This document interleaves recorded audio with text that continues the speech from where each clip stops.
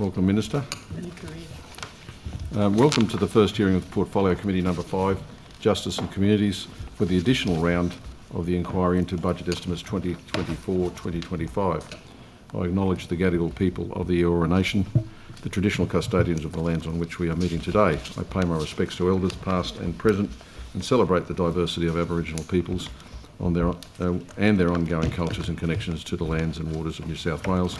I also acknowledge and pay respects to Aboriginal and Torres Strait Islander people joining us today. My name is Robert Borsak and I am the Chair of the committee for today. I welcome Minister Harrison and accompanying officials to this hearing.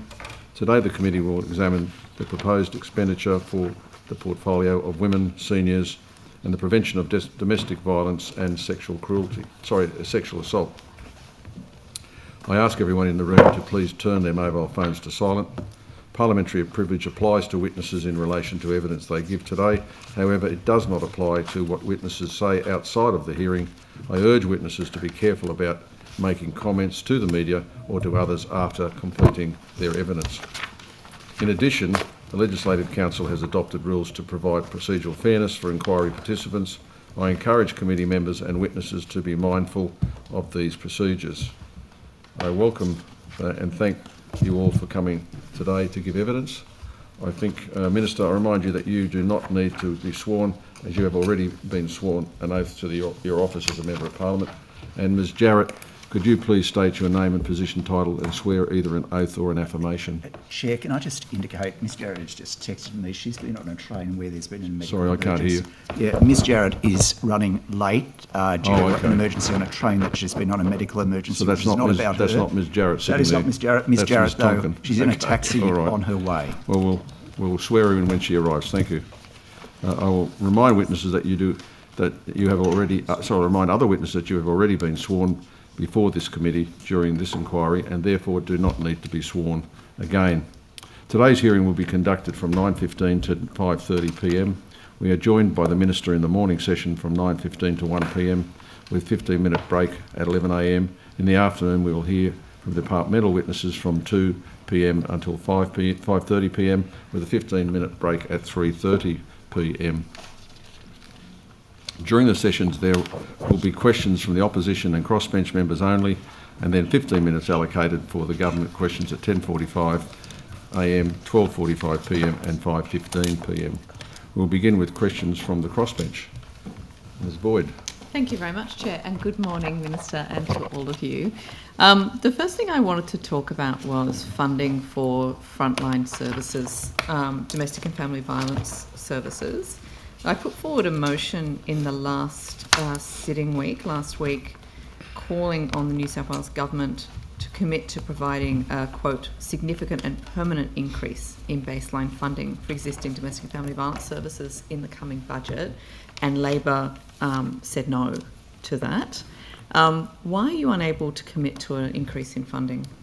Because, thank you for the question, Ms Boyd, the reason we declined to support that motion was because we're in the process of going through budget processes at the moment, and we can't commit to anything in future budgets at the moment. It's certainly, these are the things that are going into the mix of budget considerations, but from a government perspective, we can't make commitments at this stage in future on what is going to be included in future budgets. In previous years, as I've mentioned in estimates before, the Victorian government has been funding their frontline services at roughly twice what we have here in New South Wales. I understand that they've just significantly increased, I think almost double, their increase is double the entire amount that we spend on our frontline services. We've spoken about this before. This is an incredibly basic ask from the sector, and it's their headline ask in the DV New South Wales budget submission. It wasn't paid any attention to last year or the year before. Will you be advocating for an increase to baseline funding in the budget process?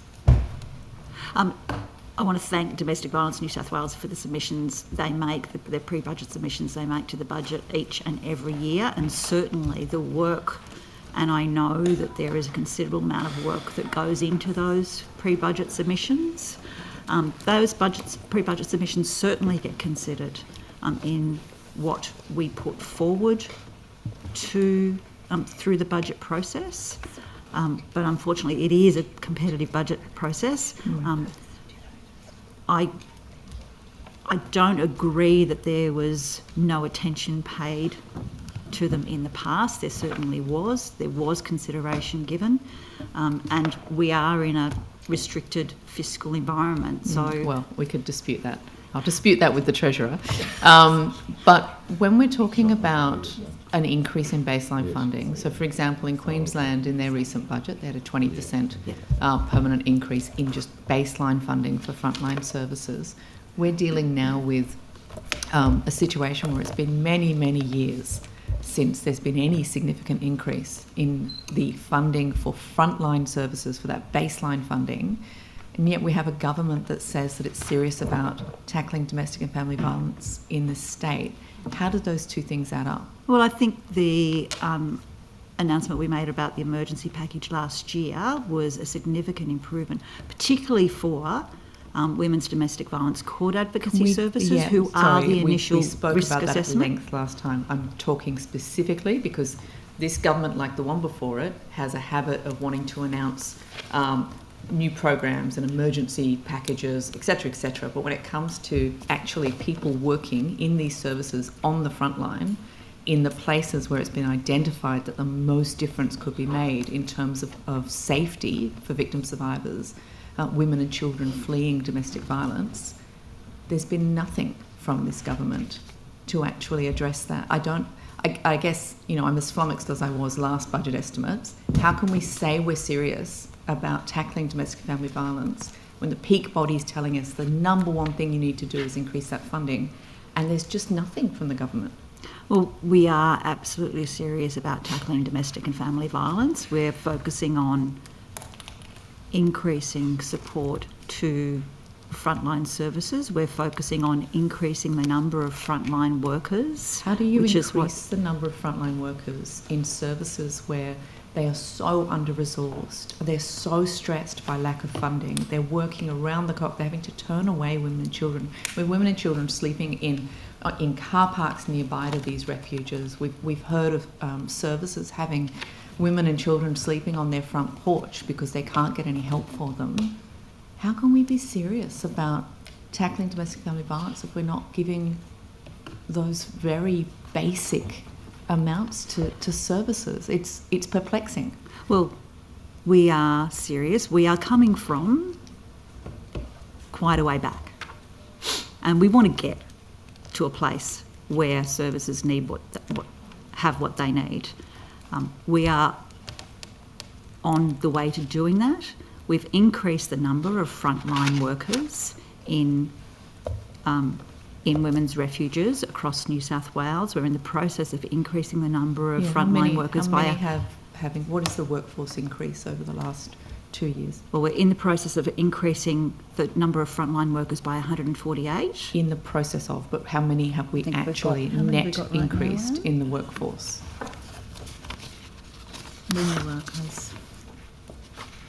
We've currently got, as at the 18th of February, we've got 140 workers out of the 148.4 FTE, which is 126.4. Okay. I'm sure that the opposition will probably bring up this later. I'm not talking about those particular workers. I'm talking about all frontline workers in New South Wales at domestic and family violence services.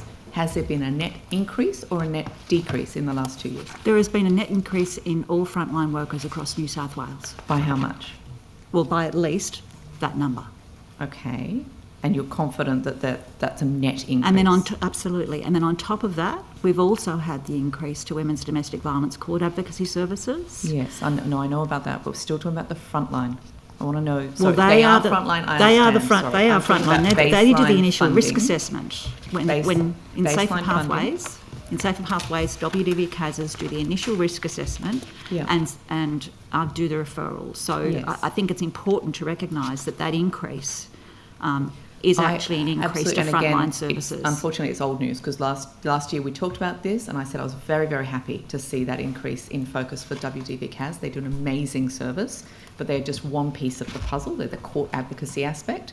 I want to talk about the workers who are coming to my office and saying, we are so overworked and under-resourced, we are turning women and children away from our doors and sending them back to perpetrators because we are underfunded.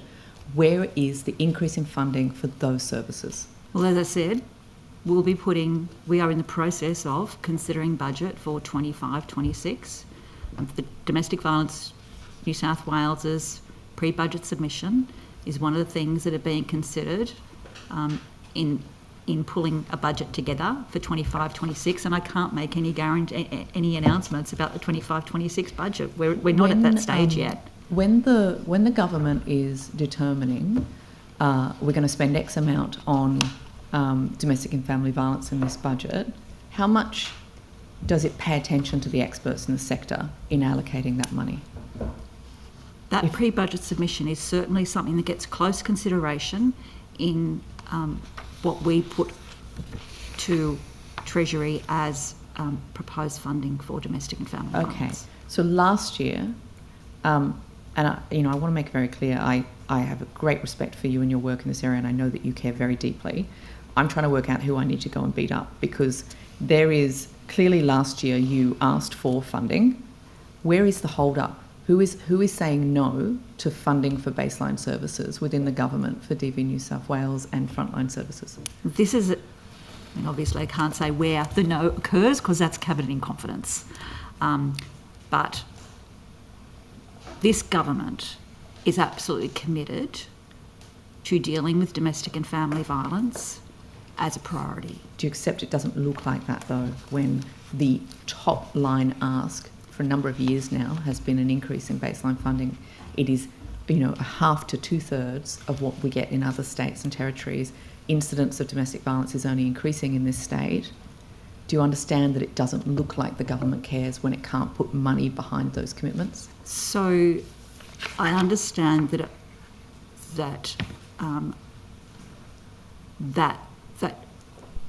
there hasn't been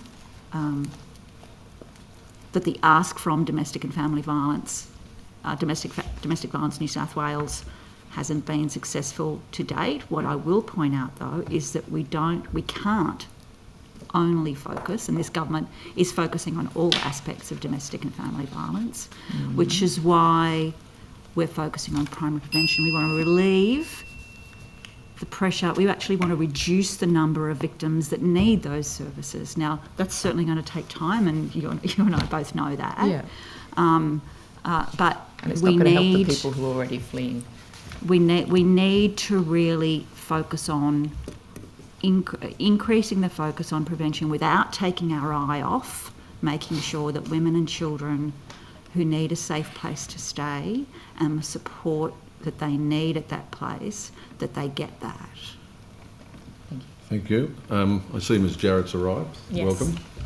Welcome. Could you please state your full name, position, title, and swear either an oath or an affirmation? Yes.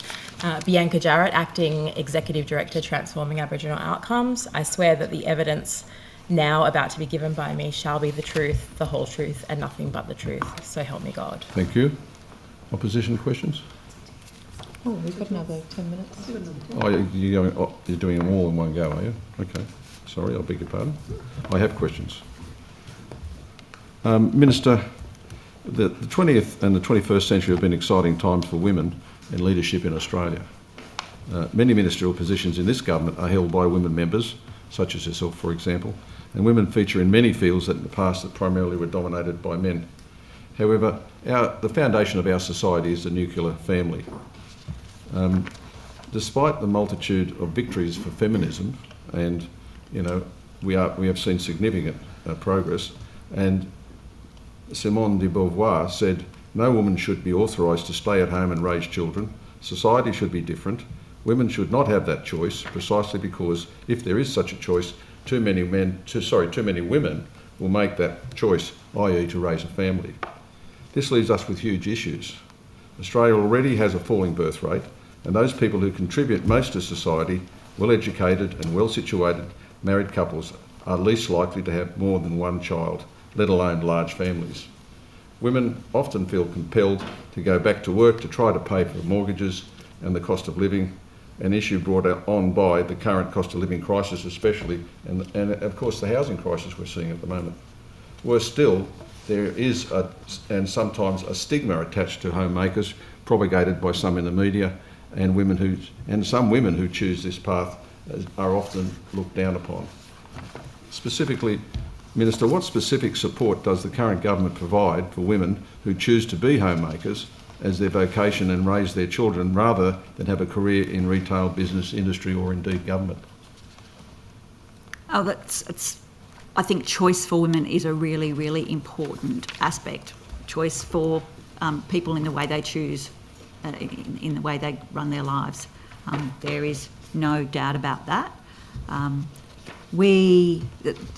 The majority of support that we provide women is in relation to certainly economic support is in relation to being in the workforce and or choosing to be in the workforce if they do, and actually trying to overcome barriers. But Minister, what about women that choose not to be in the workforce or leave the workforce and decide to permanently become homemakers? What's the government specifically doing for them to promote the nuclear family? Yeah, so certainly the supports and the supports we're providing in relation to early childhood education, to reduce costs for families in relation to sending their kids to preschool and early childhood education is a large aspect of that. A lot of the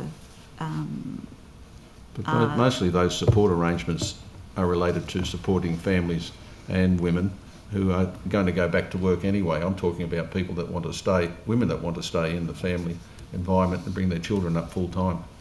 What support are they getting? Well, the preschool supports are for kids who are aged 3 to 5, so that they can participate in preschool. So there's certainly an economic benefit, a financial benefit to women, even if they choose to remain at home, who have kids who are at preschool. Can you in more detail outline those sorts of that sort of support, especially in relation to women who quite often have to go back to work within 6 weeks of giving birth? What support specifically as the government? Are there any cash grants? What actually is the government contemplating, or what has the government done in relation to those family arrangements? So sorry, was that in relation to women who choose to go back into the workforce after 6 weeks, or Yes. is it Yes. for women who choose not to be in the workforce? Well, I think we're looking at both. Particularly this questioning relates to women who choose not to be, but what I'm saying is what could be done to make sure that they don't have to go back as early as 6 weeks if they're forced to go back? Well, certainly the cost of living, all of the cost of living measures that this government is introducing in relation to health, cost of women's health. So how does that actually apply in practice? And how? Well, it certainly reduces the economic. If a woman feels that she needs to go back into the workforce for economic reasons, it'll actually reduce that particular reason. Right. That particular. So if that woman decides she doesn't want to go back in the workforce, then she gets no support. Is that what you're saying? I can take the detail of any financial supports for women who choose not to go back into the workforce on notice. Minister, But there how are will the certainly a government- lot of cost of living measures that this government is implementing and continuing with that will assist families in whatever model they choose to live their family. Can you take that on notice? Is that what you're saying? I can take cost of living measures for women who Well, it's not so choose much to the stay cost out. of living, it's the support for women who want to remain in the home. That's what I'm talking about. Specifically, what programs are available for women to be able to avail themselves of should they decide not to go back to work after 6 weeks or as early as 6 weeks after birth? Yeah, and I'd need to take that on notice because that will certainly require it may, well, I know playgroups and things like that where women are able to take their children to get socialisation women, and them to have socialisation as well. A lot of they women, don't sit within my portfolio, but I can certainly find out what I can. Thank you. How will the government ensure that the role of homemaker and mother is validated to encourage women to voice their own stories and experiences in Australia that is increasingly marginalising homemakers and stay-at-home mums as not working? Well, I think the support that we give for organisations, women-based organisations, organisations like the Rural Women's Network, the Country Women's Association. So how does the government support those organisations? We provide grants. We actually fund the Rural Women's Network ourselves. It is a part of government, and the Rural Women's Network runs events across rural and more remote regional New South Wales to allow women to network with one another and create that socialisation so they're not isolated by being in the home. And in the metro areas, what is the government doing to encourage homemaking by women?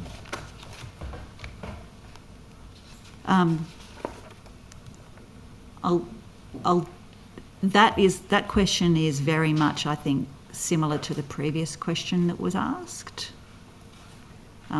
So again, Well, I think that's to take that on notice. I didn't actually understand the answer, so that's why you took some of it on notice, but I thought I might come at it a different way.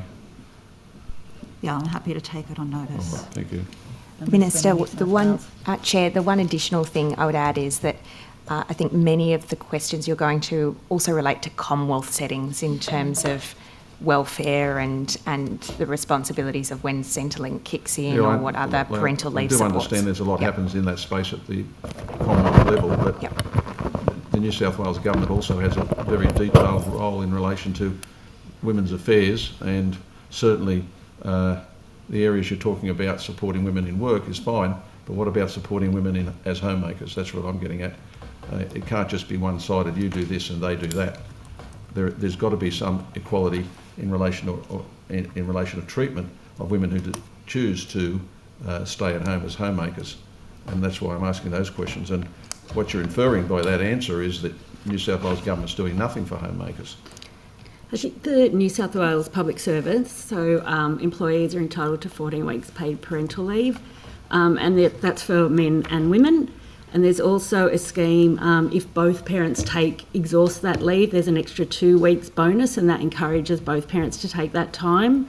I think another thing the government's doing is funding the New South Wales Working Women's Centre, and one of their remits will be to ensure that women in various industries do have access to paid parental leave. So that is being worked through and is currently being set up.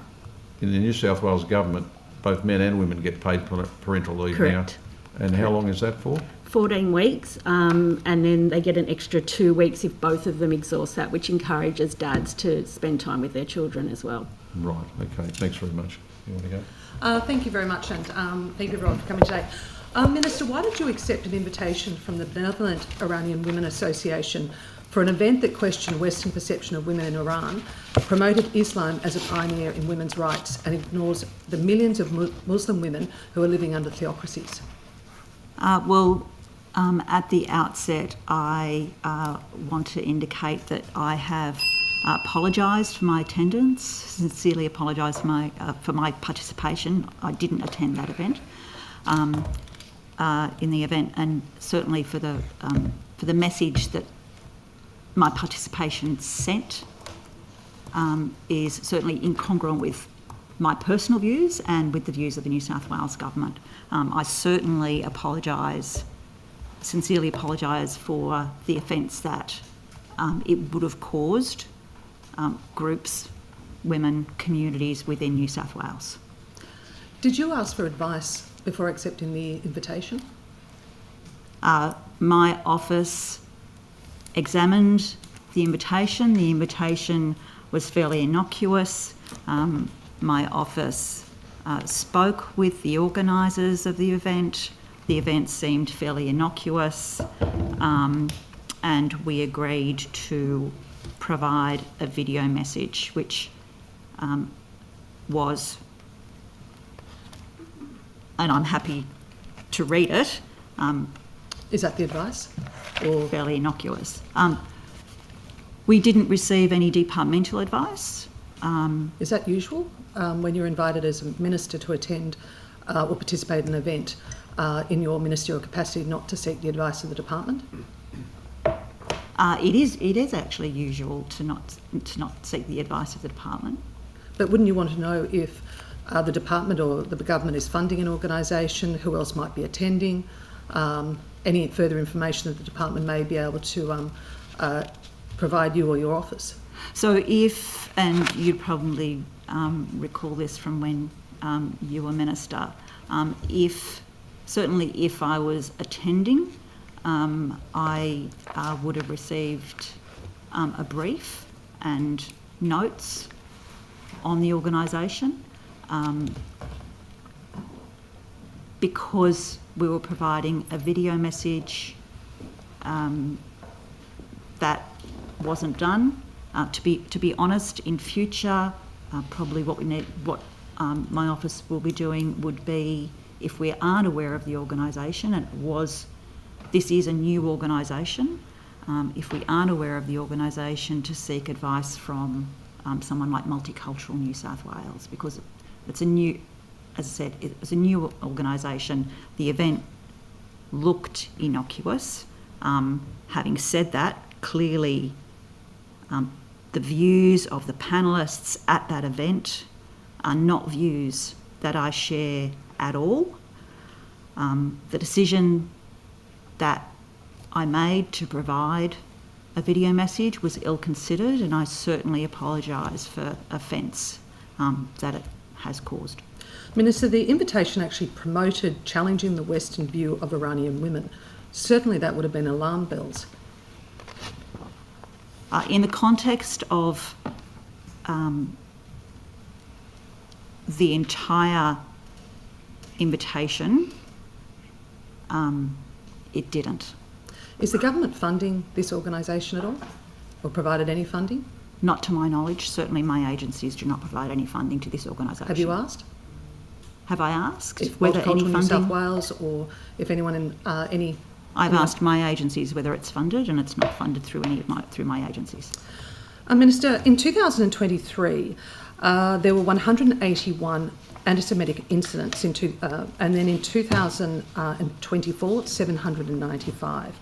With this disturbing rise of anti-Semitism in the Jewish community, and it's fair to say that they're living in fear, what support is being made to support Jewish women in the community? Well, I think the Premier has been really clear about the government's view on anti-Semitism, and we... But you're the Minister for Women. I'm asking what you have done as a Minister for Women to support Jewish women in the community. I certainly... The issues in relation to community disharmony, and in particular anti-Semitism, are in no way acceptable, and in fact abhorrent. And these are issues that are really important for the government. The legislation that has been brought down in relation to anti-Semitism, I am wholly supportive of and supported. And I'm totally committed to the government's support for ensuring that this is a safe community. Minister, following the bombing of the childcare centre in January this year, what support did you provide to women following this attack? That was an issue that was taken up by police and by... Did you ask for a briefing from the Minister for Police? No, I didn't. This is an issue that was an issue of a crime that was committed on a childcare centre, and the last thing that I wanted to do was have government agency resources diverted away from what they should have been doing, and that was to find I'm not asking who for a full actually briefing. committed those crimes. I was asking if you spoke to the Minister of Police. Did you ask her about the incident? Did you reach out to the childcare centre? Did you? I think it's important that the relevant government agencies are able to get on with doing their job. Minister, earlier this month, Jewish women were pelted with eggs at Bondi Beach. Are you aware of these attacks?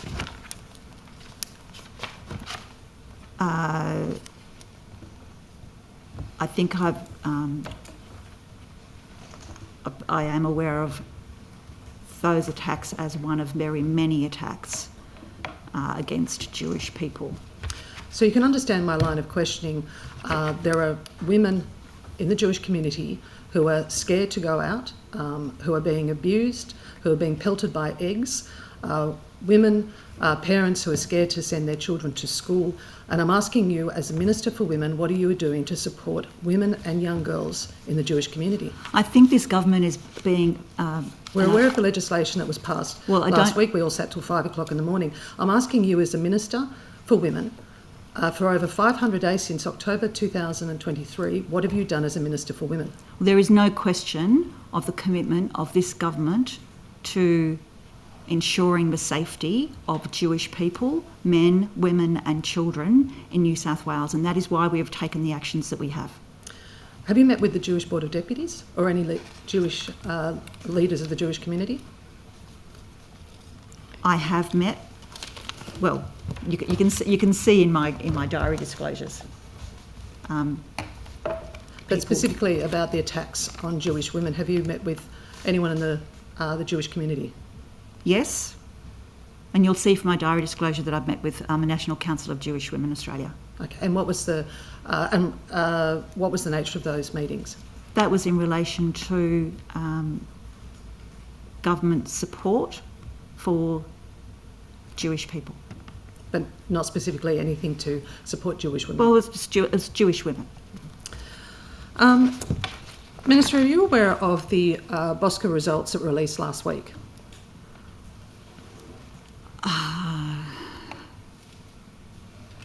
I am.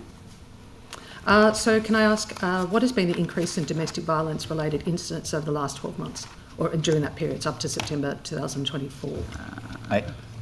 I'm sorry, I'm happy to chat in the afternoon, but I'm interested if the Minister is aware. 8.2% per year over the last... I'll refresh your memory, Minister. There's been 2,342 increase in number of instances in that 12-month period. It says that for the outer southwest area, there's been a 31.3% increase. Is that the Macarthur region they're referring to? I don't have the detail of the Boxar figures, of all of the Boxar figures in front of me. So the 10-year average is an average of 3% per year. I'm asking about the 12-month period. The 12-month period, I don't have the 12-month period in front of me, sorry.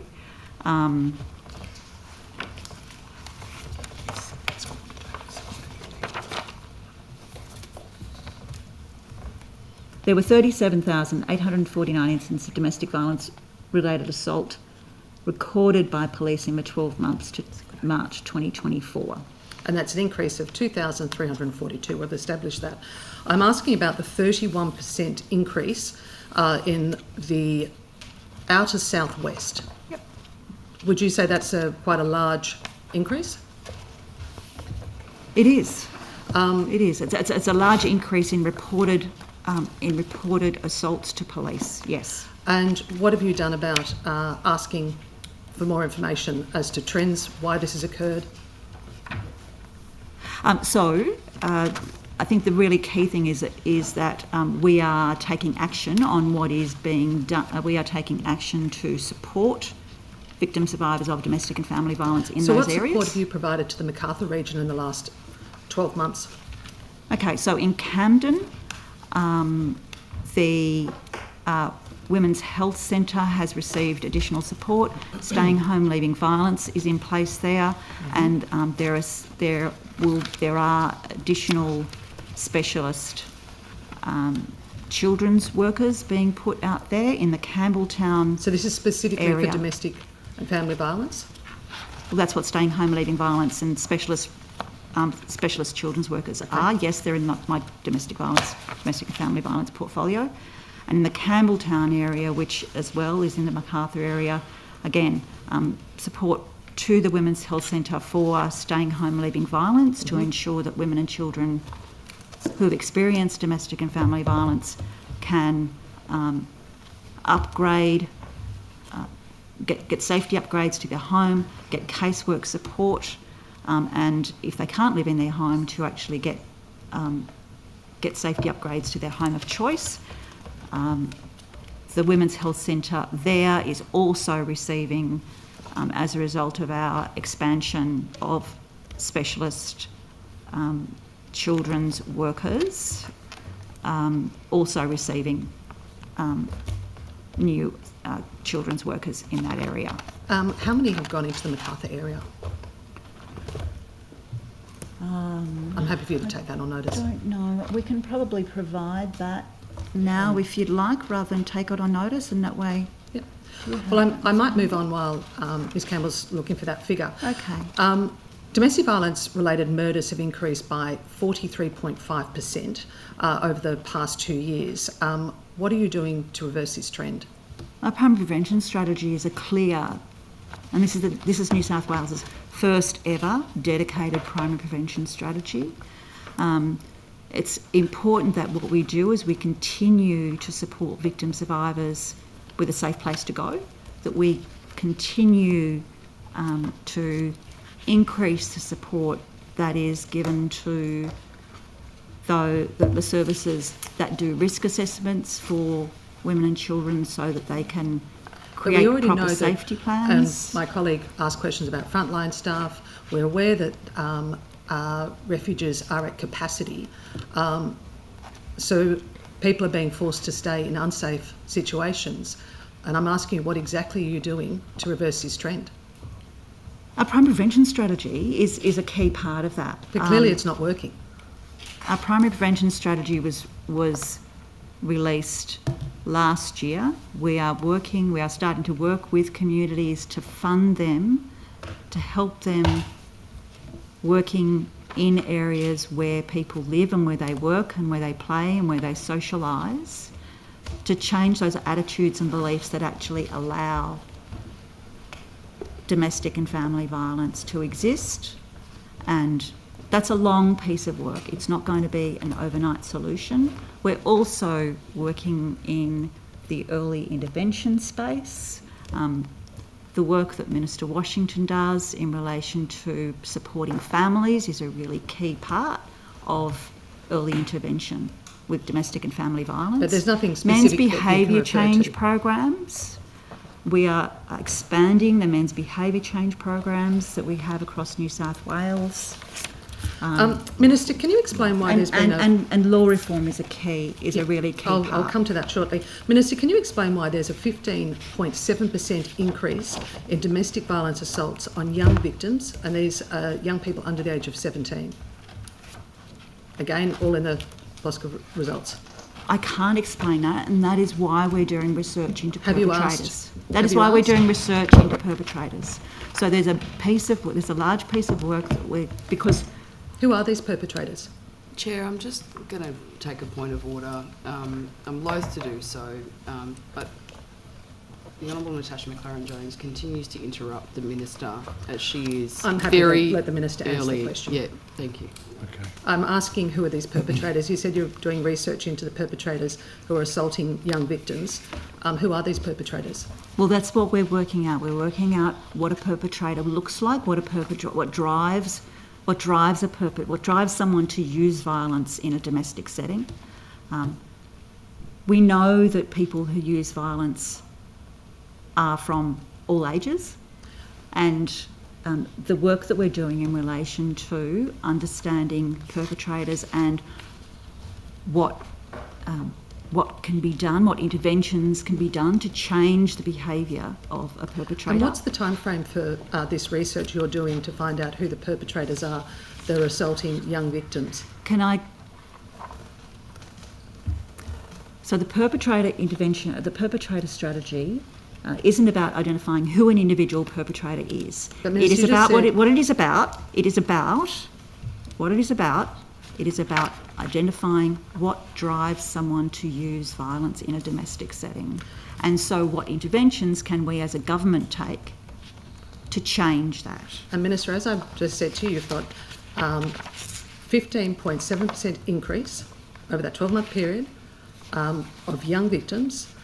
You're doing some research into the causes, so you can then think about what you'd like to do to prevent this.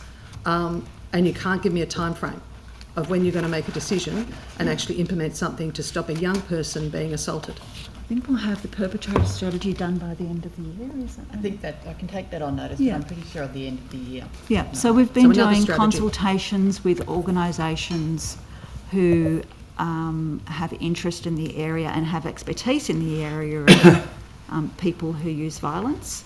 I actually attended What's the a youngest workshop. age of one of these Chair, victims? Chair, point of order. The Minister is attempting to answer what is a very serious question She's talking about in a a strategy. considered way. She should be afforded to do so without continual interruption from the member. Please allow the Minister to answer a question before you start a new one. I attended one of the consultations in relation to older people who use violence in a Minister, I'm domestic actually family. asking about young victims under the age of 17. Well, you were asking about the were asking No, about Minister, I'm perpetrators actually more asking generally. So about I young think you're victims. changing the These are question people now. who don't I think have you're a changing voice. the question They're now. looking to government to give that support. You're saying you'll have a strategy at the end of the year, potentially implement some policies next year, year after. Do you know what is the youngest age of one of these victims? The youngest age of a victim of domestic and family violence. Tragically, there are babies who are murdered by people And who you're are doing supposed to nothing love them. but wait for a strategy. I find that to be- offensive. You've I just find that- said a strategy will come out at the end of the year. You're I find it talking, offensive you're that reviewing. this government. I'm asking specifically what you're doing to protect these Order, Chair. young victims. Order. What happens is that the member attempts to ask a question, and then when the minister answers it, the member makes a political point instead of listening to the answer. I ask that you direct the member to wait for the minister to give a thorough answer, which is her right, in which is exactly what she's trying to do. Yeah, I uphold the objection.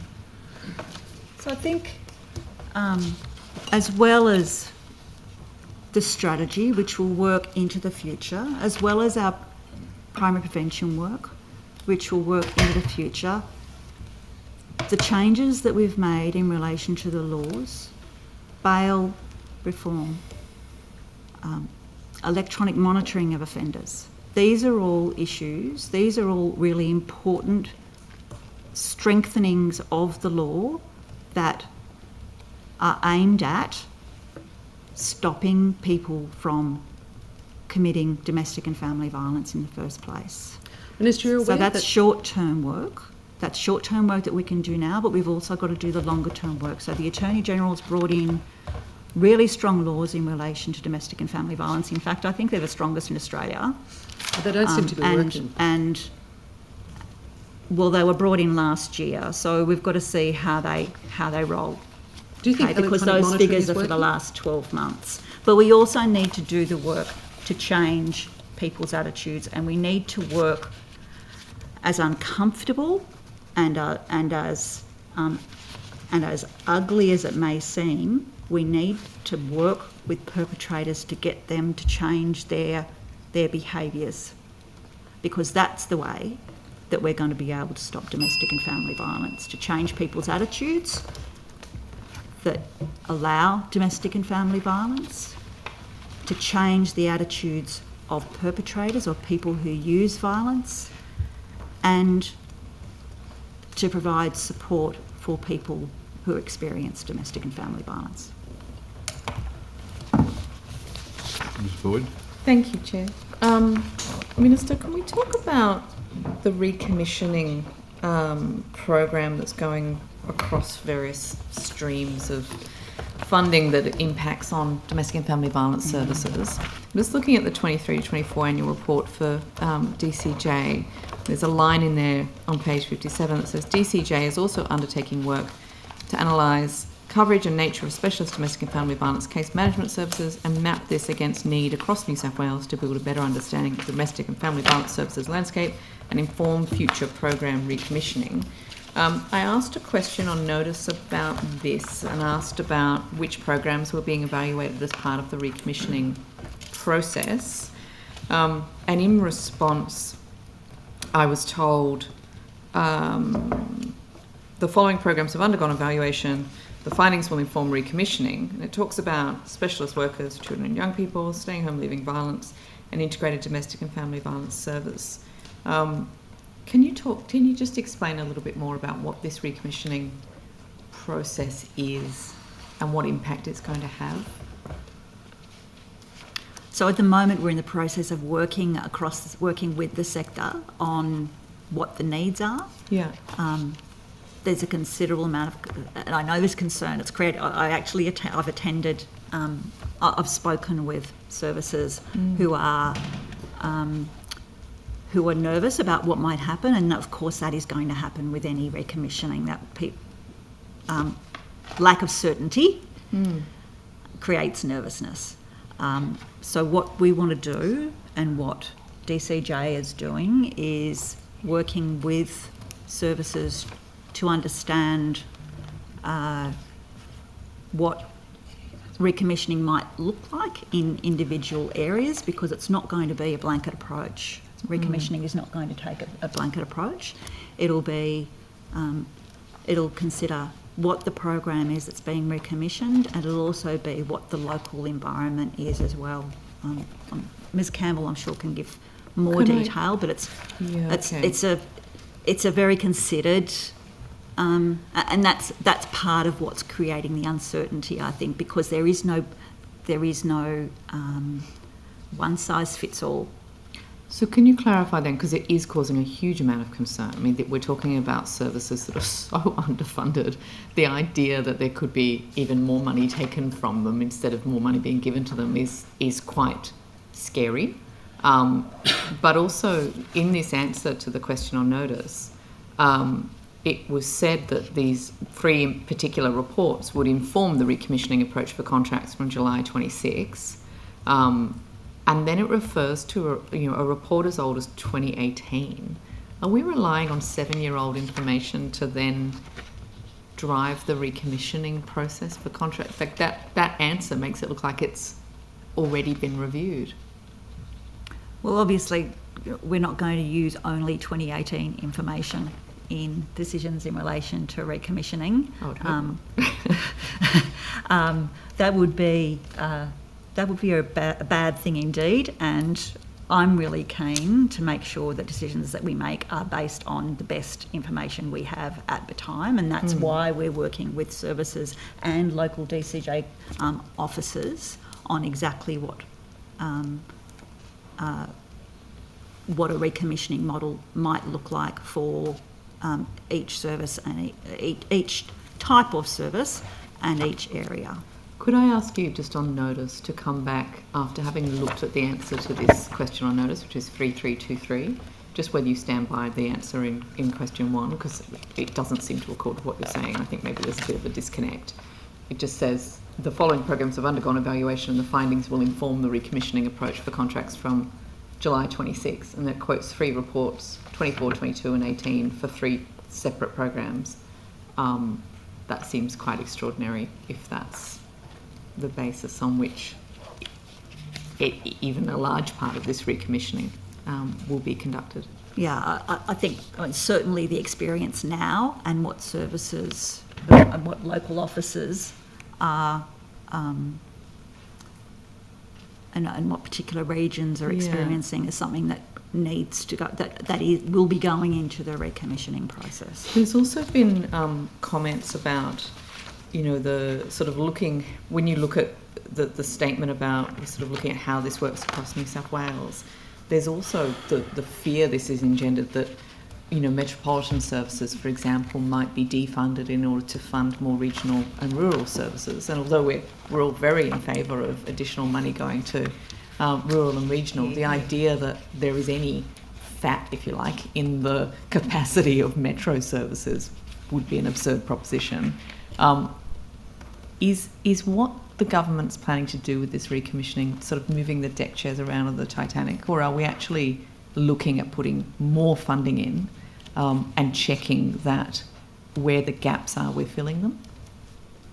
Well, we are putting more funding in through the increase to staying home, leaving violence, through the increase to certainly through the increases in the emergency package. Yeah, I can't guarantee into future budgets because that's just governments can't do that. I don't think. I think any government who promised. No, but the recommissioning it just sounds like we're looking for cost efficiencies. It doesn't. It's quite frightening, especially for a sector that, when you were elected to government, Labor was talking about, we're going to remove your funding uncertainty, we're going to have 5 or 10 year contracts in regional and rural areas, everyone will know where they stand. And now we have contracts being rolled over for a year, people not knowing if they're going to keep their doors open after the end of next year. It's really destabilising for a sector that has been so systemically underfunded for so long. Yeah, and I understand the uncertainty, and I certainly heard that very clearly from the services that I spoke to about it. Yeah. We are absolutely committed to 5-year contracts for services. Absolutely. This is not, recommissioning is not intended to drive down what services charge. It is aimed at ensuring that services are provided in the areas where there is need and the most need, so that there is equity right across New South Wales. Ms Campbell can give detail. We'll come back in the afternoon. Okay. We've spent a lot of time talking about the pressures on the workforce that come from the uncertainty in funding, and again acknowledging that you inherited a sector that had been, or responsibility for a sector that had been systemically underfunded for many, many years. But that uncertainty and that needing to jump through hoops for every year of funding was one of the reasons why services were finding it hard to attract and retain a workforce. Do you accept that this recommissioning announcement now is adding even more uncertainty for workforce? Is that part of the workforce strategy?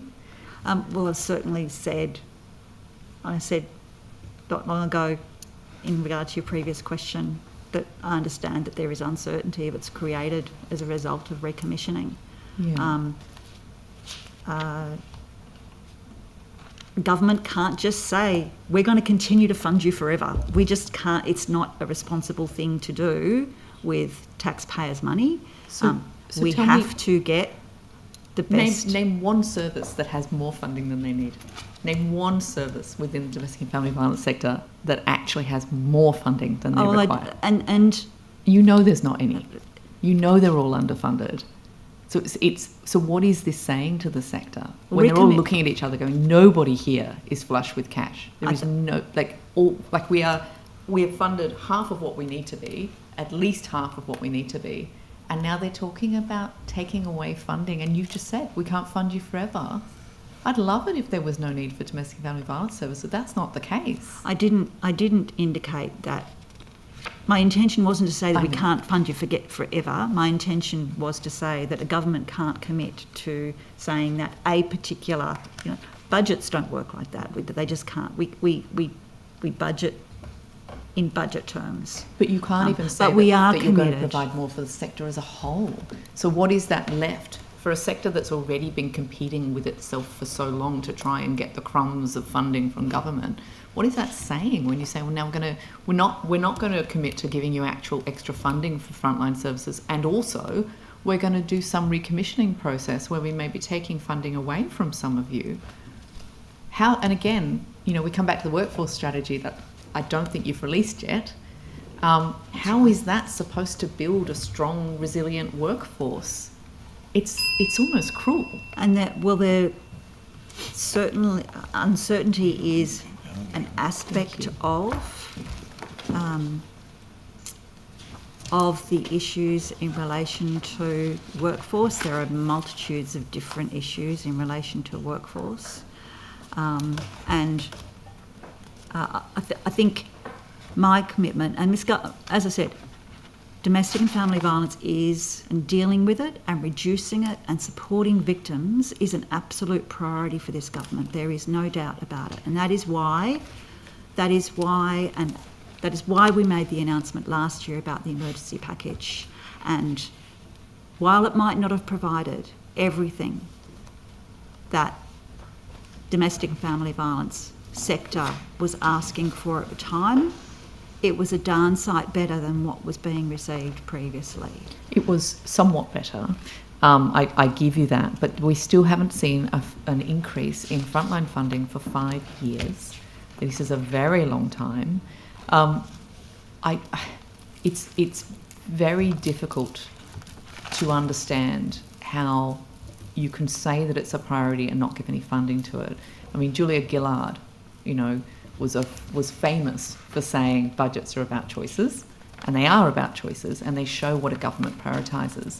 And when you have a budget the size of New South Wales's, when you're giving so much money to big business, when you're not taking revenue from places where you could be taking revenue like other states and territories do, to then not be giving anything more than, and then crying about, we gave 70 million to something that we view as a priority, it doesn't add up. Do you understand that looking at, from outside the government inwards, you can say that it's your priority, but if there's no funding for it, how can we believe you?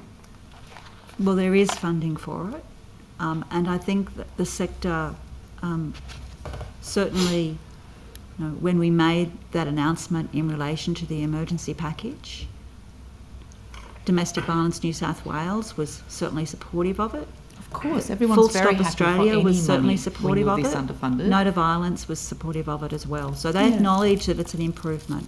But that's we with respect, we are Minister, coming from behind. To say, well, everyone was really glad we gave them a tiny percentage of what they were asking for. That's not what I was saying. But of course they're going to be happy for any funding. But what they're consistently asking for is not is far more than that. And it's about, again, it's about priorities. When you're giving, such a small amount. I mean, I think DCJ provided a line item in its annual report, which I was really grateful for, around domestic and family violence funding. It was like $290 million. Compared to everything else that this government spends money on, that is nothing. You're relying on the goodwill of these workers, and then also not giving them any certainty that they're even going to continue to have their particular service funded. It's just, I don't understand the rationale for doing a recommissioning at this time. Was it your decision, Minister, to do the recommissioning? Well, we made the commitment to 5-year contracts. Yeah, where's that though? We extended the existing contracts for an additional year so that those 5-year contracts, so we can go through a process of ensuring that there are 5-year contracts in place across all of our SHS services. Let's move to something different. The workforce strategy was supposed to be released last year. Sorry, workforce development strategy. Where is that? So it is. It will be released very soon. It is currently in the final stages of consultation. I think we delayed. It's got a bit delayed because we were wanting to get some further feedback from Domestic Violence New South Wales.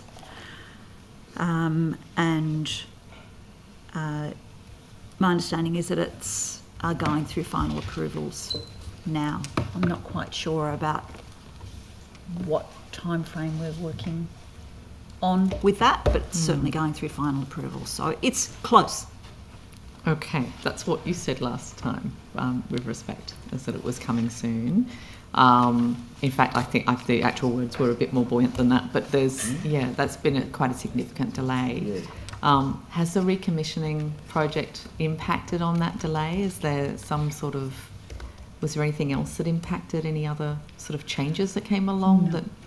Yeah, I can just add to that too. We're also looking at the same time around the actual strategy for implementing the workforce strategy. So we're trying to look at those two linked. There's one thing to produce the results of a workforce survey, which we have socialised with DV New South Wales and key groups, which we've had feedback on, but also looking at how it informs a strategy for New South Wales going forward. The prevention strategy, the primary prevention strategy, which everyone has welcomed, has been released. Domestic Violence New South Wales called for $100 million over 4 years to be committed to the implementation of that strategy. Why have a strategy if you're not going to implement it? That makes perfect sense. But the New South Wales government announced just that $38 million for implementation of the plan, plus I believe a separate $8 million for the All-In program. Will you be committing to invest that additional amount required to ensure it's actually effectively implemented? So my understanding of that $38.1 million for the primary prevention strategy is a figure that was arrived at in consultation with Our Watch. For the work that has been developed as far as the prevention strategy. So that figure is actually a figure that is a reasonable figure based on advice that, based on work that we did with Our Watch. Is it commensurate with other states and territories? I don't understand where this number comes from just speaking with one org. Is there, when you've got other organisations telling you clearly that it's not enough? I think part of the funding also includes looking at what works, so the evaluation. So we'll obviously have built that into this particular funding package, which is the first time we've had a strategy within New South Wales, so it's still early days. Yeah. But certainly subject to how effective it is and does it actually impact, we'd be obviously looking at what we do going forwards. It seems that this government is sort of hanging its hat on this idea of prevention as being a panacea, and I'm a bit... prevention is absolutely a huge part of the puzzle. We know that, but it was something that the previous government did as well. This kind of idea that if we just teach people not to be abusive, then the whole problem will go away, and then there'll be no need for refuges and no need for frontline services. I know that's not what you think on this, Minister, but the idea that we are giving $38 million for implementation of what is supposed to be the pinnacle of what this government is doing, how does that gel? Like $38 million is loose change for a government like this. How is that all that we are spending? We couldn't even take it to $100 million over 4 years. Well, that's not all. Obviously, it's not all the government is doing in relation to stopping domestic and family violence now and into the future. So obviously the legislation reforms, the bail reforms, the strengthening. The proof will be in the pudding on that one. We'll wait and see. Yep, as it is with all of these things. Yeah, but 38 million over as it is with all of these things. It's like 9 million a year. And proof in the pudding, I suppose, and that's what Ms. Campbell was indicating. We need to make sure that there's evaluation done on what we're doing, so that we know that we're actually spending money on things that work. Yeah. And so that we can make sensible decisions. But we know that, I hate to harp on it, but we know, we've been told for decades that the front line, that having somewhere to go to when you are fleeing violence is the number one thing for stopping people from then being killed or being severely harmed and continuing to not leave. And yet we're not funding, you can't say there's no evidence base for funding frontline services, and yet we're somehow reluctant to give them the funding they need. We are increasing the funding that is being spent on frontline services. There is no doubt about that, and that is through the increase in numbers of refugees across New South Wales. Okay, but We're going to have, at the moment, I what think we've about got the 89, and we're going to have an additional But what about the people 49. working in these services who are dealing with women and children coming to their doors every single day and having to turn them away? We know that works. Why aren't we funding it? Well, we are providing more refuges, and inside those refuges will be more workers. And there'll be an additional 49 refuges once all of the new refuges are built. Thank you. Good morning, Minister, and to you all. And I'm very pleased that we're now talking about refuges and providing those safe places for women and children to go when escaping domestic violence. You've just mentioned the figure of 49 refuges, and I would point out that in November 2022 it was the previous Nationals Liberals government that announced $426.6 million for the core and cluster program. How many of the sites have seen construction commence? Construction commence right now. I'd need to check with Ms Campbell as to whether we've got that detail. We've certainly got 8 of those have opened and are currently operating. There might be a couple more which have just come online recently, certainly expecting another 5 if they haven't already opened, to be open very soon. If I can assist the committee in responding to your question. So, in totality, 3 tranches of recruitment have been completed, with 49 projects being awarded funding. Of those 49, 36 are in regional areas, 9 are being delivered in Aboriginal regional New South Wales, in Bathurst, Wagga, Port Macquarie, Gunnedah and Dubbo. And the refuges will increasingly become operational up until June 2026. In addition to the 8 new core and cluster refuges, there are, of course, a further 89 women's refuges across the state and funded by the New South Wales Government. Thank you, Sir Dubois. But, Minister, your release on 27th of November 2024 says, and I quote, "The core and cluster program, which has to date delivered 39 refuges across New South Wales." So 39 haven't been completed or delivered. At this point, we're at 8. Is that So correct? there's 39 contracts that are... But so the refuges haven't actually been delivered as yet. In terms of what's been delivered, that's 8 around New South Wales. Is that accurate? So there's 8 Up and running. up and running at the moment. Okay. Now, the Queanbeyan Refuge was announced in August 2022. Where is that project at? Let me just... I need to have a look. Queanbeyan, did you say? Yes, Yeah, Queanbeyan. I was there for the announcement.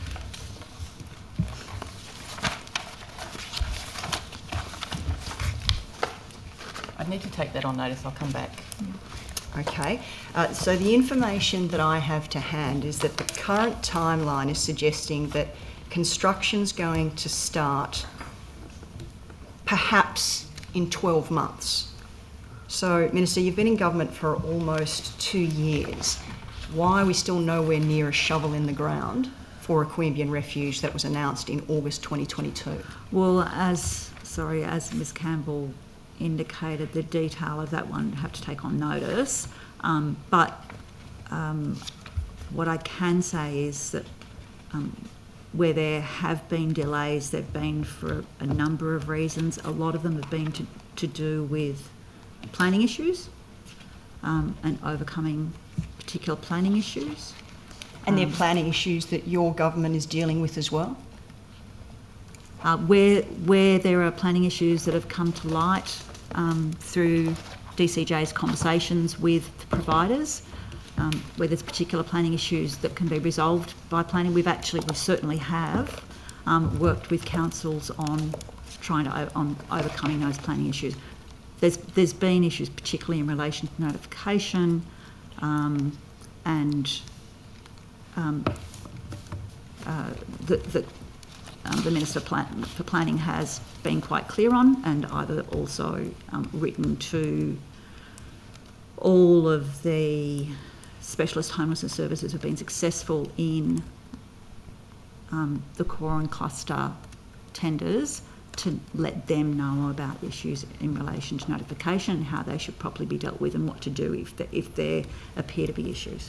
Okay, thanks, Minister. Since realistically construction won't start for yet another year on the Queanbeyan Refuge, will the original budget cover the expected construction costs as of 2026? Well, I can't comment on it because I'm not sure about it. So you'll take that on notice? I can certainly take that on notice because I don't have the information that confirms that timeline that you're giving, but certainly... We'll take that on notice. Yeah, thank you. Can take that on notice. And is it true, have you had conversations with various communities about refuges, not just Queanbeyan, obviously not a conversation, but has it been relayed to you that some providers are going to have to be fundraising to cover the gap because of your government's delays in delivering these projects? Well, I think... right through the core and cluster model from the very start, these refuges have frequently been a partnership between government and non-government organisations, and non-government organisations right through from the first tranche have fundraised to provide additional funds so that they can provide a refuge. Okay, but are you hearing concerns that some of these groups are concerned that their fundraising is not going to be enough to cover the shortfalls? And so can I ask you, Minister, given that these delays have cost domestic violence assistance providers and ultimately affecting women and their families, will you ensure that all costs are met and that these projects are going to be delivered as quickly as possible? Well, we certainly have the budget for core and cluster. That was the $426 million that was announced by the previous government, and where I certainly at that time made no criticism of the program because I recognised as Shadow Minister at the time that it was a really important aspect of response to domestic and family violence. We'll work with individual providers on exactly what issues are, and we do. So you commit to that, you will be we are regularly meeting. We're regularly meeting. DCJ officers are regularly meeting with each of the tenderers to understand any issues that they might be facing and how they can be overcome. You've announced and you've talked about the further 10 refuges to be delivered by 2026. How much extra funding has been allocated to those extra 10 refuges? The total funding for the core and cluster program is $426 million. So that's the total that was announced in 2022 by our government for 39. The 10 extra refuges to bring that to 49, was there not additional funding allocated for those extra 10? No. So the original announcement by the previous government was $426.6 million. Yep. I think the original announcement by the previous government was that it was going to build 75 new refuges. That figure ceased to be used by the previous government because it became very obvious that wasn't going to build 75 new refuges. So the total budget for the entire program... Of 49? No. Of 85, I'm sorry. Is that the figure that you're referring to? The total budget for the three tranches was $426.6 million. For a total number of how many refuges? For 2,900 for beds for an additional 2,900 women and children every year. But actual physical refuges? So the previous government announced 75, and then stopped using that figure. Yep. And what figure are you using for so we're number now working of refuges? For 49. It'll now be 49. 49. refuges. Okay. So it is the 49 that we're referring to. Okay. Thank you for clarifying that. Yeah. Do you think that all 49 refuges? You'd stated that 27th of November 2024 that they're going to be all delivered by 2026. is that, and that was your media release stating that, I understand, Minister, considering Queanbeyan's not even going to have construction begin until that year, is that a realistic number and figure to be putting forward, that these are all going to be completed by 2026? Well, as I said, I'm not sure about Queanbeyan. We need to Well, that's just find one, that but you've got 49 out. that you've committed to delivering by 2026. Is that realistic? So the intention is to provide places for an additional 2,900 women and children who are leaving domestic and family violence every year by the end of a safe place to go by So you're June still 2026. so you're still sticking to the commitment, Minister, that all 49 refuges will be complete by 2026, as your media release states. That is what we are working to. Okay, thank you. We'll move it along. This year, the New South Wales Seniors Festival comedy shows are being held in Sydney and at Sydney City and Port Stephens. Is that correct? That's right. And the Premier's Gala concerts are also in Sydney. That's right. Are you aware that many seniors from regional New South Wales are not able to travel to Sydney or Port Stephens to attend, particularly now the rail network is being reduced to bus services and, of course, with cost of living pressures? And that's certainly been, there have been, it is obviously easier for people who live in the Sydney metropolitan region to get to the seniors gala. And however, there are people from regional New South Wales who travel to Sydney, and that is and that is why we hold the seniors Christmas concerts. Certainly, this last year we had, I think, 4 locations, including Broken Hill, Moree, Cessnock, and there was one other.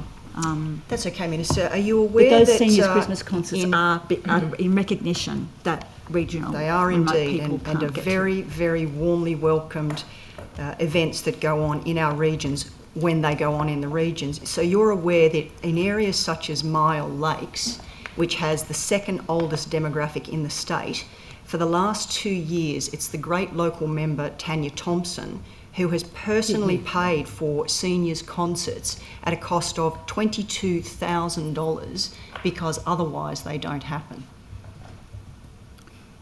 I wasn't aware that that was the case. So Tanya However, Thompson, as the MP for Mile Lakes, has never approached you about assistance to potentially fund these seniors' concerts that she is paying for out of her own pocket? she has approached me for So you funding were through aware, through a discretionary fund, Yep, so and you I were don't aware have of I it. don't have a discretionary fund. I just also people who don't live don't live within Sydney, who can't get to the seniors' concerts for whatever reason, the Premier's Gala concerts, can also view them through live streaming. So It's where not there quite are the local, same though, is it, Minister? As being on the ground, whether you were at Woodstock, whether you went to a Rolling Stone concert, not quite the same vibe as streaming it, is it? And that's certainly why, as I said, we have the Christmas concerts in the regional and remote regions, and we don't have them in the Sydney area. I'd also like to... There's also, so each member of parliament also, right across in the Legislative Assembly, and the Legislative Council has got an allocation of up to 10 tickets for local people to be able to attend. And there's lots and lots of those regional seniors who would love to attend that would far surpass 10 tickets. But I'd also just like to point out that those concerts in Mile Lakes have raised $50,000 to help with local charities such as palliative care and mental health services. So a really important thing across the board to be supporting, Minister. Now you also... That's great to have the member for Mile Lakes to be supporting her local community in that way. MP doing that. So if I can just say that you also provided the information to Tanya Thompson when she did approach you about the potential for discretionary funding, and we understand that you don't have that available to you, but you advised her that she would have to apply for grants. Obviously, MPs can't apply for the grants, but just wondering about whether the same advice was provided to the member of Port Stephens to have the Seniors Festival comedy show take place there. Has that come under a grant, or how was that decision reached? That decision was reached by, I think, the seniors team within DCJ. I don't believe it was subject to a grant. It was, a decision taken by the seniors team, and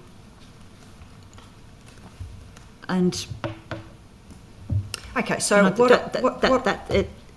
that is exactly what happened. And okay, great. Thanks, Minister. And you've agreed with me how important these regional seniors festivals are to the regions.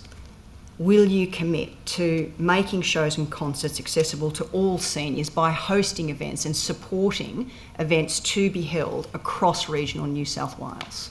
And that is what this government is doing. But clearly it isn't, Minister, because this year you're in Port Stephens and Sydney City with the Premier's Gala concerts in Sydney. So, and you've got MPs who are staging their own seniors concerts. Will you commit to ensuring that as many regional areas as possible have these concerts and shows available to regional seniors without just streaming, but actually being able to be there on the ground? Can we have that commitment from you? I can certainly commit to ensuring that as many seniors as possible can participate in seniors events during the Seniors Festival. There are a number of local events as part of the Seniors Festival that this government funds through the Seniors Grants process. And I think that is what I indicated to Ms Thompson, the member for Mile Lakes, in relation to. You're right, there's no ability for an MP to apply for those grants, but there is certainly an ability for local councils to apply for the seniors grants, to hold events during the Seniors Festival, and councils do right across New South Wales apply for those grants successfully and hold very successful events. Great, thanks, Minister. Can I just quickly ask you about when it comes to websites? Now, the Premier has a website, Deputy Premier has a website as in their capacity as local members. Why does your jodieharrison.com no longer exist? And in fact, when you look it up, it goes to a Thai lottery page. So that is my MP website. It is not funded through the ministerial, through my portfolio at all. No, so you no longer have a website, an MP website. That because is it goes not to a Thai lottery website. That's not an when you issue put that's Jodie related Harrison. to my portfolio, and I'm quite happy to ask questions about my portfolio. Thank you, Minister. Yes, I've just a couple of questions. Do you know the average length of time that women and children can stay in a refuge? The ideal is 12 weeks. Often it is longer than that, and often the reason for that is because there needs to be accommodation for them to go to. Yep. And I've heard reports that in some areas people are staying 6 months to 12 months. What work have you done to ensure that there is a permanent place for women and children who are currently in refuges to go to? Yeah. So after refuge, housing is dealt with by, well, it's actually Minister Jackson's portfolio. However, I speak with her regularly about the need for places for housing for women and children leaving refuge, and she's completely understanding of what the issues are. So the government is looking at issues like meanwhile use. Certainly the increase in the number of social housing properties that will be built, 8,400 new social housing properties with $5.1 billion, the largest investment in social housing. How many of those have been allocated specifically to support women and children escaping domestic violence, considering that was what was in the joint press release, Yep. that would be a target group along with 50%, older women? 50% of those will be prioritised for women who are leaving domestic and family violence. And how many for older women? I'd need to take that on notice, but certainly there was a priority for, very clear priority for 50% of them to be prioritised for for women experiencing domestic and family violence. And I've got it as 5,400 new social housing homes. Is that correct? So half of those will be for women and children? I'll just check the figures. 8,400 8,000. social homes. 6,200 will be new homes and 2,200 replacement homes, and at least 50% of these will be prioritised for victim survivors. And so will, at this stage, it hasn't been broken down as to whether it's new or repurposed for women and children? Not to my knowledge, and that's probably a question that would be better asked of Minister Jackson. That's fine. Just in the little 2.5 minute stuff, I just wanted to ask, just going back onto so there was the 3 announced programs in the emergency funding from May last year, or 3 components of that emergency funding. 48 million to expand staying home leaving violence, and also to increase the number of integrated domestic family violence services, and 48.1 million to secure and increase funding for specialist workers for children and refugees. They are the 3 programs that are also being recommissioned according to that answer to questions on notice. How are we announcing funding for for 3 programs that then we are also recommissioning or going through a recommissioning process with at the same time? So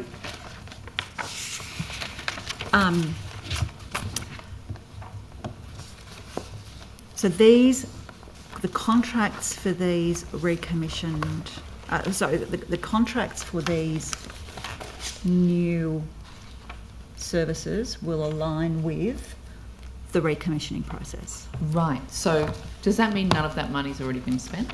I know the money has been spent, but the contracts are in alignment with, I'm just confirming with Ms. Yes. Campbell, the contracts are in alignment with the timing for recommissioning. So how much has been spent of all of that? Has all of that money gone out the door? No, it hasn't. How much has gone out the door? I can't tell you the actual dollar figure, but I can tell you where we're at with rolling out, or with getting additional services in place. Yeah, I'm really curious as to how much of, because it was emergency funding, which Absolutely. implies that it would have gone out the door.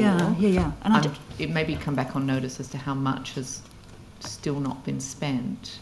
So what we've done with the emergency package is recognise the work that it takes, Yeah.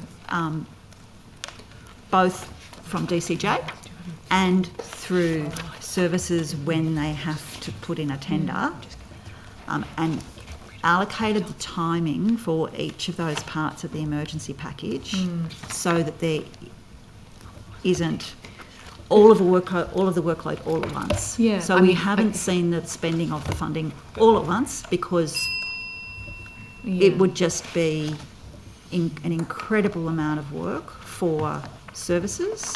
Some services we've actually just said, but for services like staying home leaving violence, we've been able to see that there are existing services already operating in the area, and we've been able to extend their contracts through direct negotiation. In other areas, there's been no presence whatsoever, and so there's been limited tenders. So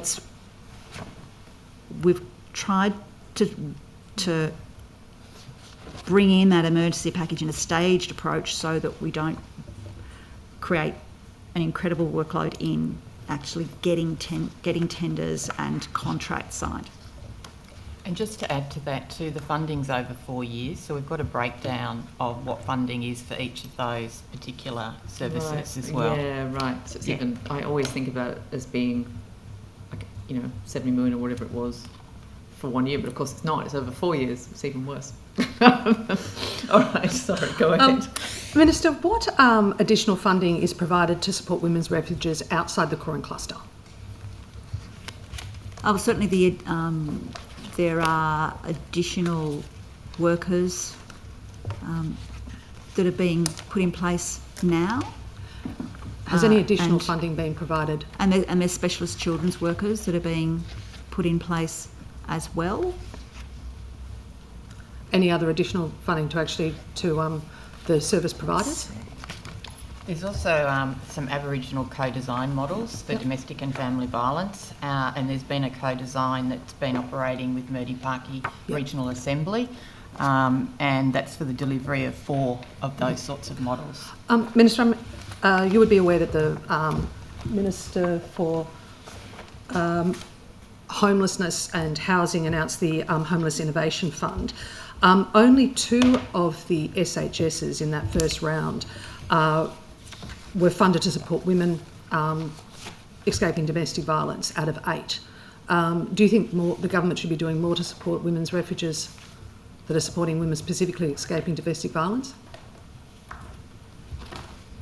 We do. We provide support to women's refuges. We're expanding the number of women's refuges that are across New South Wales. I'm asking outside of the Corin cluster. I'm asking whether or not, first of all, have you made representation to the Minister for Homelessness to provide greater support to women and children escaping domestic violence through SHSs? There is additional support that will be provided as a result of our increased housing commitment. But you said before 50% of that housing commitment will go to women and children. What we've seen in this last round with the Homelessness Innovation Fund, clearly less. It was less than 25% of that funding went to support women and children escaping domestic violence. Have you spoken to the Minister about this? I'd need to look at those figures. I speak with Minister Jackson regularly about issues in relation to accommodation for women and children who are leaving domestic and family violence, and indeed everybody who's experiencing domestic and family violence. These are issues that are regularly on the agenda with discussions that I have with Minister Jackson. Do you have a firm commitment in the timeline of when social housing properties will be made available to support women and children escaping domestic violence of that 50%? Do you have a time frame of how many, when and where they'll be delivered? I think that's an issue that's currently being worked through by Minister Jackson, and that's probably a question should be asked to Minister Jackson. But aren't you interested to know, considering absolutely you have, I am, but I'm not going to people provide staying you. in refuges for over Chair, 6 months, and because they can't transition to permanent housing? Chair, if I could just raise a point of order, it's 10:46, so we're into government time now, so thanks. Feel free to ask that question. We have no question. Very satisfied with the Minister's fulsome answers. Oh yes, I'm the Deputy Chair. We will now return at quarter You are the past 11:15 to resume questions. Thank you very much.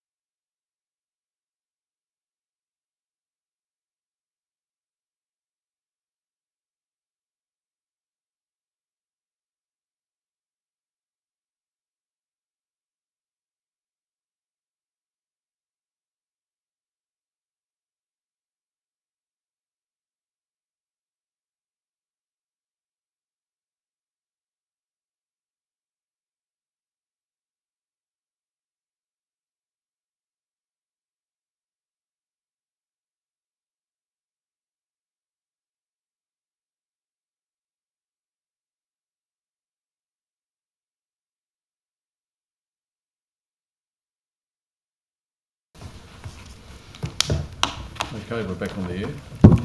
Thank you. Ms. Boyd? Thank you, Chair. The most recent DVSAT discussion paper details a quite high level of involvement from Boxar on the New South Wales police tool.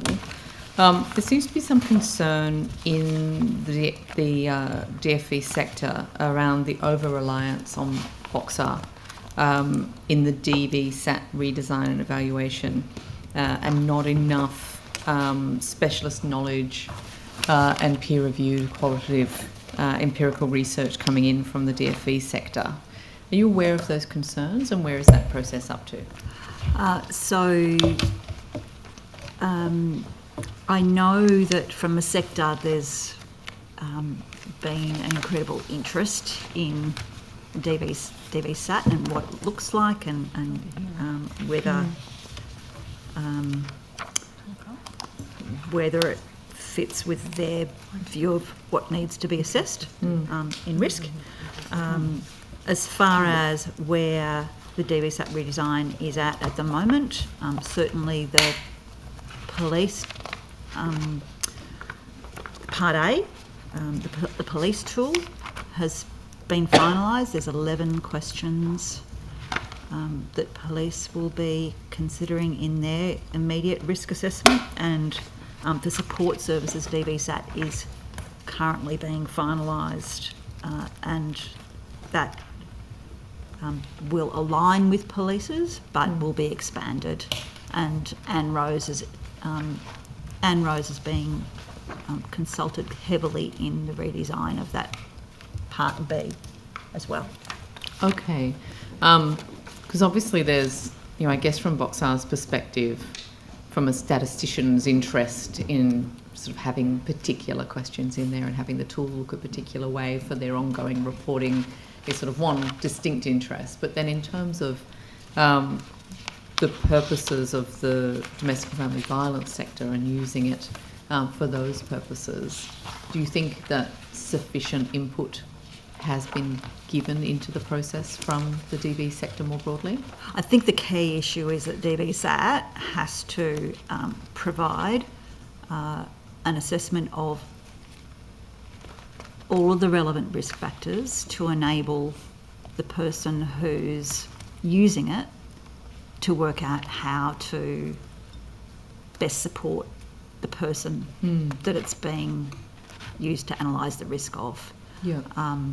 And whether that is to a safety action meeting, whether it is to other supports, it is really about assessing that, how the level of risk and the threat, so that a victim survivor can be made safe. In circumstances where Boxar has suggested, a certain sort of input into that review, but the DV sector is saying something different, how are you resolving those differences in the design? I might ask Ms Campbell to answer that. Yeah, there's been quite a lot of consultation over the last year, particularly with DV New South Wales, but also with legal aid as well. So those concerns came up probably early last year. So I think where we've sort of landed is we're looking at implementing it from middle of this year, both tools. And there seems to be agreement, but we're also going to include an evaluation after 12 months of operation to make sure that we pick up any concerns or issues in relation to both the new tools, so both the police one as well as the one being used by legal aid. Is the Boxar views being prioritised at this point over the views of the sector? I think what Boxar has done, and I can come back to you this afternoon, has really looked at what the evidence base is and obviously trying to minimise the number of questions so it doesn't impact on, so it ensures that we've got the best information to make a determination of risk. So they've looked at both overseas and nationally, what tools are in place, and sort of it started with a really long list and has actually shrunk over the period of time. But I can come back with a more specific response to that question. Yeah, that would be good. I think, consultation's one thing, but actually how you then take into account those conflicting bits of input is sort of more interesting for our purposes here.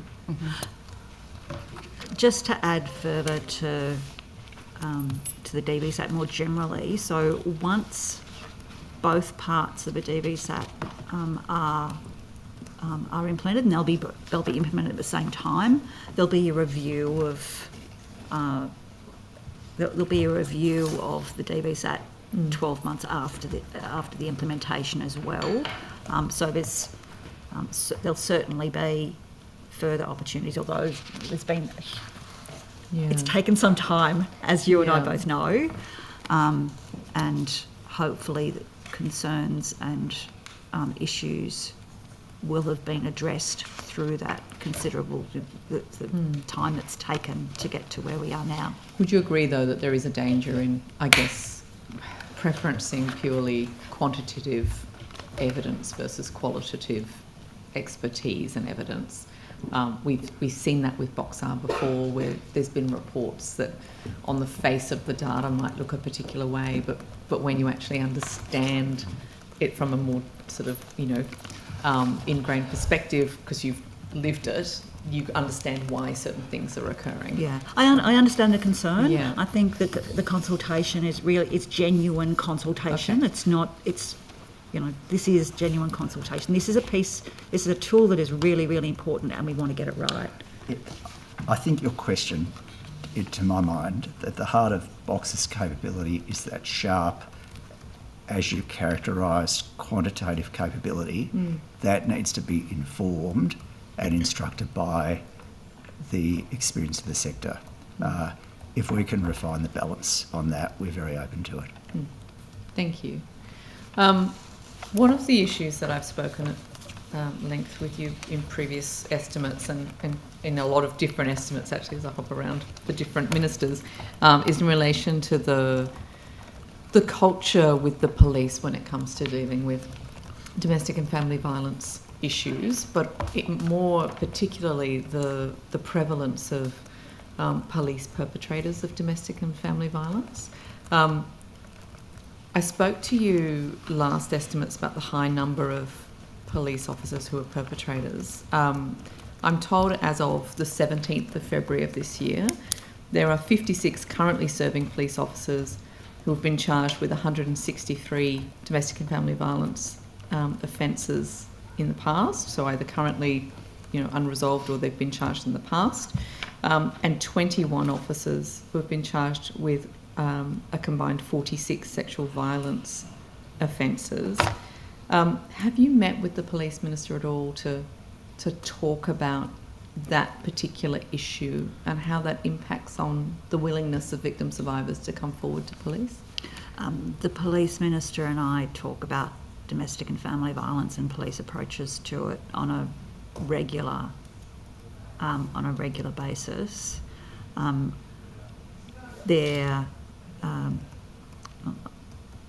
I know that there's a considerable amount of work that's being done in relation to training up police in identifying domestic and family violence. Part of that is understanding what it looks like and how to support victims. So there is there's a huge amount of skilling up and training occurring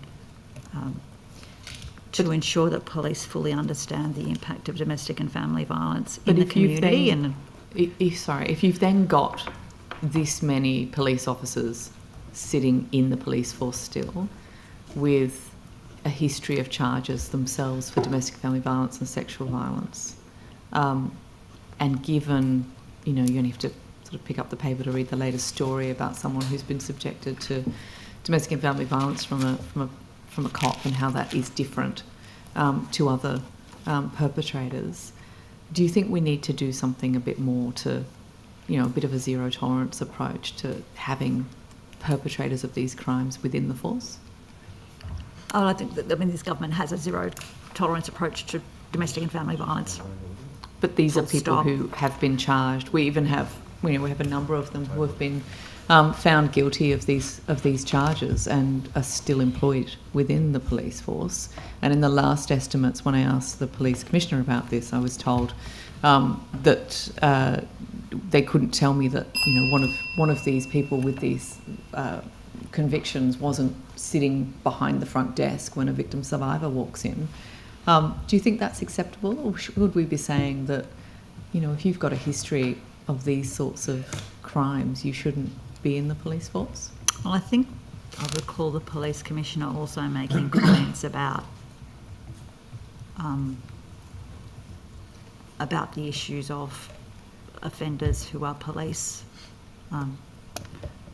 As I said, the police minister and I have discussions about domestic and family violence and policing on a regular basis, and it's really a matter for the police minister. She understands where I'm coming from. She certainly understands the views of the sector, and the police minister needs to be allowed to do a job. Sure. Minister, just a small thing, but I'll get this handed up to you. We just noted doing some research. You put a excellent media release out on the 10th of February dealing with the New South Wales Women of the Year 2025 finalist announcements. And reading through it, I've marked up in yellow there, ones to watch, ages 7 to 15. And that is sort of pierced my interest, because at the same time I'm listening to the radio talking about anti-street harassment campaign that the government's running, and it just seemed to me that the wording was a little bit unfortunate. Have you got any comment to make on that? That category, ones to watch, is really about it's about indicating these are I get young the women context who of this. I get the context of this, but just in relation to people who are reading it, someone like me, for example, and some of my staff in the office, we just thought the wording, in the context of the campaign that the government's running at the moment, anti-street harassment, wolf whistling and all that sort of stuff, stay away from space, etc., don't ogle, all that sort of thing. It just seemed a little bit out of touch, that's all.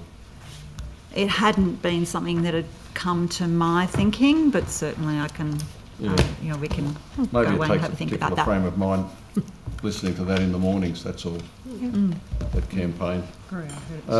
Minister, in relation to domestic violence, and it's been wonderful to see the work by the current government on violence against women, and we acknowledge recent raids done by the New South Wales Police, but it remains, according to the Australian Institute of Health and Welfare, 1 in 14 men have experienced sexual or physical violence from a partner. 7.8% have suffered economic abuse at the hands of a partner, and most worrying, 14% of men have suffered emotional abuse from a current or previous partner. I see this constantly in my office when men are expelled from relationships and dragged through the courts. And DV happens, and a DV happens in hetero and homosexual relationships. Due to the stigma attached to male victims, it still goes underreported, and men are 3 times more likely to commit suicide. Today's estimates focus on women and domestic violence, but even though men's reported rates are less, they remain still too high. Last year I called on the government to appoint a men and boys minister, but of course was deflected. Minister, how many arrests of perpetrators were there made in the last 12 months in situations where men were victims of domestic violence? I don't have the arrests figures. That's something I'd have to get from police. But there is certainly no doubt that anybody can be a victim of domestic and family violence, and I don't deny at all that men can be a victim of domestic and family and sexual violence. We provide services to support men who are victims of domestic and family violence. There is a Can you outline those services? Yeah, local support services. They're actually they're a service that provides the equivalent of WDB CAS, basically.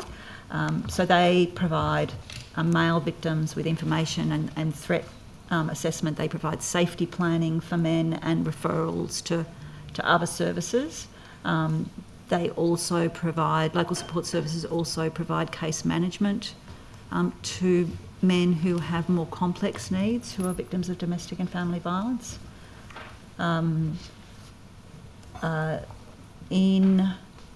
the 2023-24 year, local support services actually received 47,994 referrals and supported 8,653 male victim survivors. So I certainly, the figures are really clear, and I don't deny that men can be victims as well. Women are more likely to be victims, and the figures show that women are more likely to be victims, but anybody can be a victim of domestic and family violence. Do you have men dealing with men's problems or in relation to domestic violence on men? Do we have, You just talked about support programs for men. Yes. Are men employed by your department to do that support process, or is it all exclusively women? So the majority of providers of local support services are actually non-government organisations. So Relationships Australia is one, Iran Support Services is another, Orange, Local Aboriginal Land Council, the Family Centre up at Far North Coast, who do a huge amount of work in relation to working with men. Catholic Care Social Services, the Hunter Manning, they provide services for men in the Hunter and on the Central Coast. Obviously, you must be supporting with funding those organisations, right? Yes. Are you able to actually provide information or stats on how much of those funds are directed towards men's support in those organisations? All of these are men's support services. Local support services are domestic family violence services for men. So Women's Domestic Violence Court Advocacy Service is the first port of call through our Safer Pathway system. So when a victim first wants to reach out for support, they can reach out to the 1-800 Respect line or the New South Wales Domestic Violence line. If they're a woman, they get referred to Women's Domestic Violence Court Advocacy Services. If they're a male victim, they get referred to local support services. Thank you. Minister, how is the government ensuring that the coercive control legislation signed into law last year protects everyone, including children and male victims? It applies equally. It applies equally to men, But how is that to being women. done? I know it applies equally, but how actually is it being applied in relation to children and male victims? I don't think I have the figures in relation to reports for coercive control that have been made to police, but there have been four charges. Do you want to answer the and question, two Mr. withdrawn. Tidwell? Yeah, if I can help, hopefully. So there is quantitative evaluation being undertaken by Boxar, and the next report due in March. There is a second piece of qualitative work that Dr. Tonkin, the Women's Safety Commissioner, will be undertaking. That work is currently in a phase of development. In terms of scoping that work, if there were an appropriate aspect that should be covered off in relation to men, I just can't quite catch it. Appropriate what, sorry? If it were appropriate that men should be considered within that research, I think that in terms of the specification of that research, that is something that could be considered, but has not specifically been considered to date. It's very broad, the scope of the qualitative research. So it will start in approximately July this year, a fairly extensive qualitative research project on the impact of domestic and family violence in the criminal justice system and the experiences of victim survivors going through the criminal justice system. So it's an extensive project. Procurement's about to start. Boxer is partnering with my office to lead that. And that will look at a wide range of different victim survivors. So it's not limited to women. So it looks at all survivors, is that what you're saying? Okay. We'll get some data from that. All right. I'm Thank you. ready for you to go. So just in that last minute that we have, I asked questions on notice to the Police Minister about the protocol of police interacting with DV services, because there'd been some reports of, police turning up unannounced at refuges and people obviously being a little alarmed at the lack of trauma-informed approach. The answer provided was that police will respond to all DFE incidents in a trauma-informed manner, including interacting with victims at women's refuges and other frontline services. Police are mindful of the impact their presence may have. Does it concern you that there doesn't seem to be an actual sort of protocol or even any prohibition on police officers who themselves have a charge of domestic and family violence attending these sorts of refuges unannounced? I haven't heard the feedback about police attending refuges unannounced, so should there be a protocol though, of basically laying out for police how they should be interacting with their local domestic and family violence services? I think women in refuge need to feel safe, and workers in refuges need to feel safe. I think that's the fundamental issue. That's as Minister, I think that's really, really important, and that's what we need to be working to.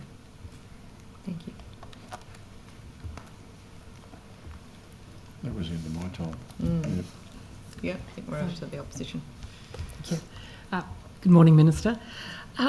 Delighted to hear your commitment to what is a I suggest a multi-partisan commitment to zero tolerance for domestic and family violence. And we all know the work that everybody's engaged in building a culture of respect for women, a culture of consent, because that's the ultimate answer. So in light of that important cultural work, have you had occasion to talk to your colleague, Minister Honig, about his TikTok account? I haven't. Have you seen, for example, the TikTok video that he posted of a visit of Tempe High School legal studies students to this parliament, and the backing track was Freaky Nasty's 1997 track Da Dip. I must admit I'm not particular with his oeuvre, and apparently the tracking song says, of teenage girls, I put my hand upon your hip, when I dip, you dip, we dip.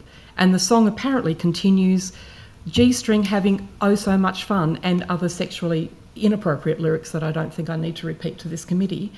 How does that sort of TikTok video from a senior minister of your government build a culture of respect for women and girls? Well, I haven't seen those TikTok videos. I don't have a TikTok account myself.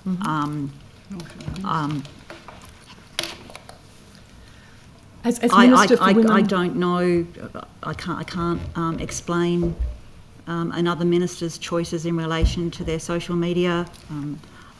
I could probably suggest other music, for example, some Taylor Swift or some Lizzo. As Minister artists for like Women, that, how much can you better for lead female your empowerment. cabinet colleagues to create a total, all of government, all of society culture of respect? That's a question for Minister Honig, and As Minister for Women, it's a question for you, your leadership in this capacity. Ms Carter, I haven't seen those TikTok videos. As I said, I don't have TikTok. I'll speak to Minister Honig and suggest some other soundtracks, because I think I've got some much better soundtracks in relation to women's empowerment. Is the question soundtrack, or is the question culture of respect expressed in soundtracks? Because that is not an isolated example from the Minister. For example, there was another video marking a visit to a school construction site in Green Square, where the backing track included the lyrics, "Hey little mama with that tight dress on, I've got a small proposition for you. You look kind of sexy, got it going on. Here's what I want you to do at a school construction site, Minister. Well, as I said, I haven't seen Minister Hoenig's TikTok account. They are certainly not lyrics that It's I reported in the I media would today. choose. You don't have access to the Daily Telegraph? Well, I was preparing for budget estimates this morning.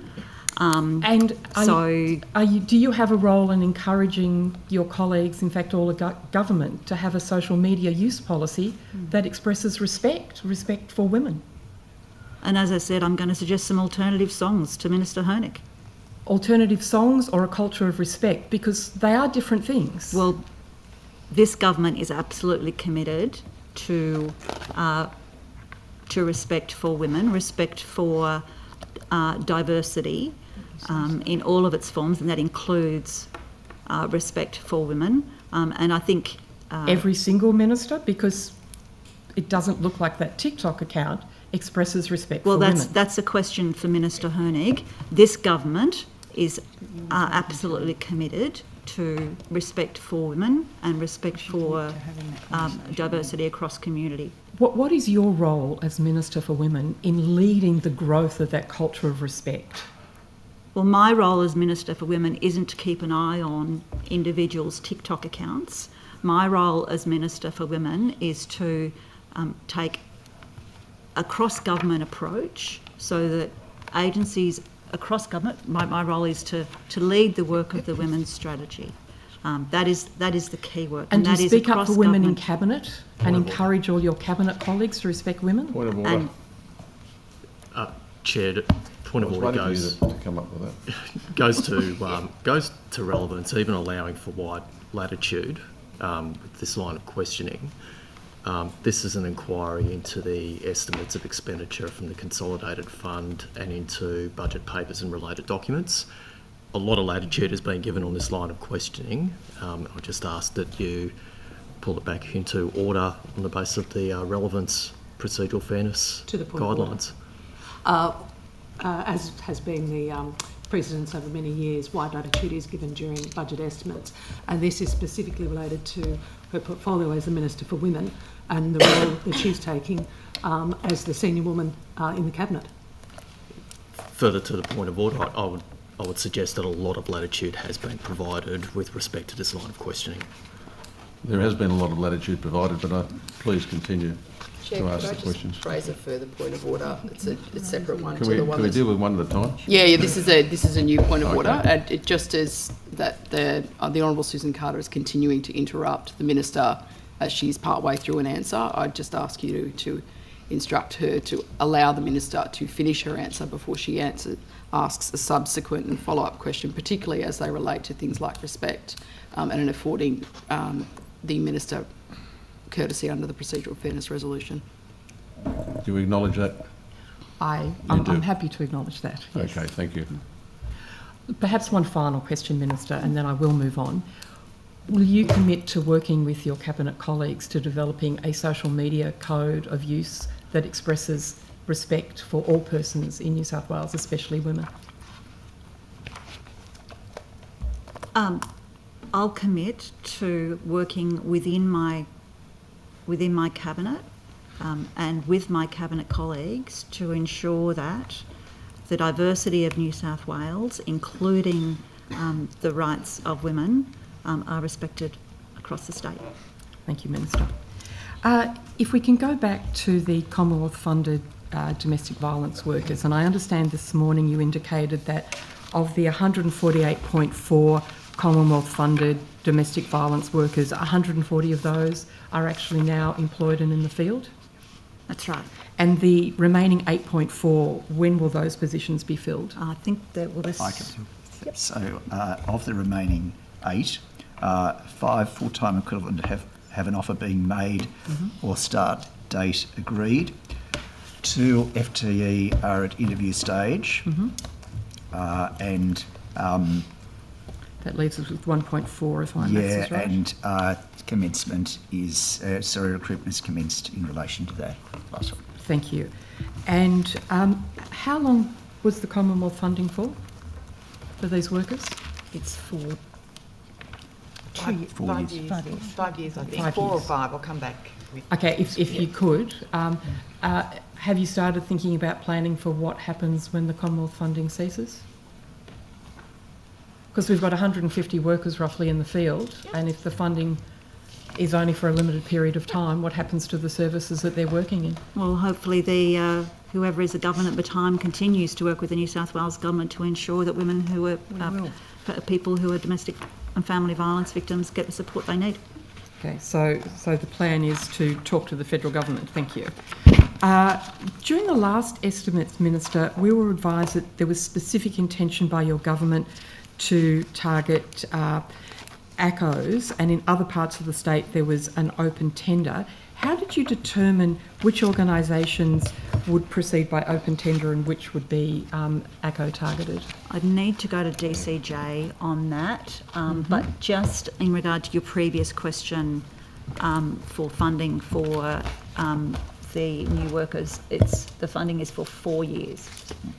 The funding is for 4 years, is it? Thank you. And 4 years from when they were meant to start last September, or 4 years from when they hit the field? It's 4 years in total, and it'll work that it'll be full. Because given the delay, that does become a significant practical question, doesn't it? The funding is for 4 years for those workers. From when they start or from when they were meant to start? The funding is part of the National Partnership Agreement. It is a total of $48 million. 48.837. $48.837 million for 148 workers over 4 years. That's what the funding is for. Thank you. How many Aboriginal business roundtables have been held to support ACCOs delivering domestic and family violence services? I'm not sure of that answer. Are you able to get back to us on that? What specific roundtables are you referring to? Roundtables that would support ACCOs delivering domestic and family violence services. I can take that on notice and come Thank back you. this afternoon. Yeah. That would be great. Thank you very much, Ms Campbell. And of the National Partnership Agreement funding, how much was allocated to domestic and family violence initiatives in New South Wales over the past 3 years? Of the National Partnership Agreement funding over the last 3 years. So I just need to check sexual violence out.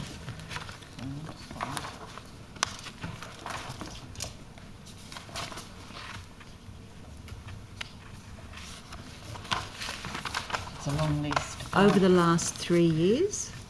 How much National Partnership Agreement funding was allocated to domestic and family violence initiatives in New South Wales over the past 3 years? Sorry, this was not intended to be a difficult question. Well, there's a couple of National Partnership Agreements running in tandem, and there's some funding that's being carried forward, and it's... Well, perhaps while you're looking, you can also let us know how or if that funding changed year on year, and what the intentions are with respect to allocations going forward. Is it intended to increase or decrease the amount of funding? All right, perhaps that all needs to be taken on notice. It appears to be very difficult. I can talk to some of it. So for 2021 to 23, it was 80 million over 2 years, and that was during a period where, off the back of COVID as well, so there was an additional enhancement. 23. And then 22, 23 to 25 is 47.8 million over 2 years. Then in addition to that, as the Minister indicated, new workers, $48.8 million. Then there's also been the innovative perpetrator responses, which is 3.37 million over 5 years from 2022 to 27. And currently, we're negotiating with the Commonwealth on the National Partnership Agreement. And I don't know, Minister, if you wanted to When say do you anything. expect those negotiations to be finalised? We're just in the final moments of finalising that with the federal government now. So, before the federal election is called, or? I hope so. Yeah, because if we go into caretaker, that'll damage those negotiations, I would think. That's why I wondered how far along they were. Yes, okay, thank you. If we can turn to the Staying Home Leaving Violence program. Last year in estimates, we learnt that additional resources were announced to extend the Staying Home Leaving Violence program on 8th of May 2024, And Minister, you and Ms Campbell indicated that tenders for the first round of services would open in October. Did they open in October, and how many providers were successful? Yes, they did open. And they closed when? I'd need to just double check that, but the expansion of the existing contracts, 7 services extended to cover 14 new LGAs, and currently we're doing the procurement of 13 new services covering 23 LGAs. So sorry, the tender process was for existing services to That's cover right, we additional wanted to areas? get those services up and running quickly, Yes, and it was yes. in expanding the locations where this Okay. particular program was available. And you're now looking at 13 new services, Correct. is that right? Covering, Yes. New services or new locations? New services and locations. Okay, thank you. And in terms of locations, the 7 that operated additional services, what were those locations? I've got it in here, so I can come back to you. Thank you. Try And find it. perhaps you can also give us those 13 new ones, are they in a tender process or they're operating? They're in a tender process. Okay, so you don't definitely know the areas in which they will be operating? Yes, we do. Okay, perhaps you could give us those areas too when you get a chance. Okay. Are you able to advise which LGAs have no access to staying home leaving violence services? Once we've completed this procurement, we would have covered all 128 LGAs across New South Wales. And when will that procurement be completed? The funding, as you know, with the emergency package is over 4 years, so it will incrementally come up, but it should be next year. So the 13 services that you're discussing with now, they'll be operational next year? Yes, hopefully Right. starting this year. This year, Yeah, in this fact, year. In April. imminently April. April. Yeah, no, that sounds... So I'm aware that some LGAs are very large. Are there LGAs where there will be partial coverage? And I guess by that, where women may be located more than an hour and a half away from services? I'd need to take that on notice. If you could, Yep. thank you, because I think it is relevant for a lot of the I agree. areas that we're talking Yep. about. And how many actual workers in the field are we talking about? I think it would vary. I'd be guessing. Okay, Lots. are you able to check that and provide the figures? We don't usually capture data on individual inputs. That's not part of the tender process, how many workers each service will have? No, not specifically. Because it could If be it's a not range part of the tender process, how do you know how they're covering their areas? Well, we look at volume, we look at need, and then the NGOs, when they How do put you in... test capacity? Pardon? How do you test capacity to serve the need if you don't know the worker numbers? I'll come back to you on that, but it's certainly, we don't go out and say in this location there is going to be 20 workers, because it's often not just about the workers, it's about brokerage, it's around safety. No, but just from first principles, it would seem to be a basic capacity question to check that service actually has the capacity to meet the predicted need in a particular area. But if you can get back to us on that, because I think it's a very relevant question for access for women. And so perhaps then you'll have difficulty with this question. How many additional workers for the Staying Home Leaving Violence program were added in November last year? Yeah, I'd have to take that on notice. Okay, if you could. How do we measure unmet demand, and do you have any measurement of unmet demand? Minister, have you got ideas about this? Certainly, obviously the boxar figures for each area.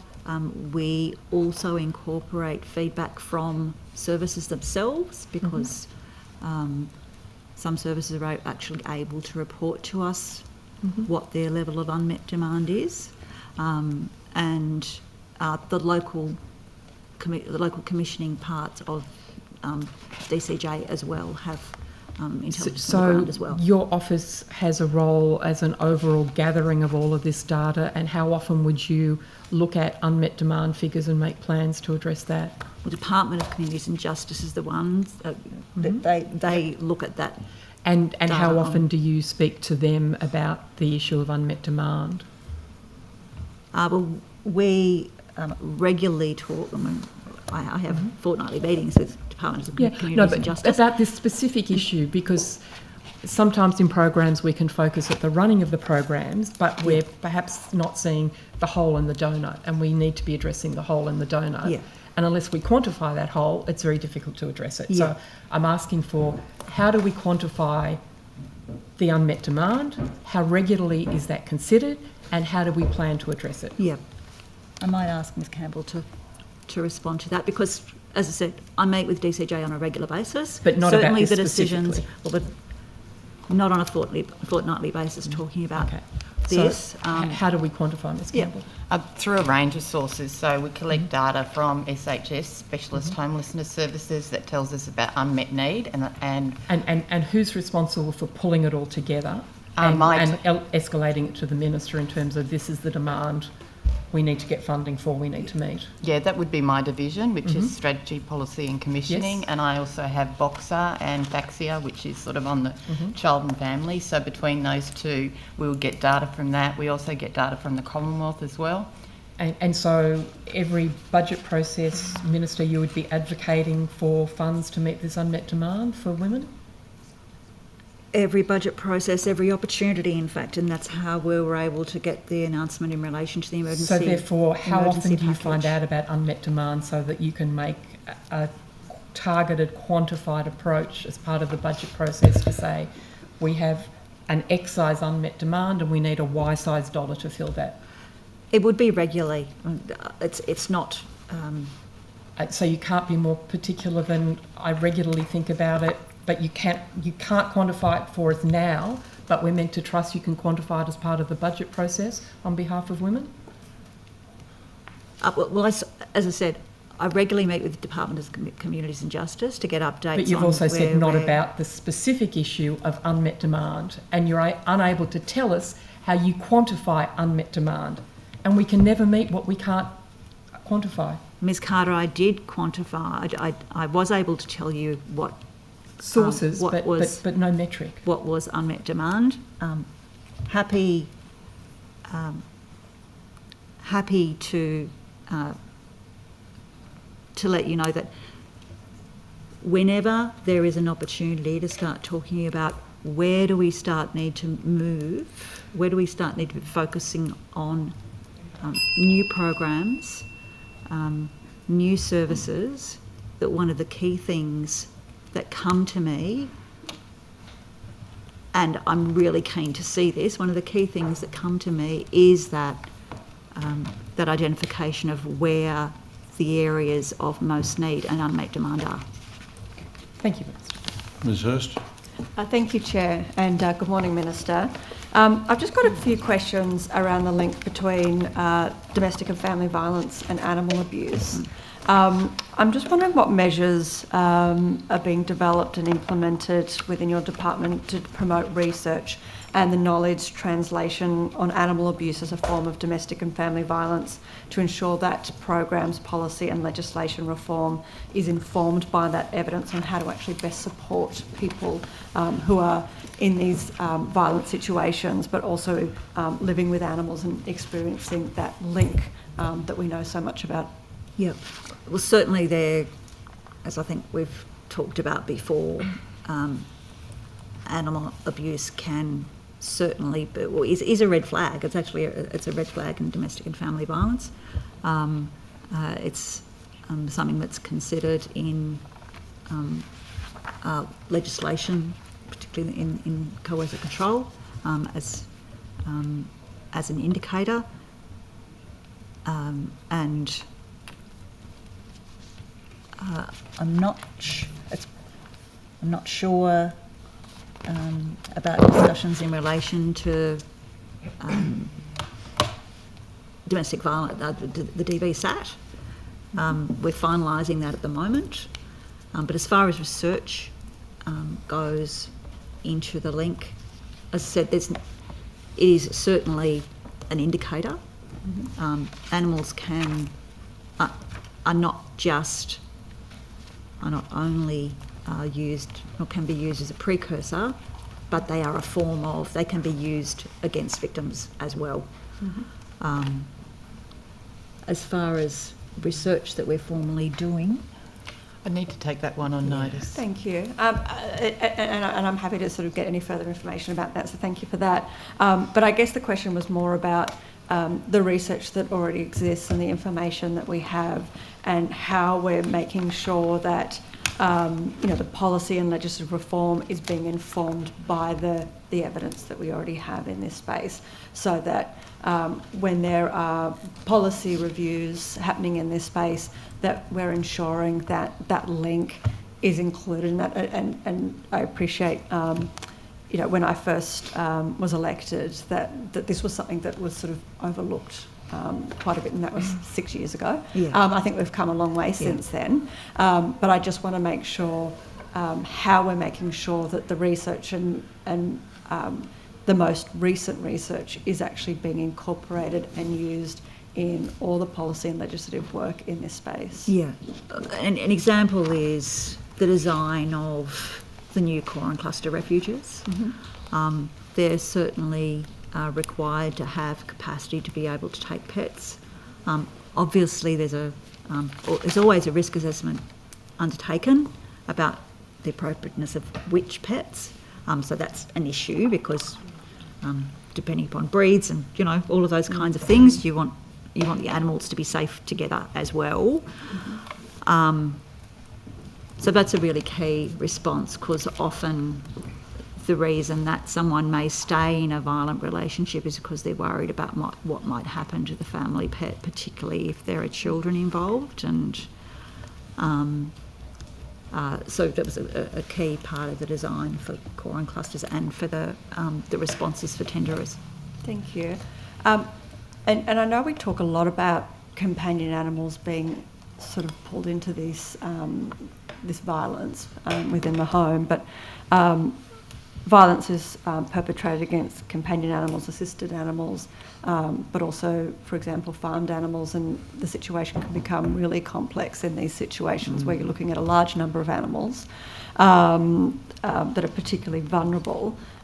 Is that also being incorporated into, how do we ensure, to give an example, somebody trying to leave a violent situation that has 6 large horses, for example, is very different to somebody living in Sydney with a cat or with a dog.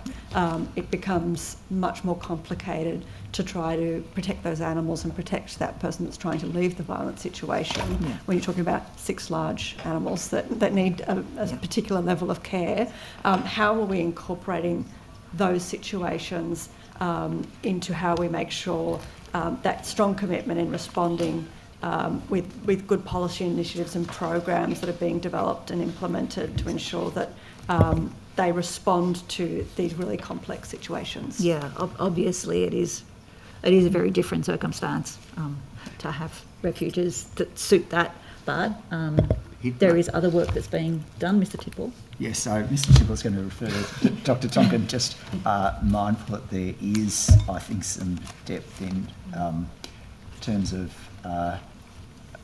consideration of animals in... Yeah, in some of the legislative reforms. So animal abuse is incorporated in coercive control laws, and I think according to the latest data, in the first 3 months of the coercive control offence, there were 4 coercive control incidents with animal abuse recorded, so it's actually being monitored as well. It's also now a specified red flag under the Bail Act, must be taken into consideration, and part of the definition of domestic abuse. So it's in a lot of the really key laws as well, which is an important recognition. Thank you.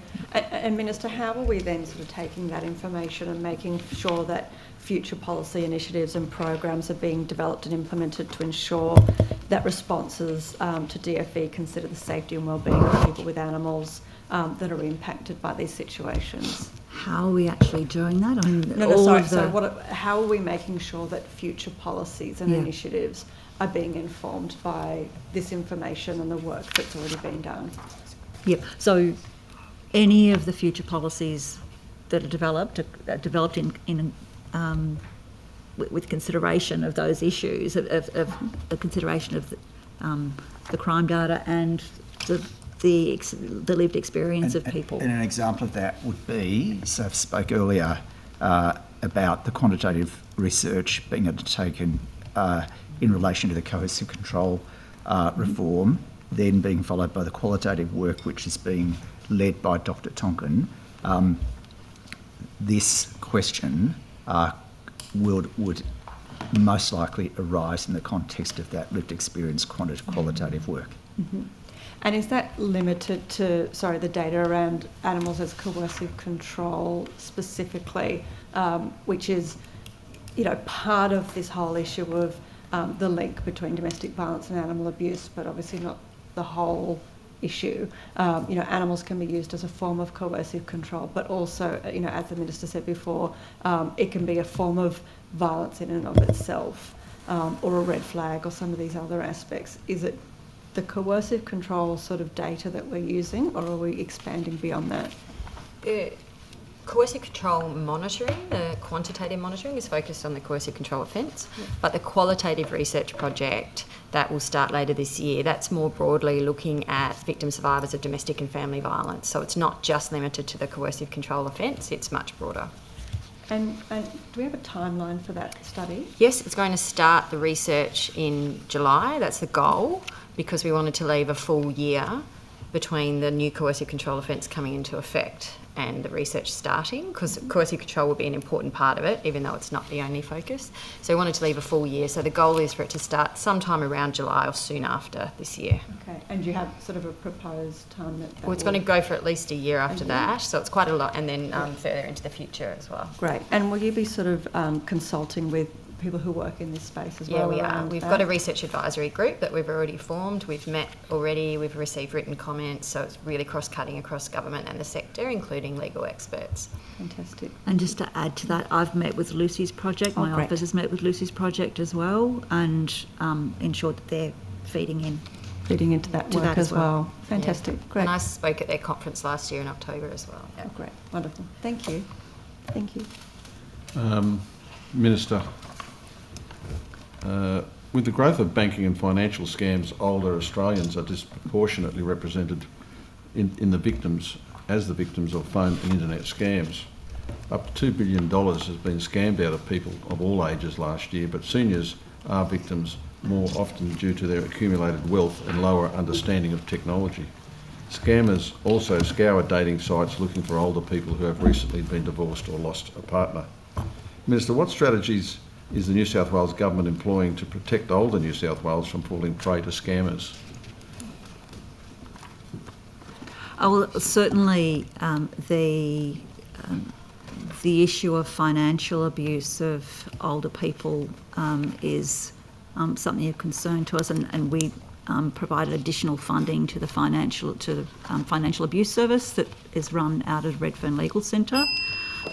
Having said that, scamming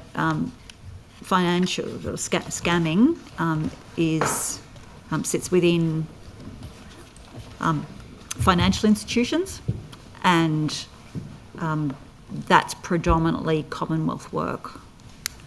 While we're on the topic of seniors and the potential for financial abuse and elder abuse, so I just want to, before I forget, recognise Catherine McKenzie, who has been the acting Ageing Disability Commissioner for the last 12 months, and the incredible work that Catherine's done in that role, the steady hand that she's played in that role for the last 12 months, and just want to really indicate my appreciation to the work that Ms McKenzie has done.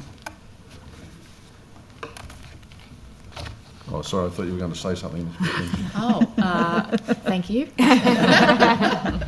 I would say, if I can add to what the Minister was saying about financial abuse of older Australians, or certainly seniors in New South Wales, that's a large part of what the Ageing and Disability Commission does. Scams are, unfortunately, feature highly in reports to the ADC about older people in New South Wales. There is a lot of materials, there's a lot of support that's available, funded through the Commonwealth as a Minister, flagged through the ACCC and others, but we also deal with a large proportion of those matters and work with individuals, as well as using opportunities like the lead up to Valentine's Day to try to get more attention on scams and higher kind of vulnerability points. Including for older people. Well, just further to your answer, are social media and the dating apps being monitored to, hold these people to account when they're putting these sort of scams up? That's not part of Not the... part of what sorry, you do? Minister. Minister? Yeah, it's certainly not part of the seniors portfolio. But what I can say though is what we are also doing from a New South Wales government point of view is we run a program in conjunction with Telstra called Tech Savvy Seniors, and it is aimed at increasing the digital literacy of our seniors across New South Wales. A part of that program certainly deals with scams and safety online. So it provides our seniors with upskilling in the use of things like mobile phones and iPads, computers, use of email, all those kinds of things. But it also helps them identify where there may be a scam or something inappropriate happening on a dating app. Well, Minister, so that sounds good, but how does the government support seniors who have been scamming victims? Are you working hand in hand with technology and the banking sector to get this done? I believe that Service New South Wales has because there can be some of our systems can be used by scammers, and Service New South Wales works with people who are victims of scams, where data has been mined as well. In fact, although I'm not a senior, I've actually been beneficiary of one of those, some support from Service New South Wales, where there has been scamming of data. So Service New South Wales works with the Commonwealth in helping everybody, including older people, including our seniors, to overcome scams. Thank you, Minister. Minister, in the past few years, we've got to a low point in women's sport as we have seen trans women, biological men, invade these competitions, putting women in danger and allowing them into change rooms and toilets. Locally, the Flying Bats women's soccer team dominated the competition because they had 4 biological men on their team, causing some parents to pull their daughters out of the league, fearing safety. There are already cases of rape in women's prisons and women's toilets overseas as a result of allowing biological men who identify as women in women's spaces. In a courageous and fitting move in February this year, the NCAA in America prohibited transgender women from competing in women's sports. This includes student athletes who were assigned male at birth who have started hormone therapy. There are other moves afoot to prevent biological men from competing in women's sports at Olympic level, to make women's sports about women and not have them usurped by men. How is the government ensuring that biological women are protected from competing with biological men in women's sports and risking injury? Well, it's our view that sports themselves, the sporting codes themselves, are in the best place to make decisions about the inclusion of trans people in their codes and whether they can play in men's teams or women's teams. It's an issue. If it's an issue of physical capability, which is part of what the argument is about, I think. With due respect, you're not answering the question. How many women who are transitioning to men actually participate in men's sport? Very few, I would consider to be the case. Yes. I don't have the figures for that. The sporting codes may have, I don't know. But it is our view that the sporting codes, because it is an issue about, or if it is an issue about physicality. Isn't it an issue of women's safety? If it's an issue about whether someone can safely play on a field in competition. Or in a boxing ring. Then that is really about the technical. It's our view that it's about the technical decision that is made about whether a person can play that sport and who they can play it against. That's why you have different, in boxing, for example, you have different weights. So it's really up to it's our view that it's the codes themselves who are best placed to make those decisions. So you're saying the government doesn't have a position. What the government's doing is pushing it down to the sports bodies themselves and let the administrators make those decisions. It's our view that the sporting codes themselves have the best technical capacity to make those decisions. Minister, how is the government ensuring that women are safe to change or use toilet facilities without privacy and safety being threatened by biological men?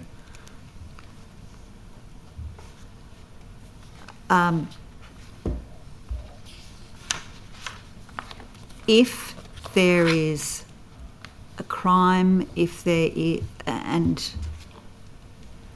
I think the issue is that's being alluded to is whether somebody has the ability to perpetrate a crime in a particular place, and the government's very firm that if a crime is committed, that crime has to there should be reported. A crime being committed. It's preventing a crime being committed by the government having a policy that says men are men and women are women, and that biological men should not be allowed in women's spaces, especially toilets and change rooms. Long before a crime actually is committed in those places, surely. Well, there are women's change rooms and there are men's change rooms. There are certainly, to us, if somebody identifies as a woman, then they should be free, they should feel free to use women's change rooms. If somebody identifies as a man, they should feel free to use men's change rooms.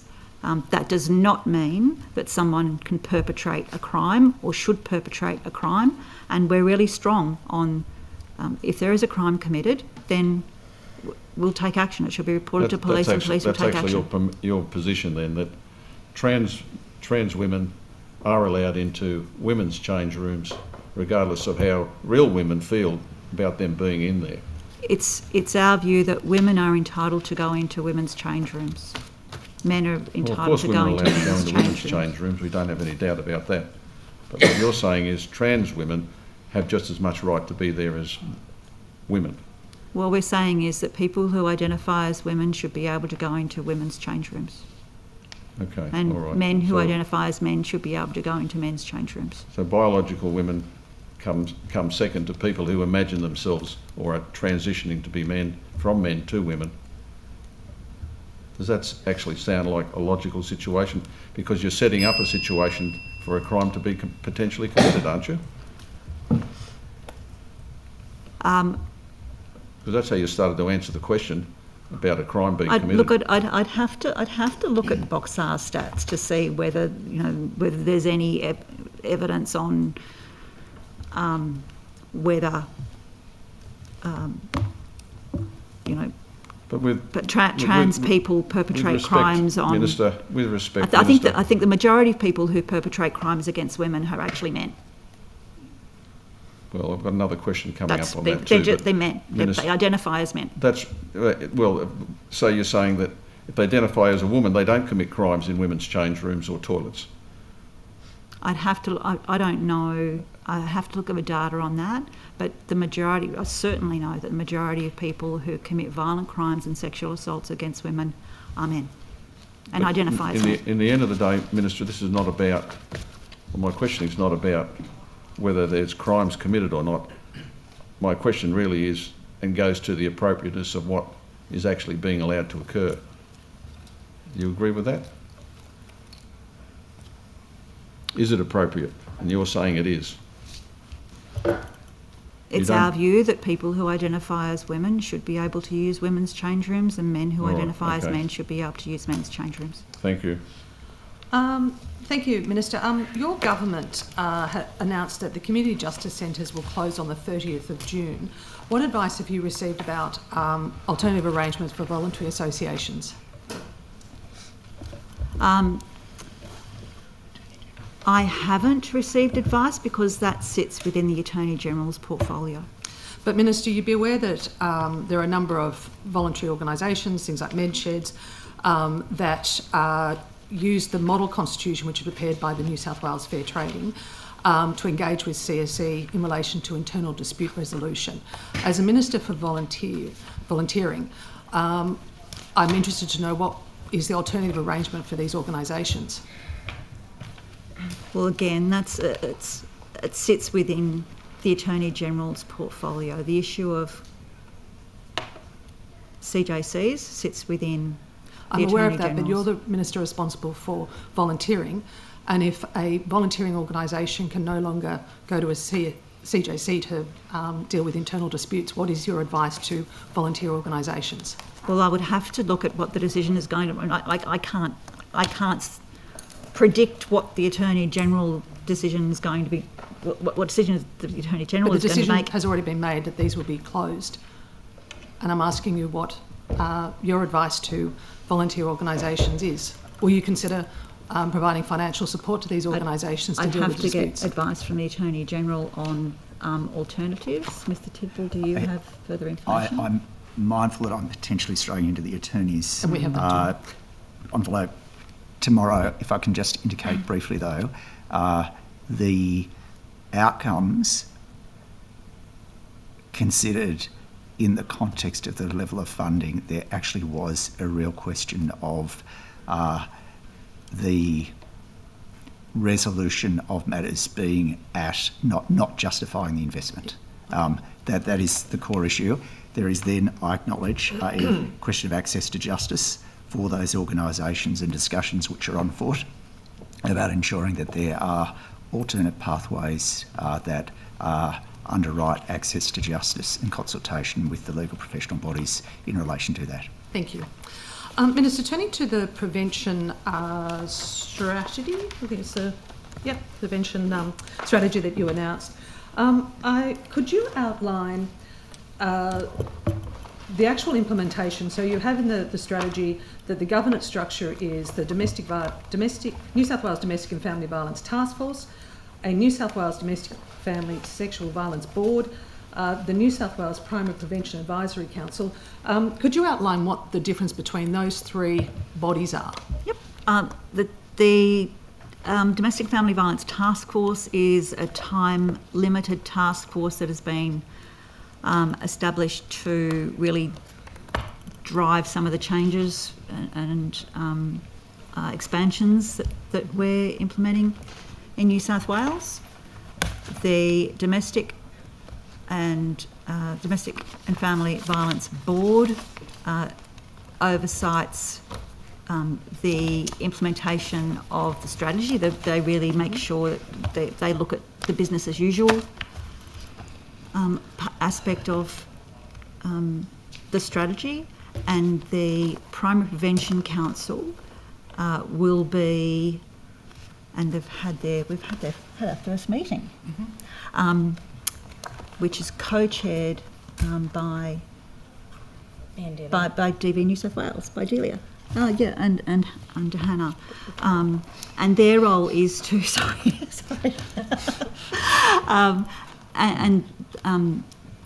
that council's role is to really oversight the primary prevention strategy, but also really to bring together good ideas that are happening across New South Wales. Mm-hmm. And are the members of the task force, board and council from the public, or are they departmental officials? Okay, so the members of the task force are the Cabinet Office. So co-chairs are myself as Secretary of DCJ and the Secretary of the Cabinet Office. We co-chair.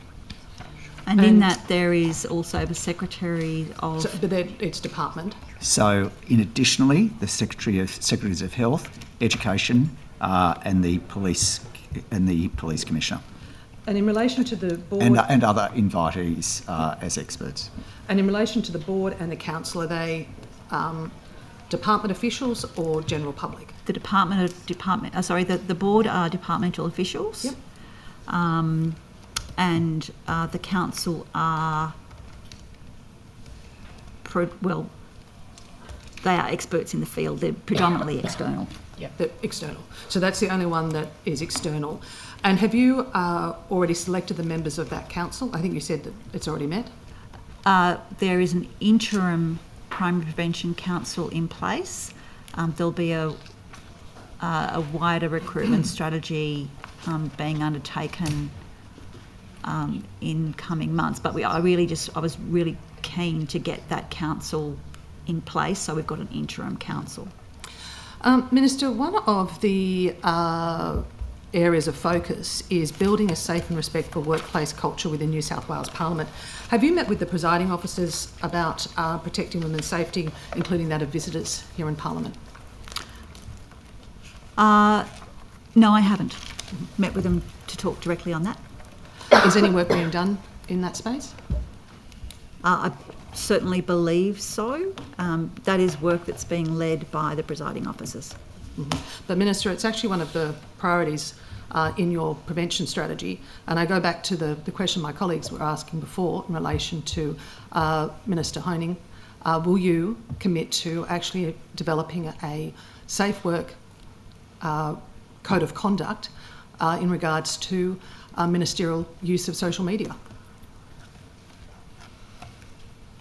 I'll refer to my previous answer. Minister, just before I hand on to my colleague, just in regards to expanding access to men's behaviour change programs, you announced recently 11 million in funding. Is that in addition to the 10 million you announced at the budget last year? The expansion. Sorry, could you just repeat Yeah. that? Recently, the Minister announced $11 million for the expansion of access to men's behaviour change programs to 7 new locations. In the last year's budget, that figure was 10 million. I'm interested to know if it's the same announcement or an additional 11 million. It's the same announcement. Yes. And why has it taken you so long to actually roll this out? As I said to, as I was explaining to Ms Boyd, and as I mentioned earlier in estimates, what we have been very keen to do is to not bombard the sector with tenders, requests for tenders, and also when there's a significant commissioning process, and this one was, particularly given the fact that there was quite a bit of analysis to be done on where gaps were. We needed to take time, and we wanted to get it right, and we've done it also through we've done this through consultation with the sector itself. Minister, I presume you've seen in the media awful situations such as the 76-year-old woman in Kempsey who's been broken into 17 times and had 20 cars stolen. She's been threatened on multiple occasions and is now too scared to even pick up the phone to call the police for help.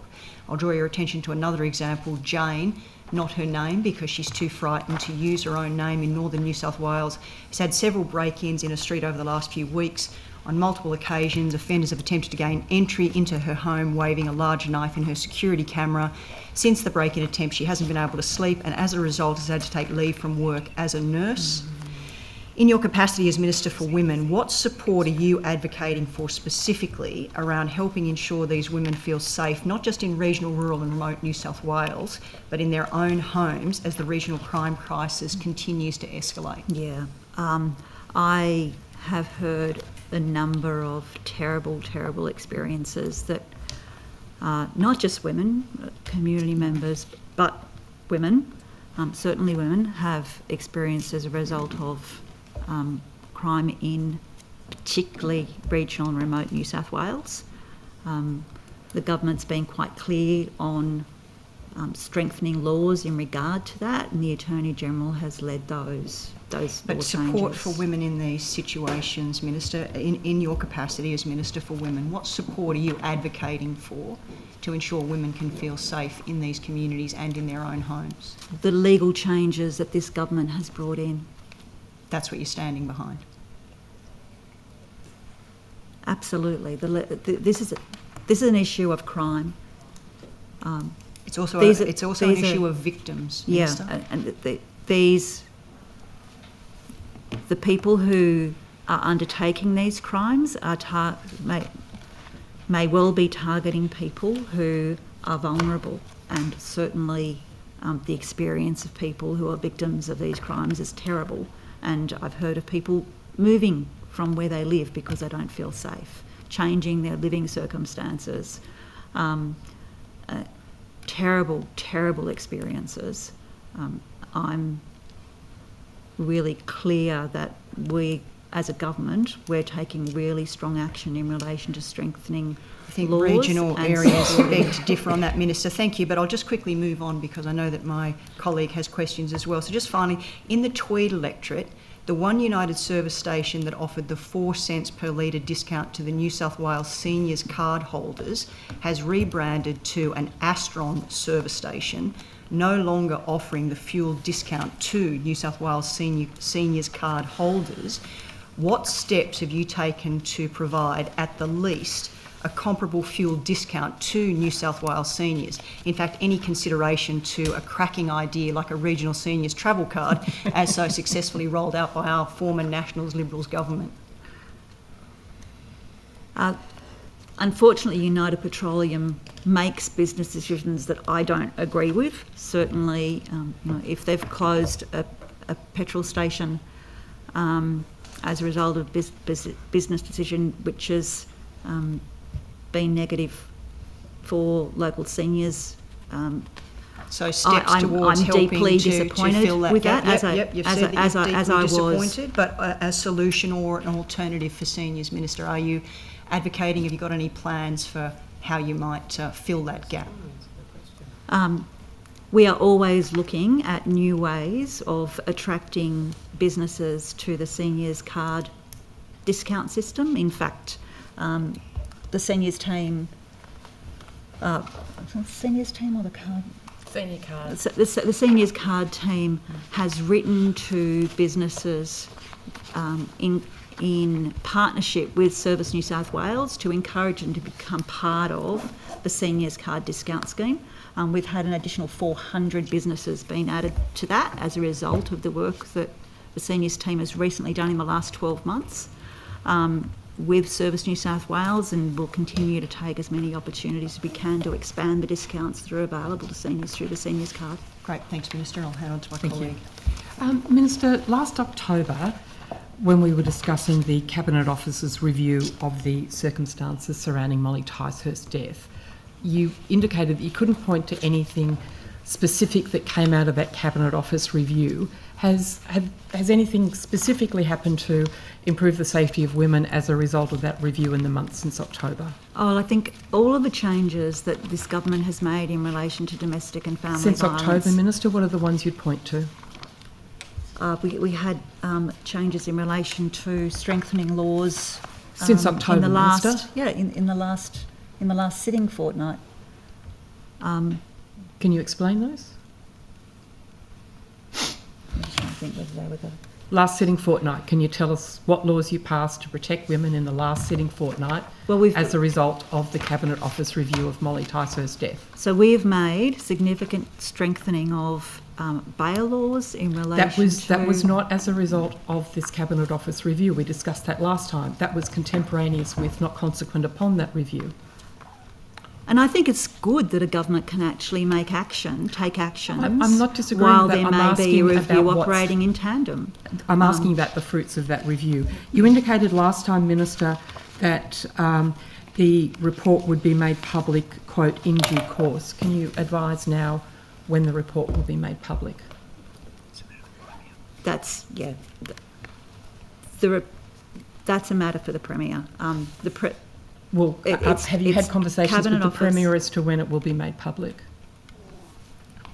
I'm not going to go into the detail of conversations that I've had with the Premier on particular issues. I'm not asking about details. You indicated last time it would be available in due course. I'm just asking you when in due course is on the calendar. Yeah, and at that time it was clear that review was a review that was being overseen by the Premier and myself, and with significant public interest. And at the moment, it's a matter for the Premier as to whether that gets released. Okay, so it's It's It's a not up question. to It's a you, question. that's It's a up to the question. Premier. It's a question for the Premier. Okay, thank you very much. Can I just take you to a different topic, and can I ask specifically, what are you doing to protect the exploitation and trafficking of overseas women into commercial surrogacy to support the aspirations of families in New South Wales?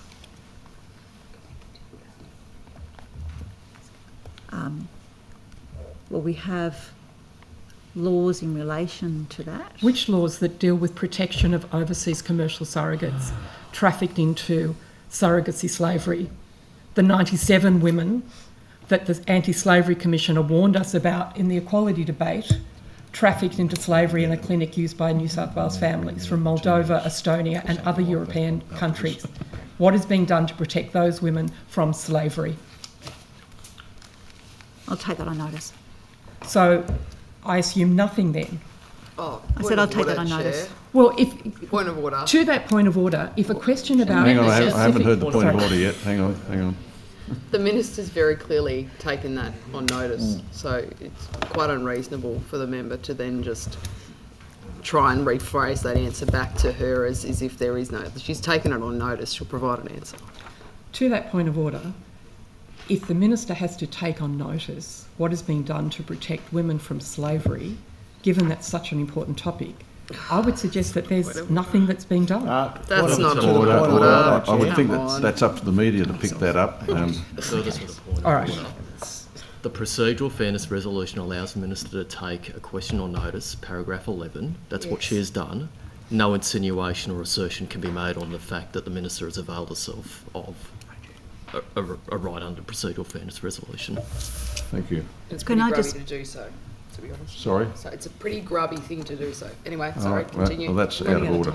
Yep. That's out of order. I know, but anyway. Well, for the record, Chair, as further to now the they're point of actually order, just it is a putting up clear time. attempt to put on Hansard that the minister didn't answer the question when she clearly said she would on notice. Okay, all right, well, I think we've had enough of that. Thank you, Chair. You've got 2 minutes and 25 seconds to go. Minister, have you met with the Anti-Slavery Commissioner to discuss appropriate safeguards? No, I haven't. And can I just, instead of taking that previous question on notice, there's a question for the Attorney General. So, as Minister for Women, you aren't involved in discussions with the Attorney General about protection for women? We have cabinet discussions. So what, because these women are overseas, they're not women that you advocate for? My role is as the Minister for Women. My role is as the New South Wales Minister for Women. The question in relation to trafficking should be referred to the Attorney General. So you may be aware that Section 17 of the Surrogacy Act requires that an application for a parentage order be supported by the report of an independent counsellor, which, amongst other things, must assess the consent of the birth mother. If the birth mother is overseas, how will that independent counsellor assess the adequacy of that consent? That's a question for the Attorney General. So it's not a question to do with women as well as the Attorney General? Well, I'm not going to provide legal advice. I'm not a solicitor. You're asking me about a particular application I'm of a asking you law, and I'm about your suggesting that you advocacy should speak on to the behalf of ask the women. Attorney General. I'm asking you about your advocacy on behalf of women. Are you engaged in discussions with the Attorney General about this issue of protection of women to ensure that any surrogacy arrangements are freely entered into and that they are not being forced into surrogacy slavery? My office and myself in particular participates in cabinet discussions, and that question is a question for the Attorney General. So are you and the Attorney General discussing the development of appropriate safeguards? I'm not going to go into details of discussions that may be occurring at a cabinet level. Is this an issue that is of concern to you as a woman? Issues relating to women in New South Wales are deeply concerning to me. Thank you, Minister. Okay, thank you. Minister, how is misogyny handled or treated in your portfolio?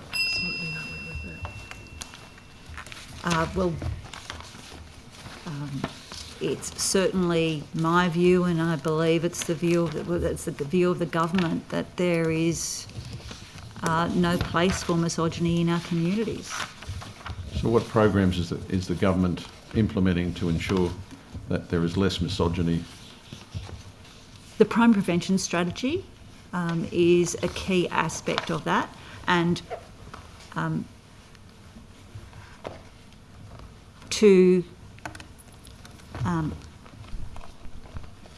without wanting, what we don't want to do, we'll go back to square one.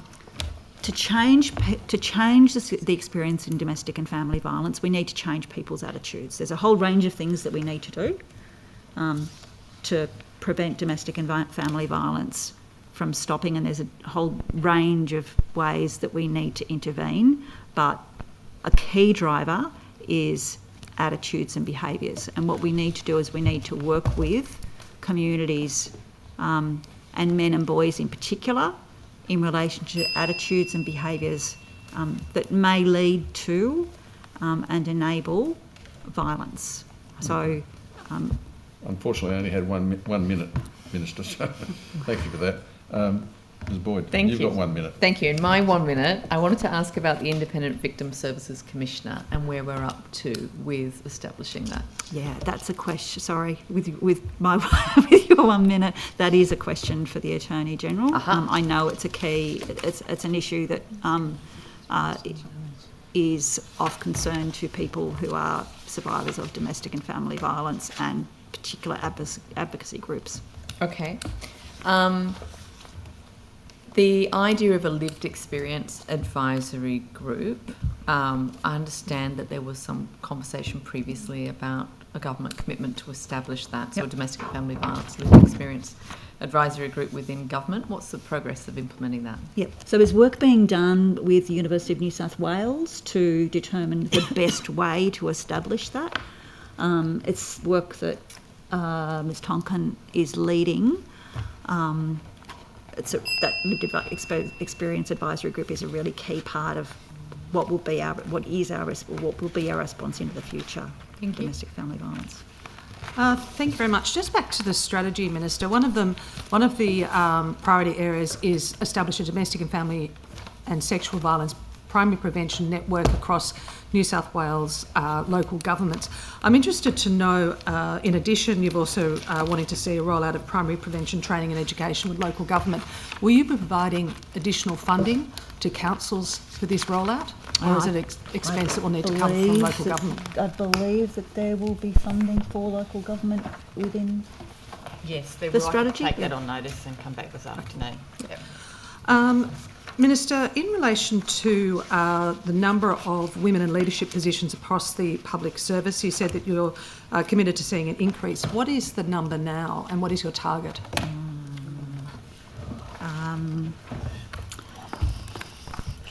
The number at the moment is not high enough.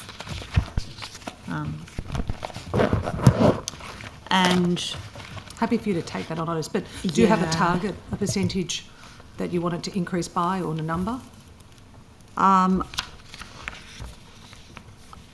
We certainly don't have a quota.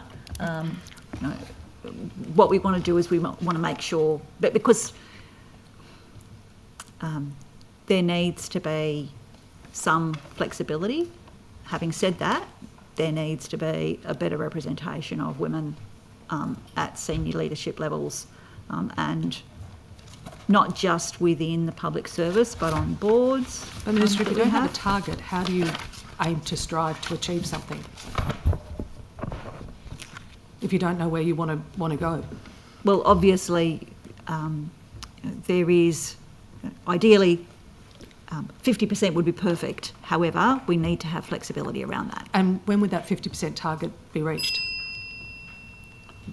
We haven't got that formalised as a formal target. There is a lot of work being done in relation to gender equality, though, within the public service, particularly in relation to ensuring that there are gender equality action plans across all departments, and that is for agencies to look within their own structures about what may improve participation by women in the workforce, but also how to ensure that their services that they provide are meeting the needs of women. And will all those ministers report back to you as the Senior Minister for Women about their action plans? That work is coordinated with through Women New South Wales, my agency. Yep. Thank you. And if I may just, without going through the data, I mean, DCJ is, I think, the third largest department. I can give you, if you would like, this afternoon, a breakdown of male-female executives. And just adding to the Minister's response, clearly the Public Service Commission has a critical role in this as well. Great, thank you. Thank you. We now turn to the government for their extensive examination of this minister. Thank you, Chair. I do have one question. Minister, are you able to outline what support the government has made available for Jewish women and children? Yeah, certainly we have really wanted to ensure that people who have been affected by anti-Semitic attacks and who are fearful at the moment receive support. Earlier this month, the New South Wales government committed $200,000 to Jewish House for them to be able to provide support through the community support services that they provide. They provide crisis interventions such as mental health support and community assistance, and we really wanted to provide that support to Jewish House as a result of the rise of anti-Semitism in New South Wales. Thank you, Chair. No more questions? Thank you. Thank you, Minister, for attending the hearing. We're finished for you in relation to your questioning. I note you took a number of questions on notice. The committee will be in contact with you in relation to responding to those on a timely basis. Thank you very much for coming. Thank you, Mr. Chair. Thank you, committee. We'll now break for lunch until 2 p.m. Thank you.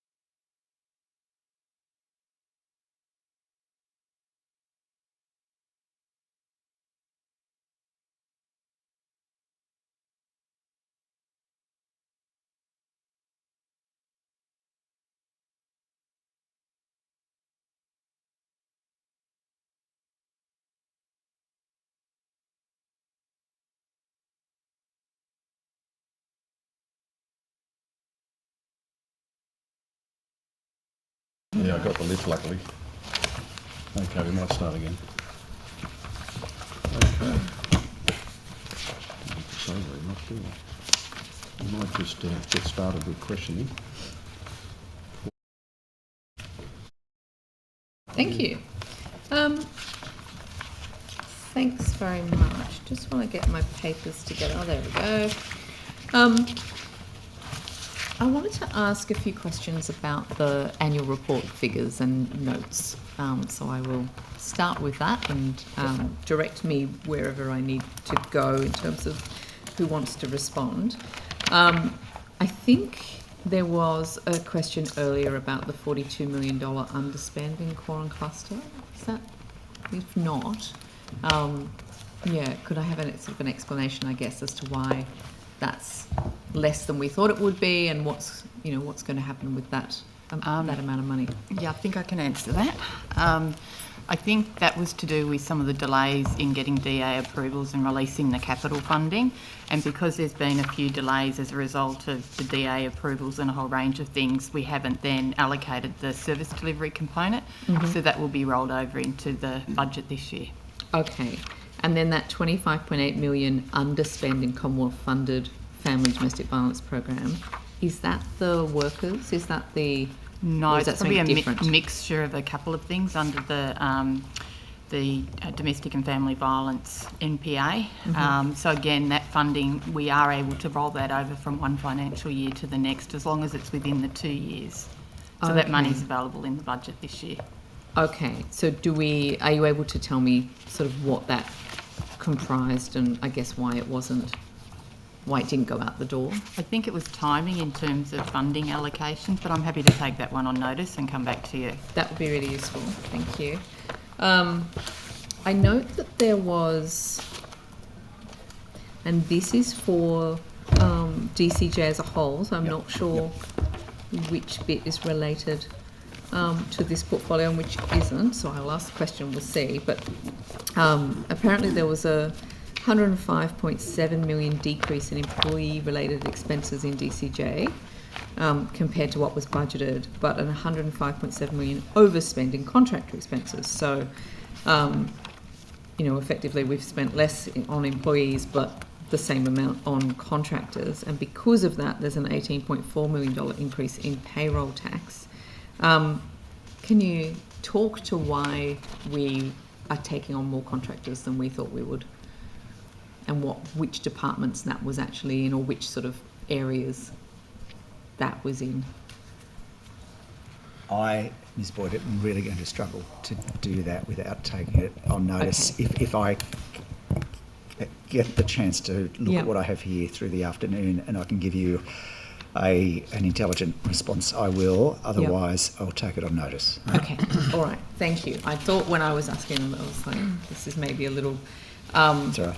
The other one maybe you could take on notice is, I know that the Auditor General picked up on this liability for lodged but not yet paid claims related to domestic violence and other offences. And I think we had a $73.1 million unbudgeted victim service actuarial adjustment. This is probably one for the Auditor General. It is the Attorney, and I can come with a response tomorrow on that one. Thank you. Thanks very much. If I could go to Ms Mackenzie.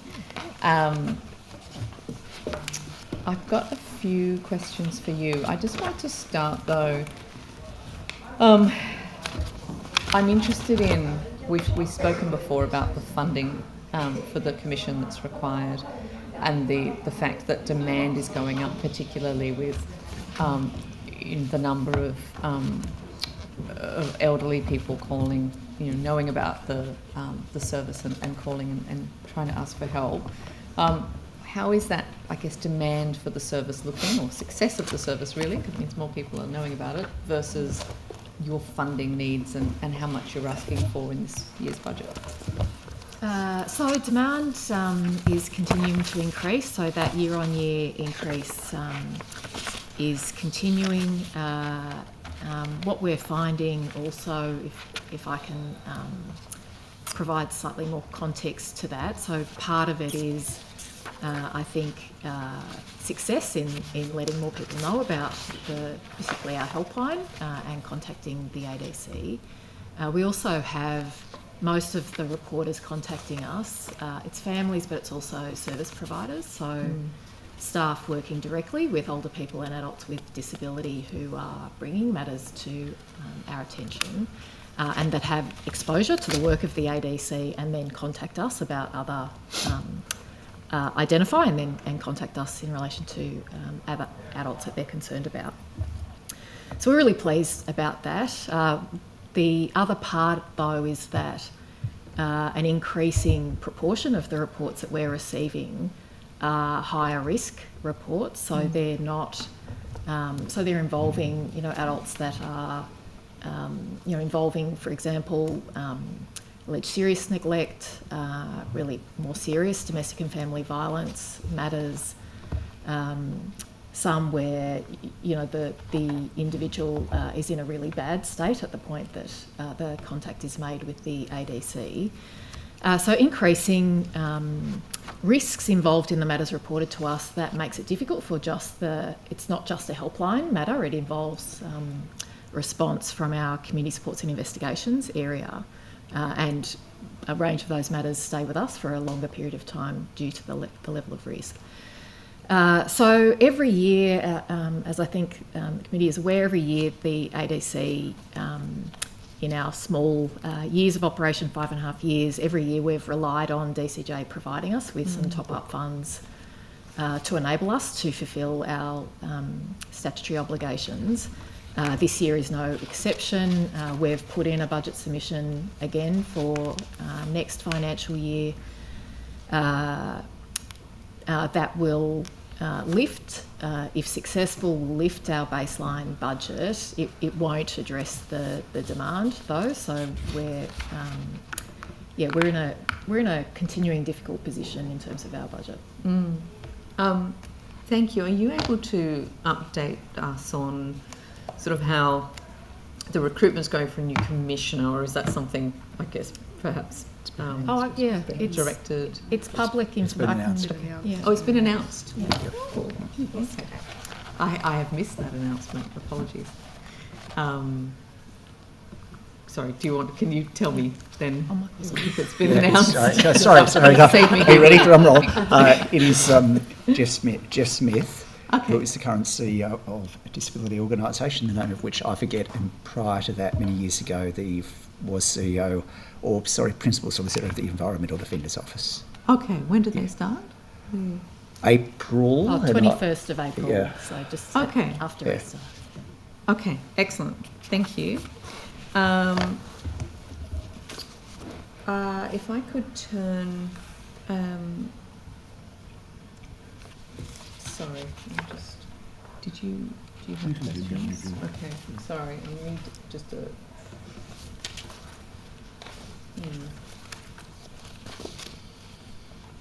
No, I don't know where I am in my questions.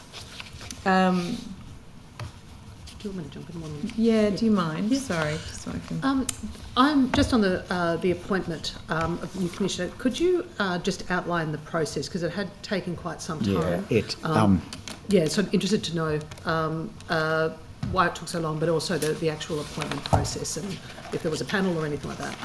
Yeah, there was a panel of myself, Gil White, Ms. White, and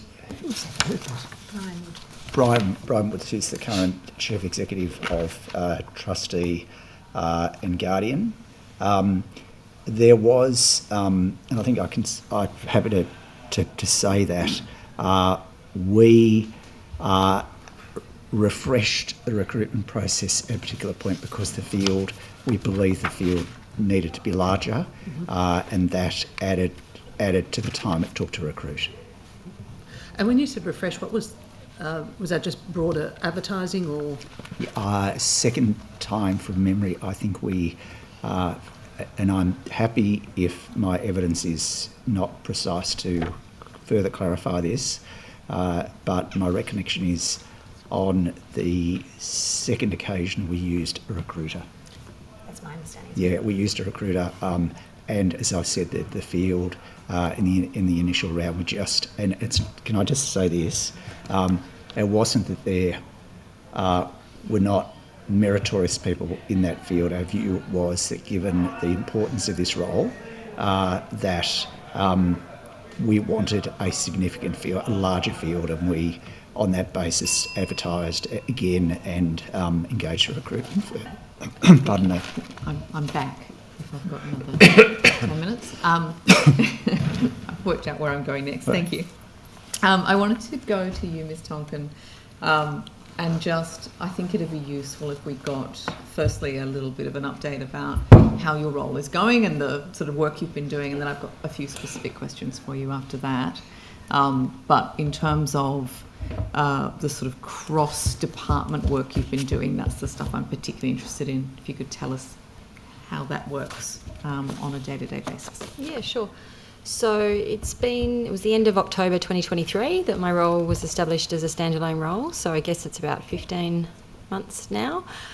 So I've got a full team and the office is going well. We released my strategic plan in March last year, and we went through that in the last budget estimate, so I won't take you through that again. But yeah, that's coming up to a year since I released that strategic plan. So there are 6 priorities, and we've got different projects going under every priority, and all the actions are in train, so that's going really well.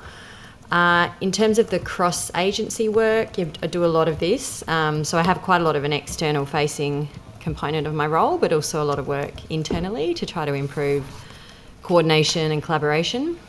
So we did a review of governance, is one thing that we did last year, and then we've been working on some of the governance groups and supporting the new task force and improving the board and getting better input from the sector into the governance groups, so having a better connection between the board and what we another group we have called the Domestic Family Sexual Violence Council, which has all the sector representatives.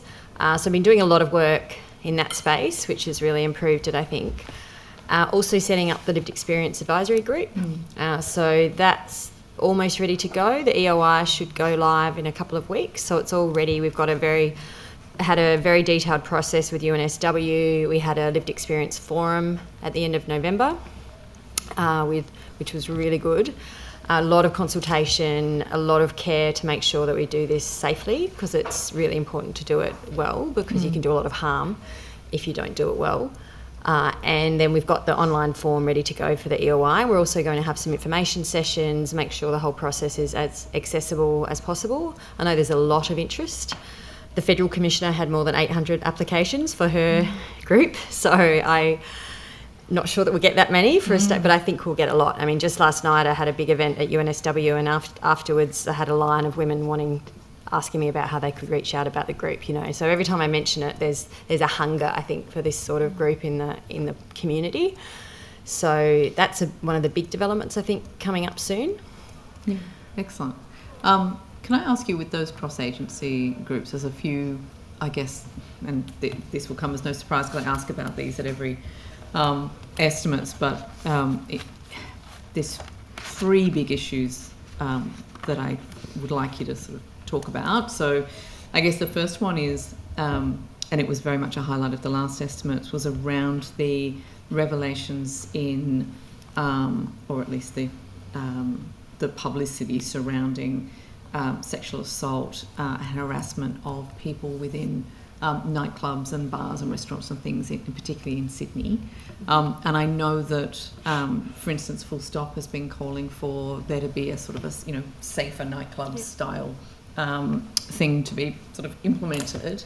Has that been a feature of the cross-agency work that you've been doing? Yeah, so I've been doing quite a bit with the 24-Hour Economy Commissioner, and we're planning to have a roundtable event together that we'll co-host, which will include Full Stop Australia. It will include industry, especially hospitality industry representatives, unions, and keep Safe Work New South Wales, Transport New South Wales for their Safer City program. So sort of keep small but really, really targeted. So we're planning that event for the next couple of months and possibly some follow-on events as well, so it's not just a one-off. And we've also had some other meetings, the 24-Hour Economy Commissioner and myself, Safe Work, Liquor and Gaming, all together to try to talk through some of these issues and think about some concrete action. And I've also been in contact directly with some of the key victim survivors, the ones who are quite open in the media about their experiences as hospitality workers. So I've been talking to them as well in parallel, just so that they know that they're supported by government as well, and it's not just industry who's meeting with government, but it's also the survivors themselves. So I think that's been really important, and hopefully we can, see some concrete change. I've seen Full Stop's pre-budget submission, and I think that's, some really important suggestions, and also they had really great suggestions in relation to sexual assault trials as well. So I think there's a lot of food for thought there. Okay. And I guess a little related is the work that was being done around drink spiking, but also something we've talked about before, which is needle spiking. And yeah, I shudder every time the idea of needle spiking. It seems to be related, but also something in its own class in terms of the sort of, I guess, the way, the stories we hear about men going into nightclubs and using, spiking people with needles, but not potentially not for any particular reason. I just find it extraordinary that they would just want to incapacitate a person. But yeah, has that been on your radar as well? And specifically, has there been any additional training or anything rolled out for police as to how they might respond? Any updates there? Yeah, I think it's terrifying, and I know we discussed this a bit at the last budget estimates, and we've seen some of these incidents overseas, and there were a few things in schoolies, I think, in Queensland. Haven't seen as much, as far as I'm aware, in New South Wales, but it's, it's definitely a problem around the world, so it may well be only a matter of time. So I'm not aware of any active training, but it's something that I can follow up on in my role with the police. I'd be happy to do that, and with other government colleagues. Thank you. Yeah. And then the final kind of big cross-agency one I was interested in really is this issue around police perpetrators of domestic family violence, and particularly the way that police can use systems and knowledge and contacts to perpetrate domestic abuse even after they are no longer, in I guess, close proximity to their victim. And I do hear a lot of stories from people who are finding that they're unable to get anyone to believe them when that sort of form of coercive control is being used. Is there any sort of work being done around that yet at a cross-agency level? I'm definitely aware of the issue. I've had members of the public write to me directly that they've had this experience, and also members of the sector have raised it with me. So, and of course it was in the auditor, it was in both, the reports, and I've met with LEC, the Law Enforcement Conduct Commissioners, about the range of recommendations in their report, including relating to this. So it's definitely, I'm aware of it, and it's something I've started discussing with police, but we haven't yet had any sort of concrete cross-agency work on it as far as I'm aware, but I'm happy to keep pursuing those discussions. Thank you. In the verge of coughing again, so I'm just going to stop there and hand over to the opposition. Okay. I might actually start on, just to understand a little bit better, the role of the task force, and this in relation to the prevention strategy, the task force, the council and the advisory bodies. Do they all report back to the minister or to someone else, and how's that all structured? I can have a stab at it. So the council reports to the minister, and the minister attends those council meetings. We actually had one the other day. I think it was, what day is it today? Thursday. So Tuesday. And then the DFB board is chaired by Michael Tibble, secretary, and has all its co-chaired by Campbell. No, I'm talking about the Sorry, DV board. Yep. And we've sort of changed the focus of the DV board a little bit this year, partly because we've got the task force, which has carriage, which Michael co-chairs with Kate Boyd, who's the secretary of TCO, and it has the police commissioner, it has the health secretary, the education secretary, and then there's also reps from other government agencies at a deputy secretary level, and Hannah is the Women's Safety Commissioner for New South Wales. And then there are, under the actual council, there are a range, and I've got a nice diagram that I could probably share with you to look at the linkages, because we're obviously adding to it as we go. We're looking at the lived experience group that Hannah's setting up, but there are clear terms of reference for each of those bodies, but they all do link in, and they do report to the Minister.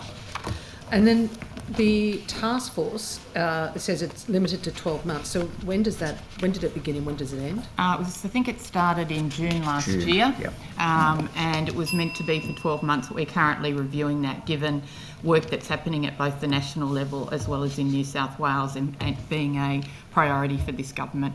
Right. And then where does the Women's Safety Commissioner fit into all of that and the three other bodies? So I start from the sort of highest level of the group. So the Domestic Family Violence Task Force, I attend that as a standing attendee along with Anne. The actual members are just the 5 secretaries, but a number of standing attendees. I'm a member of the board, so the Domestic Family Sexual Violence Board.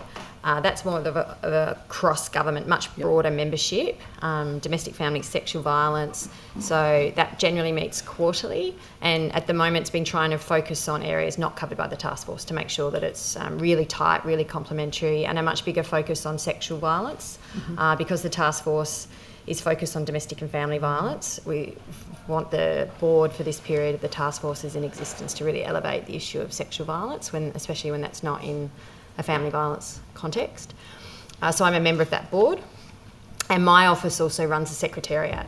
So that's another sort of connection, is that the secretariat for the board and for many of these governance groups, the council sits within my office, so the administrative side of running the meetings and doing the work plan, etc., sort of falls under me.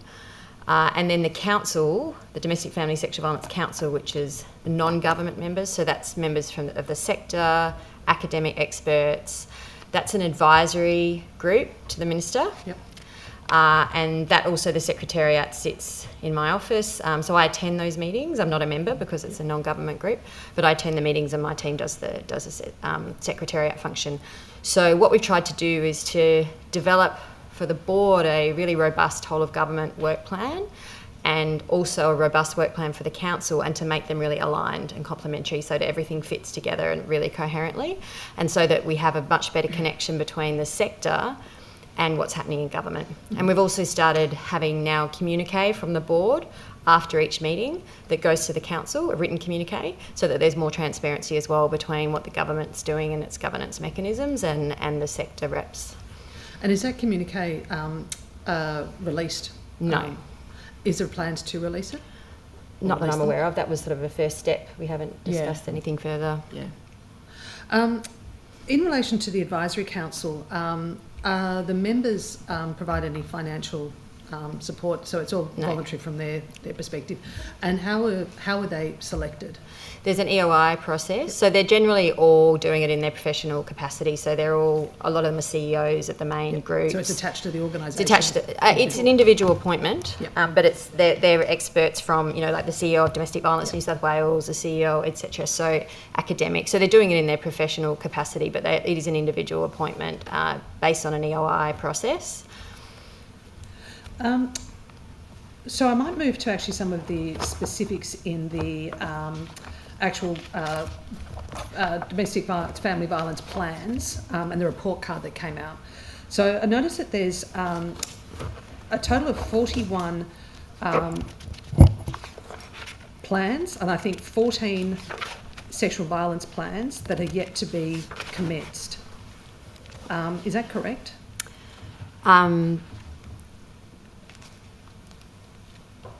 You mean the actions? Yes. Yes. Yeah, sorry. Actions. Yeah. So the plans are both 5-year plans, and the actions were deliberately set up to be staggered over the 5 years. So it was never intended that they would all begin at the beginning. Yep. So it's deliberately staggered, and it's been quite strategic, that whole plan about what would begin when.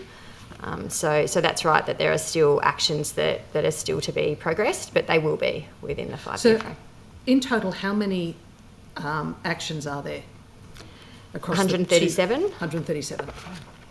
And then how many have commenced? Well, there are initially 75 selected for implementation in the first 18 months, and all of them have been completed or they're underway, so that's all on track. And then I'll just... so I think that's where we're up to for in the first report card, is the 75 actions out of the 137, and they're all underway or completed as of the end of 2023. And how many are yet to commence? Just give me a moment.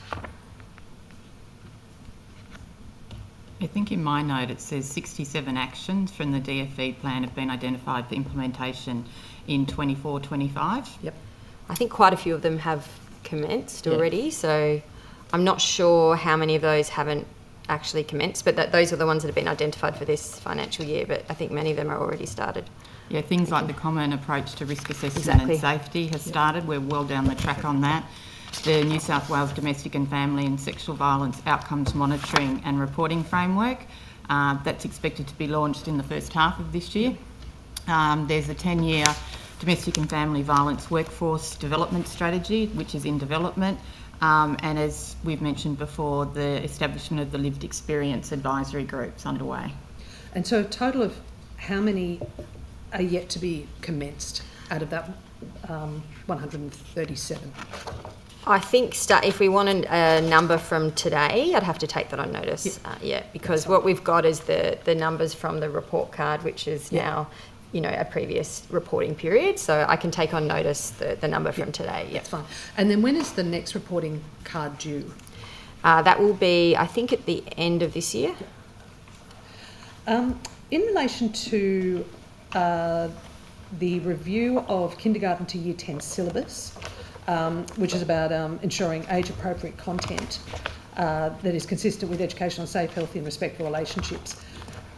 Could I get an update as to has the review commenced and when it's likely to be finalised?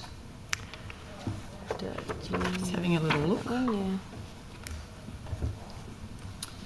So there was some funding that came through the primary prevention strategy. So that was $8 million to develop and commence implementation of a holistic, respectful relationships education curriculum. Is that the all-in pilot? No, that's different. That was funded under the emergency package, the all-in pilot. But it's also part of, obviously, primary prevention. And then the timeframe in relation to the syllabus review and when it's intended to be implemented? The funding's across 4 years. So I'll take that on notice and just get an update from education on that. Okay. And then if you could outline with the all-in project, is that also 8.1 over 4 years? Thank you. Yes, that's $8.1 million over the forward estimates. And it's funded to deliver workshops, fortnightly online learning sessions, resources and parent packs to support families and address gender equality. And a pilot has been delivered by Women's and Girls Emergency Centre. There was a one-off grant approved of $500K by Minister Harrison to continue the all-in project till March 2025 while we do the procurement process for the rest of the funding. And the expansion will be contracted by April of this year. Okay. And so how much of that 8 has already been? I'd need to take that on notice, That's fine. 500 at least, obviously. Yeah. And so then April is when you're expecting to have an announcement about who would then roll it out across the state? Okay. Yeah. Do you have anything you want to jump in? Yep, got a few there. Sorry, I'm just trying to write these questions as I go as well. Could I just come back to Ms Boyd's questions? She's asked about police perpetrators, and look, this may have been covered in other estimates, so it's for my own information more than anything. Police training and programs to assist them to be more adequately equipped to deal with victim survivors. Are there those in place? Are we looking to that? I could probably start with the coercive control. Yep, the coercive police control. did Yep. a range of training. They did, face-to-face sessions, online sessions, and I might hand over to Ms Tonkin because she was involved in that as well. Yeah, I had the opportunity to attend the face-to-face coercive control training, which was good. So they did a package which has, it's still ongoing, sort of 3 phases. There's an online training for all police officers, and then there's a face-to-face which is more specialised, which sort of selected officers do, and detectives and various others who need to do that level of training. And then there's also the training, the really more comprehensive training for the new recruits, which they're implementing. So that definitely had a focus on being more trauma-informed and focusing on looking at the whole context of the relationship and not just looking at a single incident of violence, but asking more questions, trying to understand the dynamic, trying to avoid misidentification of the predominant aggressor, trying to avoid unconscious bias. So there was a lot of that content in their training. And I understand they've also developed a new sort of more general domestic and family violence training as well, which is their basic training. So I haven't seen that one, but I think they've done a lot of reform there as well, is what I understand. And so as part of that, and that's great to hear, so will there be more of a crossover, more input around all of that, do you think? I mean, I'm hoping, and I'm sure I should be able to observe the DV, I think they call it the DV Fundamentals course as well at some point soon, so I hope that there'll be an opportunity for input and dialogue. We have if I can just add or supplement that response, we, across all of the streams of activity that we have with domestic and family violence, have a very good relationship with the Commissioner and with senior police, deputy commissioners and the like, and certainly with coercive control. There were learnings on the way through that, and the police were genuinely responsive to that. I think in terms of the police commissioners' workforce, so we've done a lot of work with coercive control. I do think that some of the questions,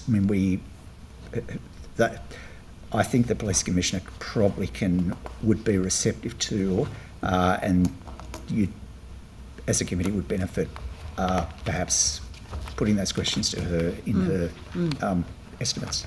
Yeah, no, and that's good. Unfortunately, I won't be on that estimates in particular, even though I'm doing 6 of them. Could I just add one thing from DCJ's perspective? DCJ held 2 training symposiums, which were really great. So there was one in 2023 and one last year where they brought together, this is for coercive control, they brought together the key government agencies, so police, the Judicial Commission, DPP, Legal Aid, that had all introduced training programs in relation to the new coercive control reforms.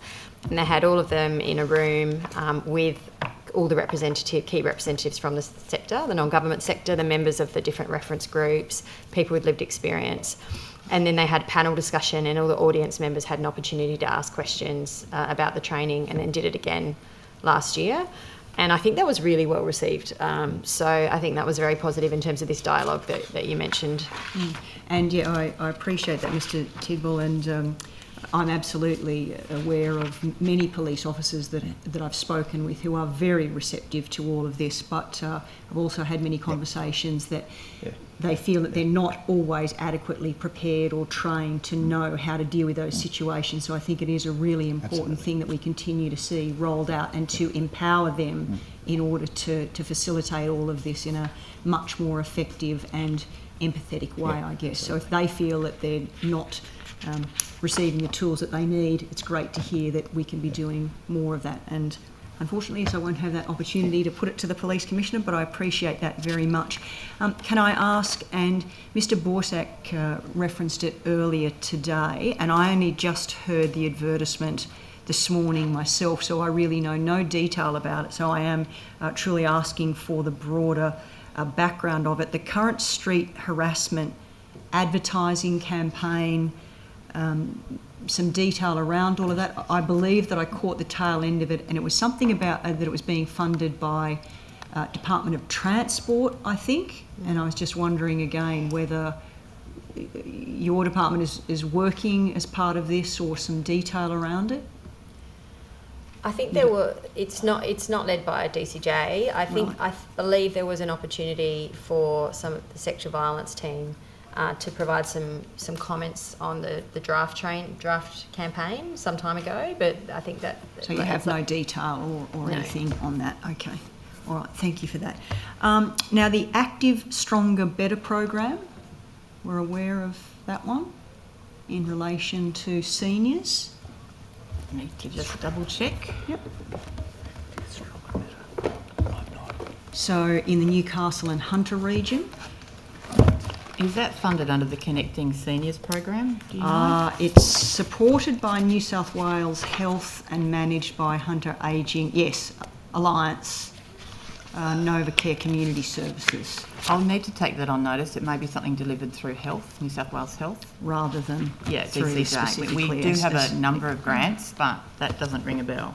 Okay, and again, it may not be your question to answer, but if we could just add to that then, if it is possible to furnish that information, whether funding for the program has been or will be extended beyond July 2025. Yeah, happy to If take not, that on to notice. direct us where we might need to go with that. And New South Wales Grandparents' Day 2025, have New South Wales government websites been updated with the date for the 2025 celebrations? Need to take that one on notice. Okay, so at this point when we were doing our preparation, it's apparently still stating Sunday 27th of October 2024, and so just wanting to confirm that Grandparents' Day 2025 will be taking place. I'm pretty confident it will be. Excellent. Do you want to have something else, or do you want me to? Yeah, no, I'm happy to jump in. Just going back to the plans, pillars and actions, and the action report that's come out. In relation to one, ensuring the New South Wales Police Force refers adult and child victim survivors of domestic family violence to appropriate support services. Is there an issue with referral, or what has come about to need that as a priority? Sorry, where are you reading from? This is from your report card, page Oh, right, 13. It actually has one of the actions is ensure that New South Wales Police refer adult and child victims. Yep. So I was wondering, has there been a problem with referral, or? Well, that was from those actions were from in 2022 when the plans were developed. So I don't think there's been any specific problems recently since then. But I think that's just an ongoing effort to improve the referral processes and make sure that everyone gets the support that they need. Okay. In relation to the delivery and operation of new women's refuges, in particular the 8 existing refuges of Corin Cluster, refers to children and young people and Aboriginal people. Are they specific Corin Cluster for young people under 18, or is it? This again is page 13. Is that in the Ms Tompkins report?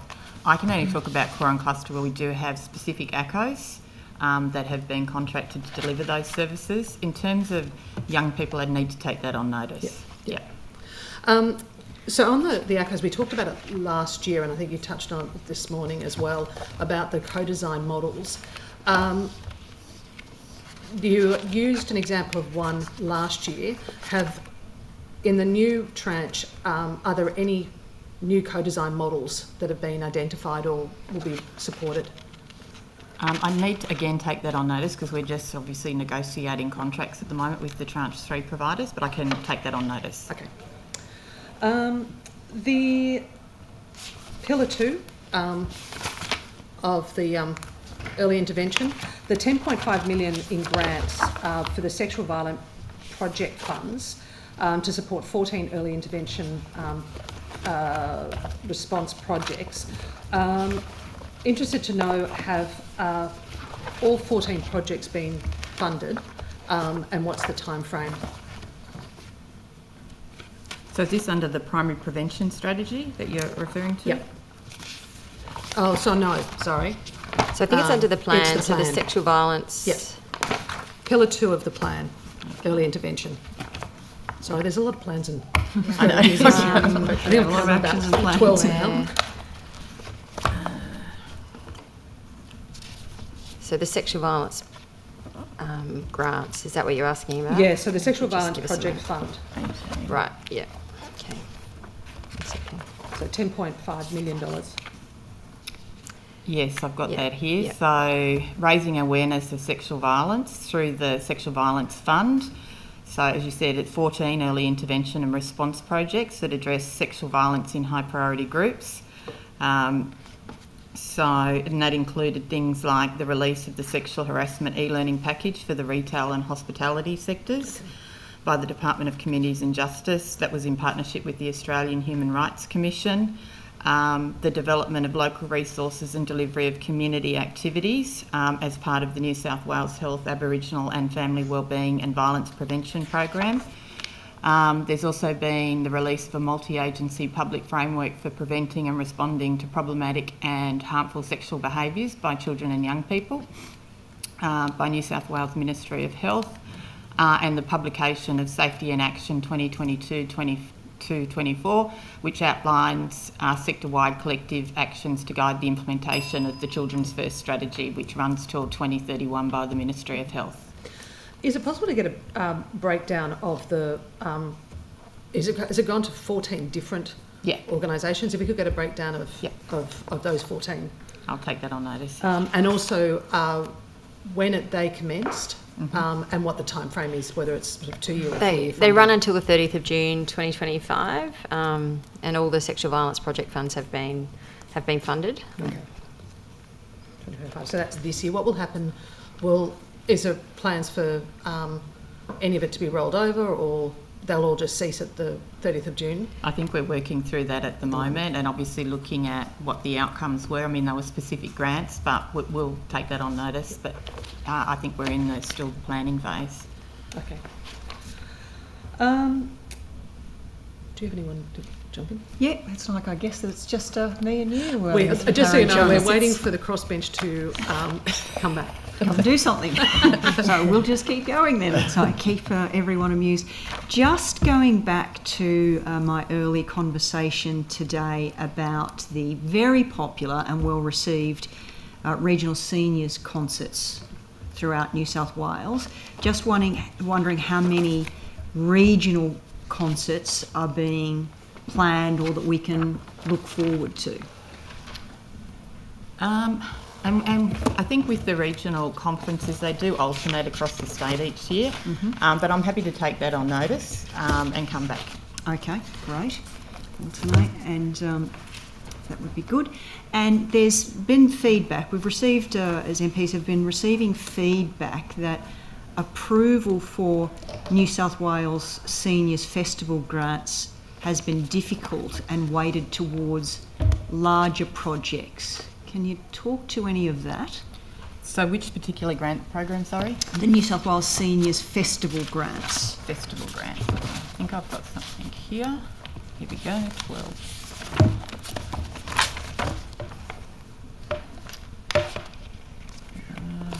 There's almost 50 events across metro and regional areas. There are 360 affiliated events run by councils and community organisations. I'm just looking specifically. So the concerts will be held on that's the Premier's Gala concert on the 12th and 13th of March at the International Convention and Exhibition Centre. Just looking at the... I think on the grants question, we will need to take that on notice. There's nothing in our notes that covers that. Okay, great. Take it on notice, lovely. Can we just turn to elder abuse, please? And the Minister said at budget estimates in February 2024 that we need to be doing everything that we possibly can in relation to reducing elder abuse. Could you outline what work has been done since February 2024? Yes, I'm happy to have a go.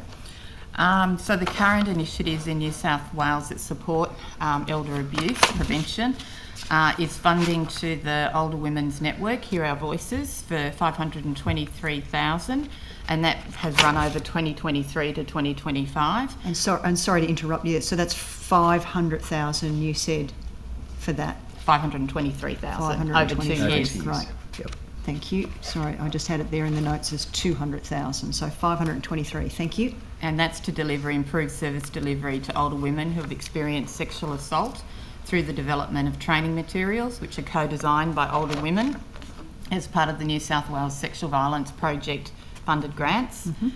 There's the Let's Talk program delivered by Relationships Australia, and that's $511,371. And that's to deliver counselling and mediation services for older people and their families to discuss age-related issues and disagreement and respond early to instances of elder abuse. There's then the New South Wales Multicultural Centre for Women's Safety and Family Safety. So that was a election commitment, which was $4.84 million over 3 years. That's been established last year and is led by the Settlement Services. There's then the ADC, so the Ageing and Disability Commissioner's Neglect Project, which is, and Ms McKenzie can correct me if I'm wrong, $350,000.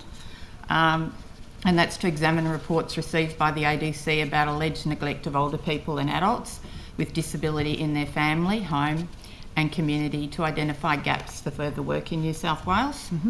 And that project commenced in June 2023 and runs during this year. And then there's also the Ageing and Disability Commission Elder Abuse Prevention Collaboratives. So that's a partnership between local community and professional services working closely with New South Wales Health and New South Wales Police to identify and improve our responses to elder abuse across New South Wales. Okay, thank you. And talking about responses to the number of reports to the Ageing and Disability Commission in 23-24 was 12.9% higher than the previous year, with 610 reports that were abuse related. Is that correct? No, there's much higher number of reports. So in 23-24, we received 4,806 statutory reports. And that was 13% higher than the previous year, 3/4 of which involved older people, and 1/4 involved adults with disability who are not older people.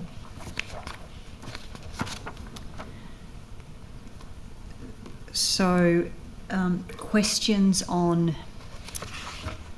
I guess, more difficult to ask you about why we're seeing these increases, but would you suggest, without answering the question on your behalf, that where more people are being more open about reporting these instances?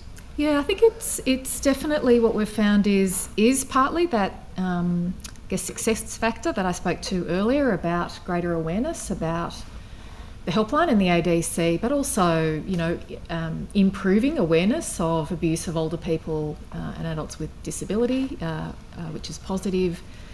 I think it's also, though, partly about increasing risk factors for individuals. So, and part of the growth we know and continuing growth is associated with the ongoing increase in the ageing population, not just in New South Wales, but more broadly, but risk factors like difficult cost of living, housing crisis, they all feed into the matters that we receive. So an obvious example is where adult children are moving back in with older parents, and that relationship becomes, if it wasn't already, becomes quite toxic and abusive towards the older person, but a lack of alternative accommodation options for that adult child to move out to. So there's a range of greater awareness, but it's also the matters that are being reported to us. As I mentioned earlier, higher risk matters. They're also matters that, to be honest, probably have existed certainly the matters coming to us. They're not new instances of abuse in the main. It's been there for a while. So we're really pleased that those matters are coming through to us, that people are now identifying and raising them for attention and for action. But we know that there are increasing risk factors that are going to continue to drive reports to the ADC and to increase the need for action to address abuse of older people. And would you say as part of that the increasing instances that we're seeing are being impacted in a cost of living crisis, as you say, adult children moving home, and there's more instances of financial elder abuse as well as they, try to get their inheritances early or etc. Yeah. I mean that is definitely a factor. The most common. So very rare for us to get a report that's only about one form of abuse. Most involve multiple forms. Most common for older people, it's psychological abuse and financial abuse, often together. So where there are threats against the older person if they don't hand over money or sign over assets, that they won't see the grandchildren again, they'll be put into residential aged care, the adult child will hurt themselves or family pet or something that the older person cares about. So it's very common to see psychological abuse and financial abuse together. We definitely see the impact of the broader social and economic pressures playing out in a range of these matters. So, and I think what is largely well known, and again, not just in New South Wales, but more broadly, is that, we're at that early point of that largest intergenerational transfer of wealth. So you have a lot of the wealth, not in all of the matters that we deal with, but a lot of the wealth sitting with older people, and you've got younger generation that the only way that they'll get access to housing is via, and substantial funds potentially is via their adult parent, their older parent. So we definitely see that inheritance impatience playing out and seeking to gain access either through psychological abuse and kind of more abusive measures, or by just helping themselves to the bank account of the older person, or misusing the enduring power of attorney that they've been given by the older person. But we also see, and less commonly talked about, in fact, is what we call inheritance preservation. So it's where largely adult children are making decisions that the older parent will not access, for example, aged care support. They're not paying for critical services and supports that they need because they want to preserve as much as possible to inherit, to get at the end. So those broader social and economic pressures are definitely playing out in the matters that we're seeing, and make it do present some challenges in terms of resolving, not impossible, but present some challenges in resolving those situations. Thank you. It's very informative. Just an update. We're still waiting on any crossbench members. So we'll just the Natasha and Nicole show today. We'll do everyone else's work. But it may mean you're finishing up early. That'd be good. I've only got a couple of other questions just around the report card. So, and I'm mindful it does cross over into health. But the launch of, well, it's actually the sexual assault early evidence collection guideline, associated training that would be rolled out across level 3 to 6 emergency departments. Which hospitals has it been rolled out to, and which ones are yet to have that rolled out? That would have to go to health. So I suppose when it comes to all the things within the strategy and the plan, is the Minister for Women ultimately responsible for ensuring that all the action items are done, or is it matters to go to the individual ministers? It's a whole of government plan. So the different actions are assigned to different government agencies as responsible agencies for those actions, and then we just coordinate the reporting on those actions. So we're not responsible for sort of overseeing the details of what health is doing in that regard, but we're certainly responsible for reporting on that. But is the Minister for Women responsible for ensuring that it does happen? Yes, correct. Yeah. The Aboriginal Women's Advisory Network, could you advise who is on that and how often it meets? I can answer that. So the network is co-chaired by Warringah Bayer and the Aboriginal Legal Service. And then there are other various women from community who make up the rest of the membership. I can provide you a list on notice. As I believe they meet quarterly, but I don't want to speculate, so I can provide you that on notice. That's fine. Yeah.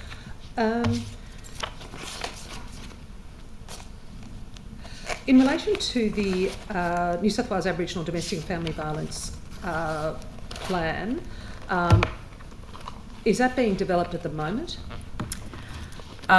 It is. So some consultation has commenced. We obviously need to develop that in partnership with our CAPO lead, which is the Aboriginal Legal Service. But we are also waiting on the release of the, sorry, I'm just turning to the right page, to the release of the National Cabinet's Our Ways, Strong Ways, Our Voices National Aboriginal and Torres Strait Islander Plan to End Family, Domestic and Sexual Violence, which I believe is due in June. We may be able to see a draft version in May. We really want to make sure the New South Wales Aboriginal plan complements that broader plan, doesn't duplicate anything, and also addresses any gaps that might be in that plan. So we have pushed the timeframe for our plan out a little bit later in 2025. Okay. Yeah. And has any funds been allocated to that, or in this? Yeah, we have some. Yeah, we have some. So out of the $21.5 million under the MPA agreement, a portion of that was to go towards the development of the plan. We are in consultations with the Commonwealth Government at the moment about potentially carrying that over to the new year. And I assume all states and other jurisdictions are in the same position, that they haven't developed their plans? Yeah. Okay.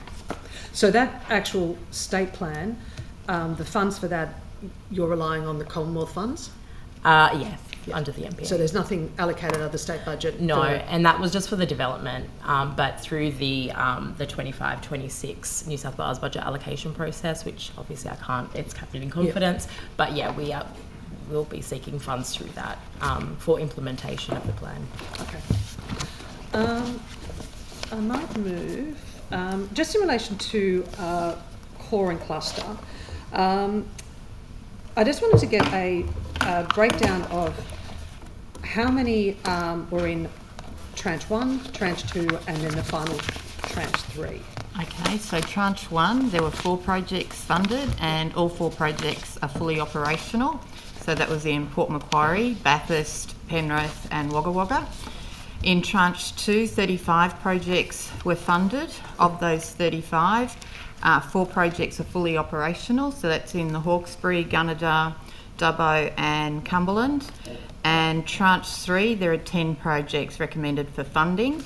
And of those 10 projects, 8 projects have an executed community housing assistance agreement. 1 project is expected to be signed shortly, and 1 project is experiencing delays due to the original land identifier now not being available, so we're working with that particular provider. And then you're confident that all will be up and operational by the end of next financial year? Yeah. Yes. Yeah. In relation to the contracts, how many have operated specialist domestic violence and family violence services before? I think I had that question last time as well. When we do the actual selection, they've got to be services that have experience in delivering domestic and family and sexual violence services. So I think, I can't recall my last response, but I think all of them would have some exposure. They may partner with a community housing provider who does the build, and then the kind of the specialist services then operate out of those particular locations. This I'm sure you'll need to take on notice, but the average wait time for the domestic violence helpline, or you may have that. I might actually. I did see that somewhere. I knew you would. Now I'm trying to... Oh, here we go. Of course, it's at the back of the folder. Was it 28?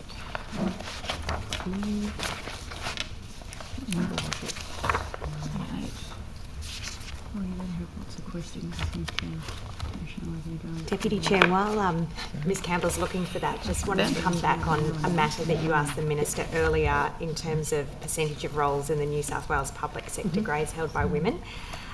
We've got that data in the New South Wales Women's Strategy. We've published the first of a baseline report card, and there'll be another one soon. But in that latest baseline report card, 53% of grade 11-12 positions in the New South Wales Public Service are held by women, and 42% of senior executive positions are held by women. And do you have that breakdown across each of the departments or / agencies? I think we do have that data available to us. I don't think we publish the whole in this sort of summary, because it's a summary across all 3 pillars of the women's strategy with key data points. But we could, we'll consult with the Public Service Commissioner and take that on notice. Thank you. I found the note, but it doesn't have the answer that you want. The wait time. What I do know is that the line receives between 1,500 and 200 calls a month. I think if there'd been issues in terms of the wait time, we would know about it, but I will follow that up and take that on notice. Yeah. And if you have, I suppose, a comparison from a 12-month period, if we can do that. The Safe Places inclusion round, which I understand closed in January. Do you know if they're on track to, when it's going to be announced for the successful applicants? So this is, are we back topic? Yes. Sorry, I'm jumping. What was it?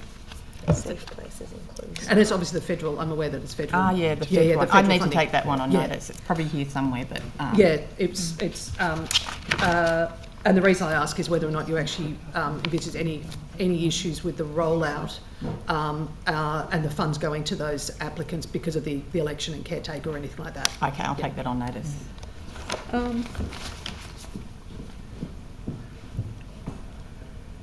And final one is just in relation to the Carers Investment Grant Program, which was funded over a 2-year period. And I asked about this last year. You said it was on, the first allocation will be rolled out in March this year. Interested to know if that is on track, and how many are in this round and how many will be in the second.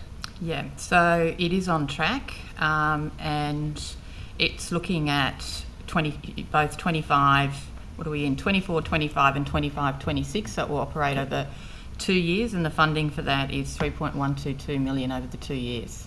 And how many applicants are in this first round, and then how many will be in the second? Let me just see if I've got that here. It hasn't launched yet, so okay. Yeah, I can't answer that. Okay, yet. that's fine. I'll pass to my colleague. I might save mine up. I've got a little bit more detail. If you've got something quick there. Oh, I've got more. Oh no, we'll probably keep going because the crossbench, unless Robert's got questions. I don't have any questions. Nope, so we'll keep going. Okay. You want me to speak? Yeah, that's right. That'll be good. Ms. White, I wonder if I could ask you some questions, just really flowing from last time. So, at the estimates hearing in September, you indicated that you were the chair of the task force overseeing the implementation of electronic monitoring for serious DV offenders. Yes. Yeah, I'm just going to take a point of order here. My understanding with Ms. Gillian White is that she's appearing in her capacity as a cabinet rep from women and not as DV in terms of DV portfolio. So that might be a question that's better put tomorrow. It's my understanding. To that point of order, isn't the Minister for Women and Prevention of DV? So this Yes. is a prevention of DV question. Yes, and I'm not quibbling with the Minister's portfolios. It is that Ms. Gillian White, as I understand it, is attending today in her capacity as Cabinet Office Rep for Women and not the DV portfolio. Ms. White, are you available tomorrow? Thank you. Thank you for that. It's just probably to just clarify that. So I'm a deputy secretary at the Cabinet Office. I have responsibilities for social policy and intergovernmental relations, but I also am the deputy secretary responsible for Women New South Wales as a portfolio. So I think I'm here in the capacity for the women's portfolio, but I can certainly ask if you. I'm happy to answer that question or take on notice or direct it where I'm appropriate. glad you sorted that out because I didn't have a clue. Yeah.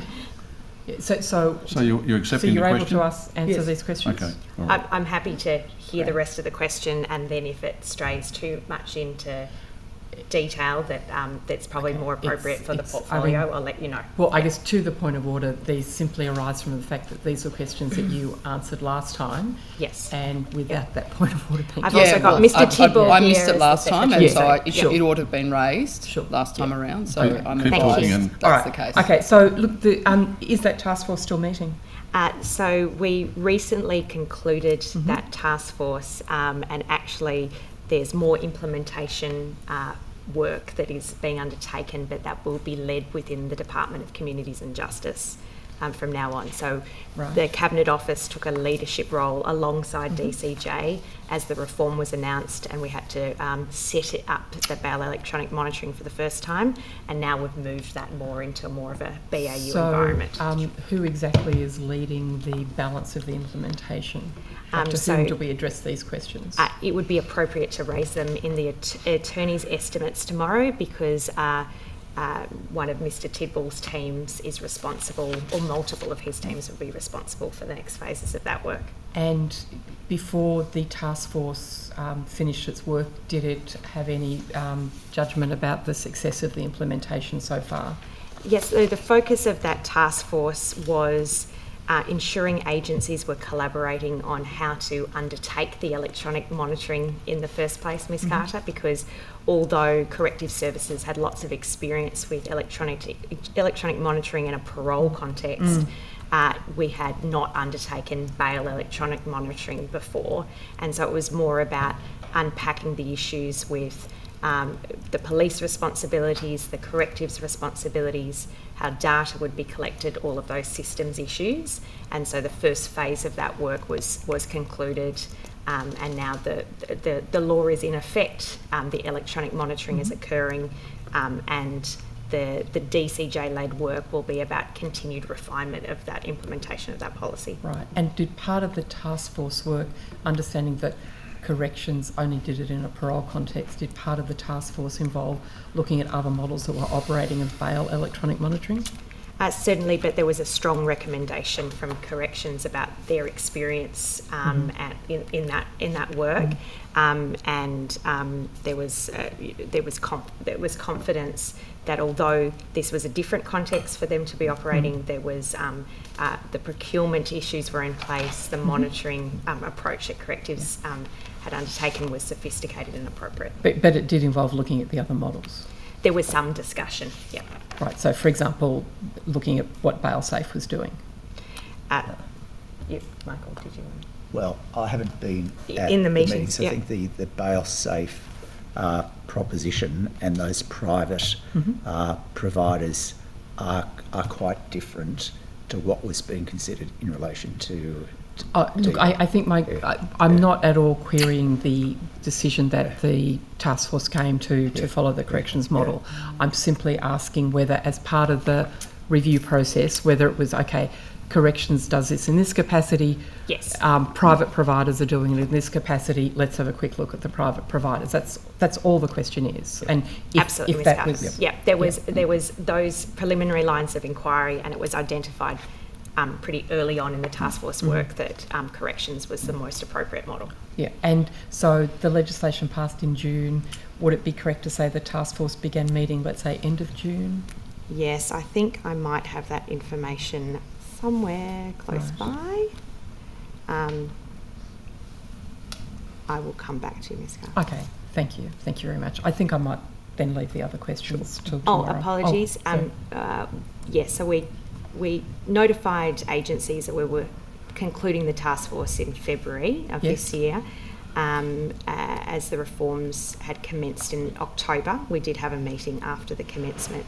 I'll have to take on notice when the first meeting was, but we had a series of meetings over that time period. And then so after the commencement in October, there was a subsequent meeting and then a transfer to the new body responsible for the rest of the implementation. Is that correct? Correct. Okay. And that is often a pattern for the involvement of the central agency to, when something is starting up, to be a bit more involved and then to pass to BAU. And the new BAU implementation group is also responsible for reviewing the success or glitches or problems that arise in the implementation. Is that correct? Yes. Right, okay. And is there a scheduled review date when a particular, is it working? What do we need to change? Or this is an ongoing process? There will of course be ongoing monitoring. Yes. We could give you more specifics on that on notice or at tomorrow's attorney's estimates. Okay, perhaps I'll put some questions on notice after tomorrow. Okay. That might be the easiest thing. All right, thank you very much. Thank you.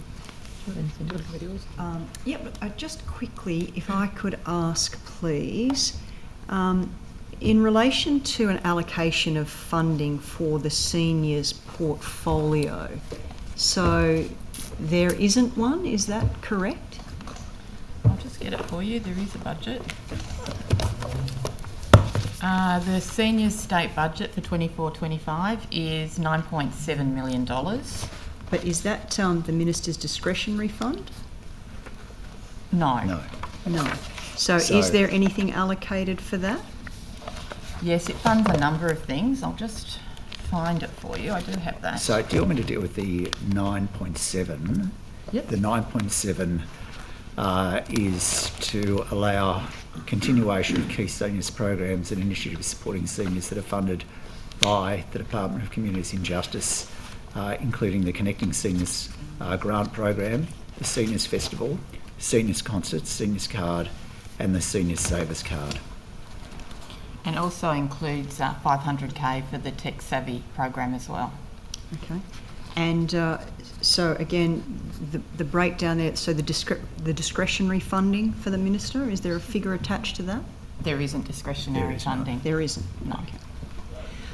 Okay, thank you. And just quickly again, before I go to my colleague, even though we've been talking quite a lot, can you talk to us about the higher service delivery costs involved in domestic and family violence services in the regions?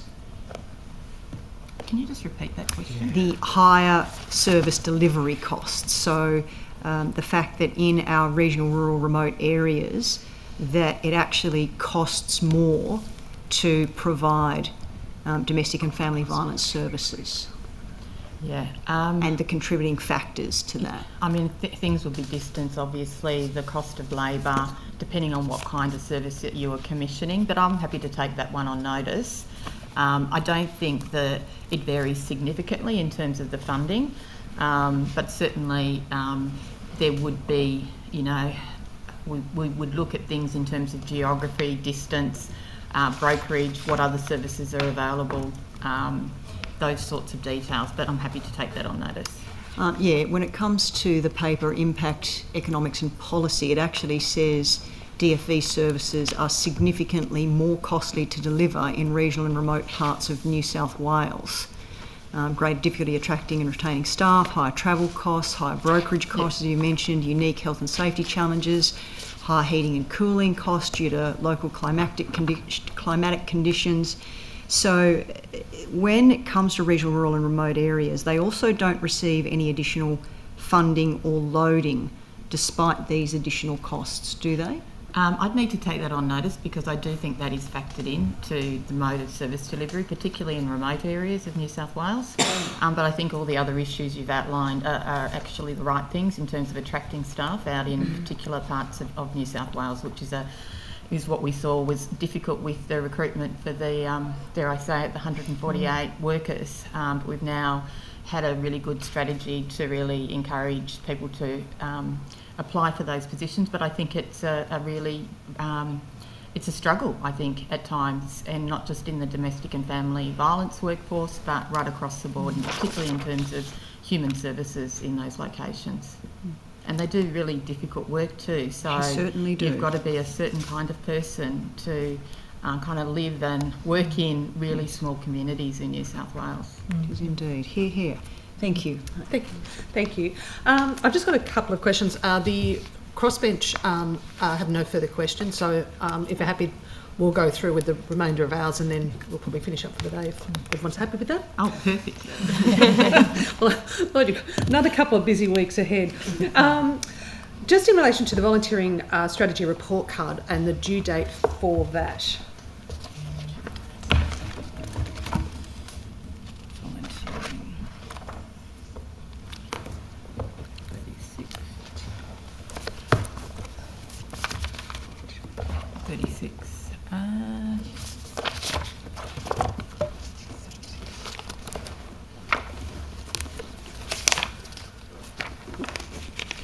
not at the front of my note.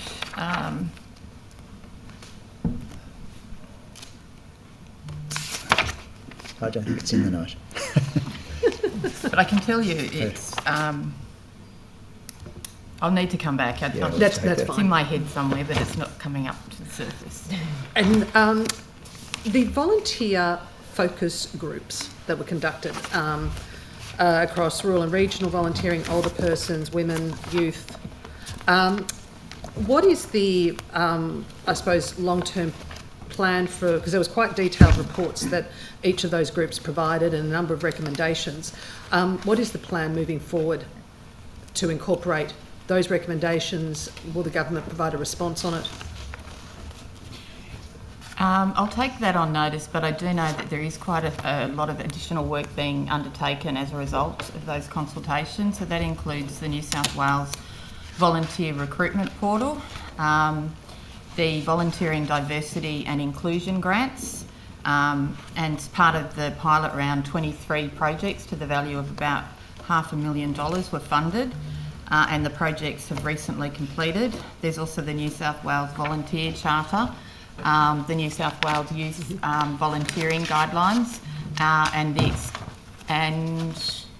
the New South Wales Volunteering Task Force tabled its report in December 2024. So we're currently considering that information. Yeah, and then just get on notice if the government's going to be responding to the recommendations from each of those various groups and their reports. Okay, take that on notice. You mentioned the recruitment portal, and I asked about this last estimates. I'm interested to know, and in the response, you mentioned that you get monthly data around the visitor numbers and expressions of interest. So I was wondering if you have that data, and I'm happy for you to take that on notice. I think I'll take that one on notice.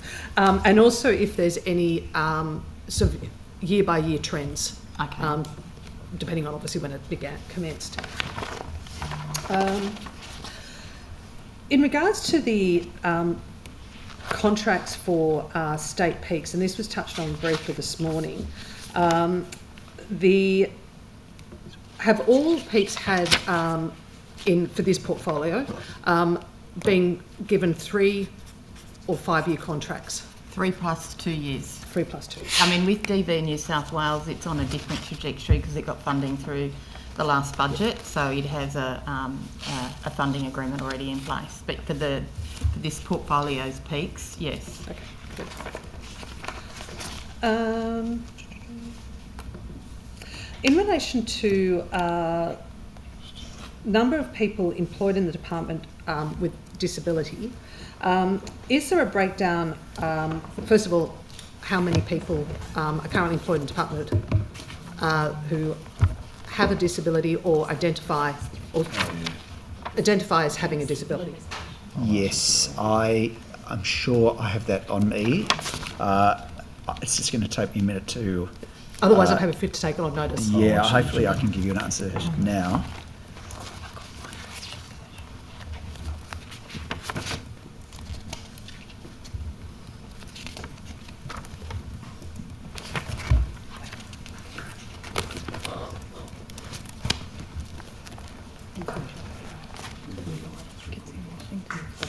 Well, you're going to have questions then, because you haven't been here, so I've got no idea.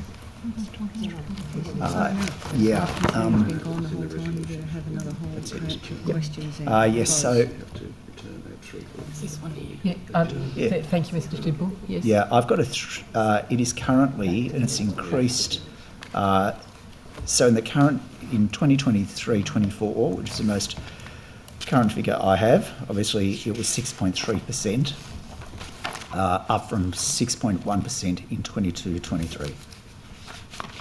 Thank you very much. In regards to the domestic violence death review team, understand we're advised last estimate's $2 million over 4 years to support the team, to deliver work around or research around risk factors, trends and impacts. Wondering on the time frame of when that research would be available. Yeah, I can take that one. So that money was allocated to my office to manage, 2.1 million over 4 years. And so we've already recruited new staff. They've started already. So we've got 2 new staff in the Secretariat, the DVDRT, research analysts. We've got a data expert who sits in Boxar, but is 100% working on the DVDRT to have that structural connection with Boxar.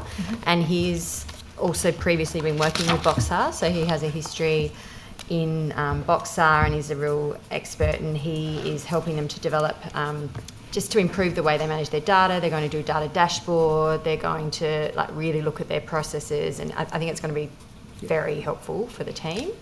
And then in addition to that, we've got a 6-month project. So just temporarily, someone in my office is doing an external review of the team and their processes and the recommendations that they've made in the past to look at the implementation of the recommendations and in a sort of whole of government context and look at the spirit of the recommendations and because many of the recommendations in the past were made several years ago and the service system has changed a lot since then. So to sort of reanalyse the situation of the recommendations in the current context and to have that sort of slightly not fully independent but external lens on that. And then there's a little bit of extra money as well this year, which is boosting a project that I'd already started in my office, which is a partnership with UNSW to look at the DVDRT processes specifically in relation to Aboriginal communities. So homicides involving Aboriginal women, whether as a victim or a perpetrator, and trying to improve the processes, and particularly with regard to cultural safety and data sovereignty. So I'd already started that project from my office in the last financial year, and then we've given that just a bit of a boost to refine some of the processes. So yeah, all the money's being very carefully thought out. And the final thing I'll add on that is that we've developed quite a robust work plan for the DVDRT looking ahead with the new staff. So they need to do their case reviews, and the next report. But in terms of the research, which is what you asked about, they are going to do a deep dive into the relationship between domestic and family violence and suicide, which was a recommendation of the rapid review report last year. So I think that's a really important piece of work, and the data expert in Boxar and other colleagues in Boxar will be supporting that as well. Because there has been an increase over the last sort of 2 years in domestic violence related murders. Has any work been done already as to whether it's reasons or locations? Any trends that have come out? Not by the DVDRT, because the DVDRT was reporting on a sort of earlier incident, so it hasn't caught up yet with that more recent data. So we'll be looking ahead at the next reporting periods to catch up on those more recent cases. Okay. That's fine. Can I just add, just to respond to an earlier question about Grandparents' Day, because I don't want anything happening. It's definitely don't on. want protesting grandparents. It's like out the front, it's marching down the street. Bring back Grandparents' Day in 2025. It's the 26th of October this year, so we're just checking all the websites to make sure that's correct, but it's certainly on our website. And I think, Ms McLaren-Jones, you had a question around the Commonwealth Safe Places inclusion round. So successful providers are aware, and there haven't been any issues in rolling out the funding that we're aware of. Okay, good. Yeah. And I've just got one more question if I hand on to my colleague. Just to, this morning I asked the Minister regarding the increase, I think it was 15% increase in assaults on young people, domestic violence assaults on young people under 17. What are the specific policies or work that's being done in that space to tackle that issue? So you're talking about where young people are the victims or where young people are the... Well, it's both. There's one is they're victims and sometimes perpetrators because it's within that family or siblings. Because I think a lot of that data from Boxar is where it's family violence with a younger victim. So it's not necessarily a young person against a young person. It's often an adult against a young person. So I think it depends on the scenario. So has any work been done looking at it from a sibling to sibling? Well, there's the development of a strategy for people using violence in New South Wales, which is happening at the moment. So that will be looking. Maybe Anne can talk to that more, but that will be looking at doing more of a deep dive into people who are using violence and the different avenues, pathways into violence. My office is also supporting a research project with ANROS and RMIT that was looking at intimate partner violence by young people specifically, and how it differs from intimate partner violence used by adults. So that will be a really important project, and that's just started as well, led by RMIT, so that's a partnership with my office, so looking at pathways into perpetration for young people, which I think will be really important. And also a key feature. Oh, sorry. I think Ms Campbell was going to... It was also a key feature of the child maltreatment study as well. So certainly in terms of people using violence or perpetrator strategy for New South Wales, we've been running consultations. So we'll be looking at, different cohorts. So we should have some more information towards the end of this year. Okay, great. Thank you. So just a follow-up question. So if I understand you, your part of that study is looking at different pathways of intimate partner violence, young people and adults. Is that right? Yeah, for young people, yeah. But how it differs from adults. So, as I understand from the research, pornography often plays a role in that. I wondered if you're doing any work on that and whether you had made a submission to the Upper House inquiry into harmful effects of pornography, because that work would be very interesting to that committee, I think. Well, that work's not being run by my office, it's being done by RMIT. Okay. So my office is just supporting it in conjunction with ANROS. Right. So I'm not directly involved, it's an independent academic study by researchers at RMIT. Okay. But in terms of the pornography inquiry, I will be a witness. Right. So I've been called as a witness and I'll be appearing when it was postponed, but I'll be appearing at the hearing. No, great. Perhaps you may be able to reach out to the RMIT academics, because if they're doing work in this area, that would be very interesting for the committee. Sure, I think. that's a good idea. Thank you very much. Great, thank you. Look, if I could just, Ms Campbell, just come back. So you mentioned that there was no discretionary funding for seniors. Might I ask why that's the case?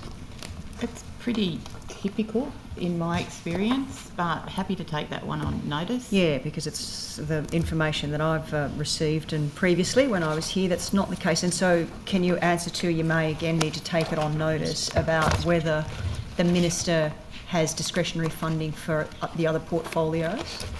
I don't think so. I can partly answer. There is a women's discretionary fund for the Minister. Okay. And so I'll also ask again, it may need to be taken on notice whether the Minister has requested a discretionary fund for seniors. Not that I'm aware of, but happy to take it on notice. Lovely. Take it at the start. Thank you. And just because we've got another 3 minutes to go, any specific programs when it comes to women's safety in regional, rural and remote areas of New South Wales, given the escalating regional crime crisis? As part of the emergency package, quite a lot of the funding went out to regional New South Wales. It's over the forward estimates.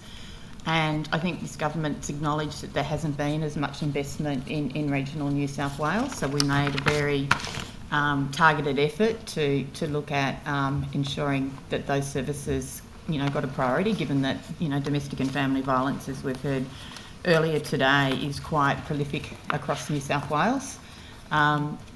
I think programs like the Staying Home Leaving Violence program are great programs. They have an evidence base. We've particularly focused on young people, particularly young people in refuges. So we have children specialist workers who are experiencing domestic and family violence. And again, those workers are in regional New South Wales as well as metropolitan areas. So whenever we're doing commissioning of new services or adding to existing ones, we look at demand, we look at the statistics, but we also do a lot of local service planning on the ground to work with other providers to look at where services are needed for women and children escaping domestic and family violence, but also services like men's behaviour change programs. Yes. So that got funding through the emergency package as well, and that funding has been rolled out. I think there's lots of good examples of really great programs out there. There are, and when it comes to the men's behaviour program, how is the funding going for that? Because again, I've had anecdotal conversations, information that's been provided to me about men wanting to access these programs, but because of a lack of funding, they're just not available. And again, in our regional, rural and remote areas, that they just don't have that opportunity to do so. Yeah, we've just recently allocated new funding to 7 new locations across 4 providers, and that was $10 million over 4 years. And those locations were Nowra, Ulladulla, Lithgow, Foster and Gloucester. So there's now 17 plus 7, 20 odd programs across New South Wales. But sorry to cut you off there. So the $10 million though that you were just talking about, that's only for the new 7, or is that for the total? New 7, the new 7. And over 4 years, you said. Yeah, 4 years. And it includes. So I missed out on Blacktown and Maitland as well. Right. Can I ask, how were those locations selected?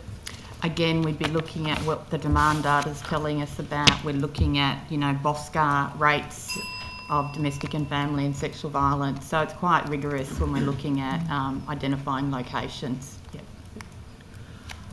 I'm mindful that we still have to come back at 3:45 as per the resolution. People have to be, I think we've got a couple of questions. I just have one question. Yep, I've got one as well, so if that's okay. Okay, we might just break you and you can have a scone, then you can come back and ask your question. So we have to come back at 3:45? We have to come back after the resolution. 3:45. That's okay. It's only 2 more. We could take them on notice. And you sound Come back. I'm tempted to put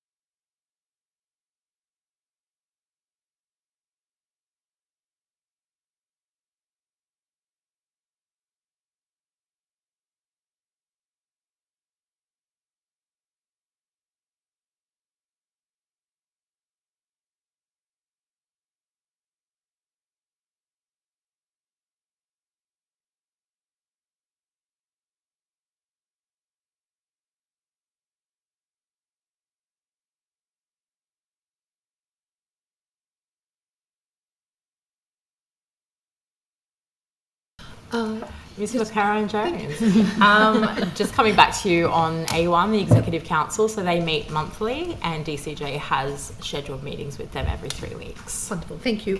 I've got a couple of questions. One is just following on from an answer to a question last estimates regarding the two plans in relation to people with disability.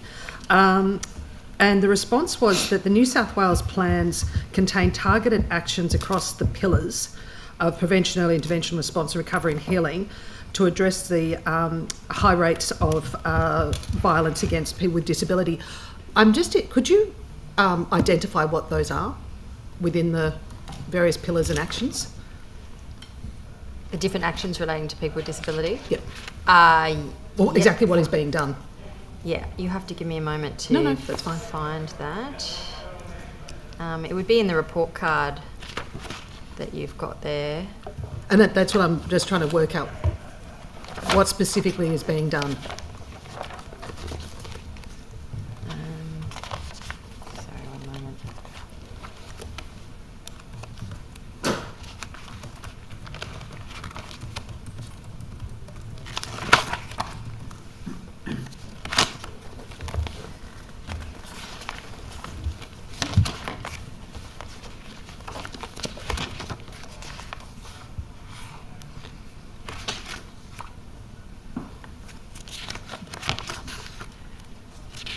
It might be better to look at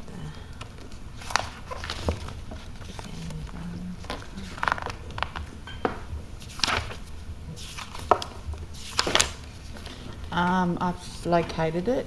Initiatives to support women with disability experiencing domestic and family and sexual violence includes a rollout of funding for 7.6 new frontline workers specifically to respond to women with disability experiencing domestic and family violence, and that's through commissioning to non-government organisations. Funding for People with Disability Australia Building Access Project to support accessibility improvements and specialised support for women with disability. Intellectual Disability Rights Service expansion of service delivery and case management. The Easy Read Domestic and Family Violence Awareness resources for people with intellectual disability. Our resources to support people with intellectual disability who have experienced sexual violence, in addition to their families, support people and service providers. There are a number of projects funded under the New South Wales Sexual Violence Project Fund, including the Northcote Society's Love Rights Program.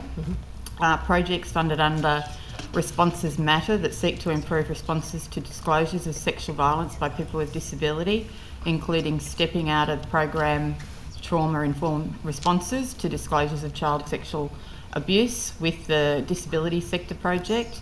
The Ageing and Disability Commission role is obviously to protect older people with and adults with disability from abuse and neglect. I won't go through their role because I think you're well aware of it, but they're just some of the examples. And the additional 7 frontline workers, how many were in place before that? The new resources.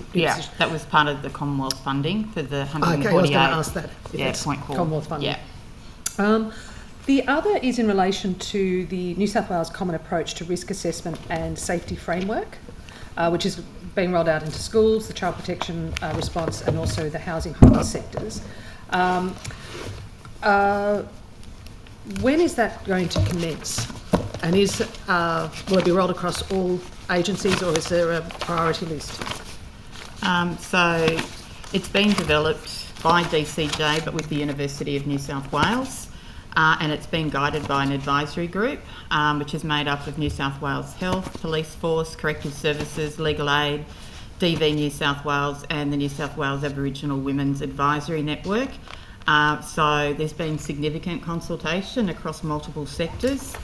And it's also been informed by a literature review that the team have undertaken, and the final carafe will be delivered to government in the first half of this year. Okay. So we're obviously going to need to look at implementation and resourcing around that as well. Has any funds been allocated to it now?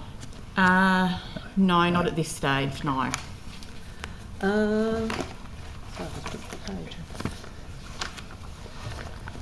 Just on from the malbehaviour change, I'm interested to know how is the program being measured and evaluated, and if there's a report that will be produced. Was that the men's behaviour change program? Yep. Let me just find it.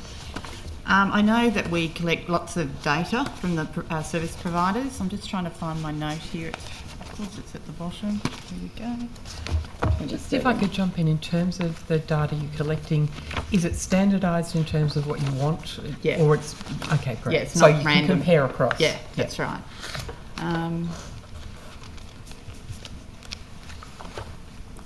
What's your question again, Ms McLaren-Jones? In relation to an evaluation and whether or not there'll be a report prepared. Yes, so the Australian National Research Organisation, ANROS, has been engaged to do the evaluation, and that's due for completion in 2026. Okay. It commenced in late 2024. Okay. And just two more. You mentioned the Easy Read rollout. Is that across all agencies? All government agencies, yes. And how's that tracking? I think that's probably for Minister Washington. Okay, yeah, that's fine. The final one is the number of staff that are working within DCJ working from home, and how many are in the office or back in the office?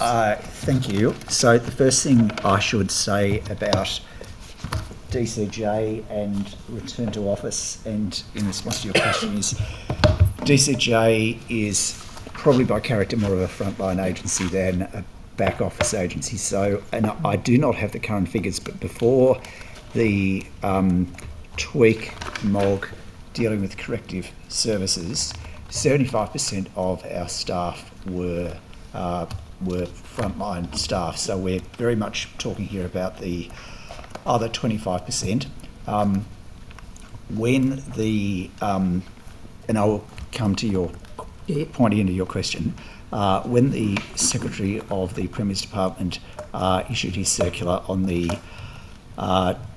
in August of last year, and I'm thinking the 24th or the 25th or thereabouts, 5th of August, I, on the same day, communicated with all DCJ staff. So we have been through we want to work with our staff to bring them back to the office, clearly in line with the requirement that they are principally in the office, but we want to do that and work with our staff and clearly with the consulting with them and with the PSA. So we've had a whole process that we have been working through.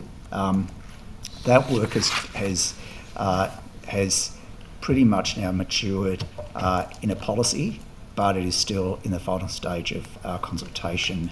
Once that consultation proceeds, we will is concluded, we will proceed with implementation. Can I say on the evidence that we have, we are starting to see through the week. So I think there are a couple of questions for us. One is how many are actually the movement back to the office. The second is trying to get some evenness in the distribution as to how that happens over the week. Our challenge is in part ensuring that we achieve that as well. In terms of the numbers and how that is tracking, if we look at staff attending 6 Parramatta Square, which is a predominant office location, from information gathered via the internet protocol data, we are definitely seeing an upward trend following the Christmas shutdown and a return to school period, but it's not even. Mm-hmm. So that's as specific as I can be at the moment. Yep. When we bed down and go live with that policy, we'll be more able to track and report at that point. Are you finding there's resistance from the PSA? No, I didn't. No. And if I could put that to also Ms Tonkin and also to Ms Mackenzie about percentage of people within your offices that work from home and within the office full time. Yeah, we have a hybrid model. So So at the moment, it depends on the staff, what their arrangements are, but we're working towards the policy and coming back to the office as a principal place. But at the moment, we have a mix. Like, I tend to be out and about a lot, so sort of, if you put me to one side and just look at my staff, it's, 3 days, maybe 2 days from home, things like that. And can I just supplement my response just by saying that we are being careful with staff with disability and primary carers to ensure that they have a workplace adjustment passport, and that the movement in the policy is tailored to their needs so that they continue to be supported under the DCJ workplace adjustment policy. Mm-hmm. Thank you. So we have a mix we were an agency that actually from a fairly early point after the lockdown eased, we had a model where staff were expected to come back 3 days a week to the office. So we have, we also have a high proportion of frontline staff within our office that are out and about quite a bit. So we've got a bit of a split at the moment. There's flexible work arrangements, but there's a high proportion that are in the office 3 days a week. Thank you. Can I add one final thing? Yeah. What has struck me, so I've over the summer tried to get out to the districts and the regions a bit more. What I find really interesting is in the regions that I'm very much talking anecdotally and on my own observation now, out in the country we are seeing people really seem to want to be in the office, and it's been quite amazing to see how buzz with activity those CSCs are and those centres in regional New South Wales. And it's great because it's great for small business. It's an interesting dynamic. Outside this portfolio area, but it's very good.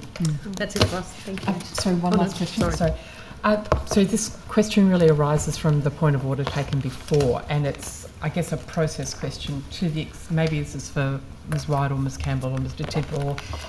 Is it possible to get some sort of roadmap so we know who is responsible for the implementation of what, and therefore we can direct our questions to the right places? Yep, we can do that. Yep. We can do that, but can I also say that there is always how much, regardless of how you try and describe things, there is always at the edges. We're very comfortable to respectfully redirect to the appropriate estimates if we believe that that is the right thing. So happy to do that. We're also which I understand, but happy to be agile.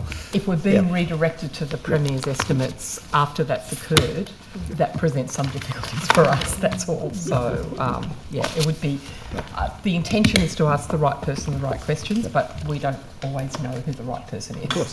So, thank you. Okay, government questions? No, I'm fine. Thanks for joining us. You sure? You're all right? You got the good shift. All right. I think we've had enough entertaining in the other two. Oh, did you? Okay. All right, thanks very much for your attendance today.